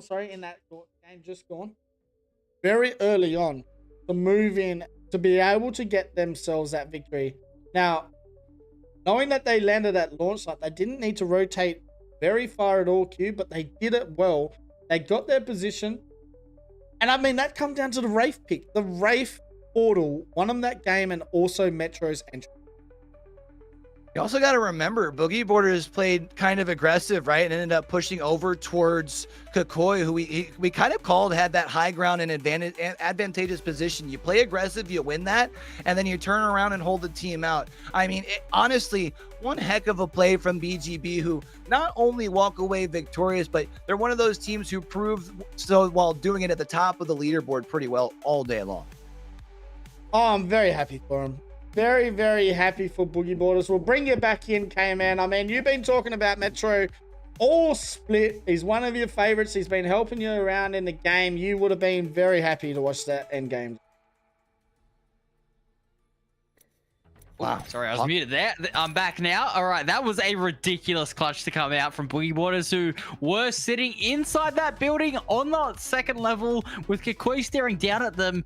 The positional play by Panna to get that Wraith TP out there to get the high ground on that flank was phenomenal, and unfortunately, despite Kakoi having that lifeline pick, couldn't get the res up in time. The ultimate just came down a fraction of a second late. They were left as a duo, and then Gen G, who were trying to fight both teams at the same time, just couldn't keep their eyes on the prize, and Boogie Boarders stole victory from right under their noses. So what a performance out of these boys. Yeah, unbelievable. Game 8 is over. It is all over, and it has always been the Battlegrounds way. Nearly every time we do a match point stream, it comes down to a game 8. But we're going to go and have a look at our leaderboards for our kill getters and damage, and we're going to talk about one kid that we've just talked about before, and that's Metro. He proved that he belongs in Pro League and may be the next big thing to come out of this region. I gotta say, I feel like the recipe for success, right? You take someone, a new kid with talent, you put them alongside 2 vets, and the results, the proof is just in the pudding. I mean, you're up there alongside some players who have been making some noise for quite some time, and players like Roy and Asia's, even throughout the course of the split, like Sato. I mean, really, when you are able to start to make a name for yourself in this sort of way, you know that there's a bright future ahead. A very bright future. And I mean, Panna, he doesn't really play the game. He does scrim, obviously, throughout the weeks, but he doesn't play the game as much as, you know, usually people do as the pro. So, you know, for them to be able to do what he's done today, to secure a spot at Sapporo, going to be insane. And I mean, you know, they have proved themselves all all month. But you go and have a look at the damage here after 8 games. It is hard. It is hard to just not be very impressed with the amount of action we've seen today. Yeah, I mean, it just shows here on the leaderboard, all top 5 damage dealers over 10,000. I mean, that just tells you everything that's been going on today, right? There has been so much, you know, blood, sweat, and tears in by all these players, just putting themselves through every single week of scrims, of set lobbies, of making sure they're being consistent enough, not only, you know, just getting through and playing the games, but also being in that top 20 to then fight all the way to the end. And as you were saying at the top of this broadcast, 14 teams came in here. The only possible way they get to Sapporo is by winning, and one of them has done it in Boogie Borders. So, yeah, I mean, what a storyline there. What a set of 8 games to come through. There was so much to unpack there. But, man, I'll tell you what, Stoney and Q, I had an absolute blast covering these matches. Yeah, I still can't believe it's over. I mean, 8 games. We've made it to 8 games. I feel like we weren't going to finish at all. So, I mean, and it's nostalgia as well, right? A little bit of World's Edge aura for it to finish on World's Edge here for match point. The one thing that I was going to say too, as far as that last list, I think really stood out to me is when we thought back to earlier on the series, the 2 DCG boys were very far ahead of everyone else. And we kept asking, excuse me, are they going to play as aggressive or are they going to slow down? They seem to slow down, but the team that walked away victorious today, Stoney, was BGB, who just ended up being a team that took fights when they needed to. They played very disciplined all series long, and they continued to play aggressive despite the fact that they were on match point relatively early. So just kind of found it funny that the team that kind of more stuck to their traditional sort of play style are the teams that were able to punch that ticket today. Yeah, and I mean, Deep Cross, they'll be kicking themselves, right? Game 3, Game 4, they were on match point. Went to Game 8, they haven't had, they just couldn't get it done. And that's what we were talking about earlier, is like how the teams on match point really, really struggle to get it done. But for teams like Deep Cross Gaming, it's not over yet. We do have LCQ next weekend, so they can make it to champs. But, you know, we're very close to getting into the, you know, I think we're 5 days away from more Apex action for LCQ and champs. And I mean, when you talk about it, how's the mental go now for 5 days? You go, okay, we were 5 games that we had to win to make it. Yeah. Now they're like, oh, did we blow it? Yeah, I mean, look, I think that, you know, the best thing they can do is take the confidence out of today's performance, but try to push away that pain as quickly as they can. Obviously, tonight, probably going to wallow in it a little bit, and, you know, that's okay to do. But tomorrow, it's got to be the start of a new week, right? They've just got to go bang. We're into it. We're still here with last chance on the line. We know that we're good enough, right? I mean, I think that they can say, you know, and I think that us as casters can agree, they definitely proved today they are good enough to be in these lobbies. They are good enough to be competing for a champ spot. So they got to make sure that they have that confidence. Like I said, tonight, probably going to be a lot of low vibes, but tomorrow they got to pick themselves back up and trust their game plan to go on with it. And as you say, Stoney, I mean, you were saying it throughout the entire, you know, games today. When DCG got to that match point, they can't slow down. They just got to keep the momentum going through. And, you know, hopefully we'll see them back in here next week in a finals lobby, maybe being able to make the run back. But hey, I mean, it is what it is, I guess. There's 20 teams, only one of them could do it, and today it was Boogie Borders. Yeah, I mean, we're about to go and talk with Metro himself. We're about to drag him in this call and get to have a little interview about him. He is the youngest player, I think, maybe to ever go to a LAN. Wow. From Australia as well. I met Metro at TGX earlier on the year. He's been treated not the best by, you know, a lot of people in the region, and that's because, you know, you have an up-and-coming kid who's not really known. He's now proved himself. Hey, like, I'm going to champs. I'm going to Sapporo. This is my time to shine. We're going to get Metro in right now. Okay.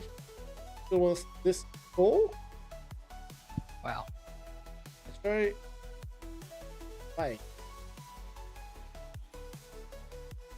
the champs. Metro, welcome in, mate. Congratulations. Heading to Sapporo, you must be very, very proud of you. Oh my god, I've still got tears rolling down my cheek, bro. I'm so happy. I'm like shaking right now. Man, me and you have talked a lot. 2 years ago, I think I met you. You just messaged me in the Discord. You're new to the scene. You've been on the grind ever since. I got the chance to hang out with you and your dad in at TGX, and you know you've talked about the grind to get to where you are, and how many people you've had to prove to get to where you want to be. You now have cemented your spot to the biggest stage in Apex at such a young age, man. You must be, yeah. What are you feeling right now, and what would you say to, you know, everyone out there that wants to know who Metro is? And yeah, hit us with it. I don't honestly. I'm sorry, but I don't even know where to begin. I'm so stoked. I probably should have taken a few minutes just to like get a breath, but honestly, even like it's a sigh of relief because of how much work me and the boys have been putting in recently in scrims, in pro league match days. Like we've improved so much this split. It's absolutely ridiculous. And sorry, I don't even know what to say. We appreciate you coming in. Q, do you have any answers? And then obviously questions, and then Kmannamk, we'll let you finish it off. But yeah, Metro, from me, man, I really do appreciate you coming in, and I'm so happy that it was you guys that did walk away with the win today. I appreciate you getting me in here, bro.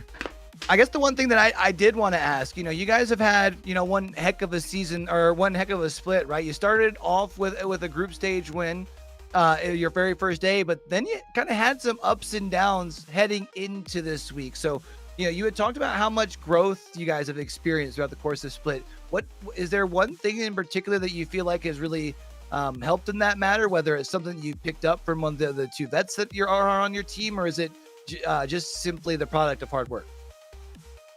Honestly, it's a bit of both. The amount of confidence I've picked up from both Raki and Panna is just through the roof. And like the stuff that they've taught me like throughout this split, and as well as Panna through last split, is just phenomenal. Like I've went from a tier 2 CC player to like going towards my dreams, and they've helped me a lot with that. I think confidence is definitely the most important thing. Like staying nice and calm in the end game there is like, I think the most important thing, what really won us the game, is we all just stayed calm and collective. Stoney, who would have imagined Pana Yi teaching someone to stay calm? I don't know if that would have ever been me. Pana must not have had much coffee today at all. Kmannamk, your turn.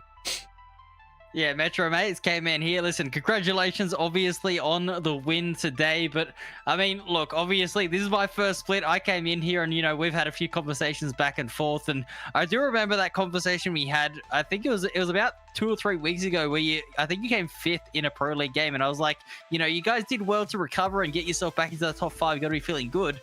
And your response immediately was, but we didn't win. We need to win. We need to be getting that first place. And that mentality surely came out here to help you guys today. And I'll tell you what, that just never give up attitude of only gunning for that top 1 spot, it's finally paid off. I mean, you've already said it, mate. You were over the moon. It must just be so good to sort of, you know, have that weight lifted off your shoulders of all those doubters and anybody that was saying that rookies can't do it. You've proven everyone wrong. Yeah, it's I want to say sorry. I'm just like, I can't get words together, but it is ridiculous. It is ridiculous how far we've come since last split getting 10th to now winning regionals. It is just a massive jump, especially with Panna not having much time to play the game. We've done some things and it's worked. You should be really proud of yourself, Metro. From Battlegrounds, I've had the pleasure to hang out with you, mate. You've always had a lot of respect from me and our team at Battlegrounds, and we do love you. We've seen you really come through the ranks the whole way with Battlegrounds, and I feel like it's like it means a lot to me as well to be able to watch you make your way to Sapporo live, and being able to cast you as well. It is very surreal. So have a good night, mate. Relax, enjoy yourself. Say hello to Dad for us, and I'll see you in Sapporo, bro. We can have a snow fight, do some snow angels, and we'll have a good time. Yeah, of course. Thank you guys. No worries. All right, ladies and gentlemen, that was Metro from Boogie Borders. And I mean, that is all she wrote for us here today. Q, Kmannamk, thank you so much for getting here with all these games. I do appreciate all the love for these. You know, you woke up at 1 a.m. today to cast 8 games of Apex. Kmannamk, you've come out of Valorant, had no idea about Apex, and has just taken it with both hands and learned as much as you can with this game. We also, you know, this is our first ever time doing Pro League. This is the first split that we've ever done as a org. You know, did it all out of my own pocket. It was all for the love of the region. And I just hope that everyone out in APAC South really enjoyed today, because we're not done yet. We have LCQ left, which is on Friday in 6 days' time, with some more action here for APAC South. But ladies and gentlemen, that is all we wrote from Stoney, Kmannamk, and Q. We appreciate you. And Q, just because I bloody love it, can you please give us the ending here? Because that is what I've been waiting for my whole last 3.5 years. Q, let's get out of here. And don't forget, man, with everything crazy going on in the world today, be true, be you, be sincere, game hard and love harder. All right, y'all, that's Stoney, Kmannamk. I'm Q, and from the rest of the crew here from Battlegrounds, from the front to the back, y'all have a great rest of your week. Peace. Peace.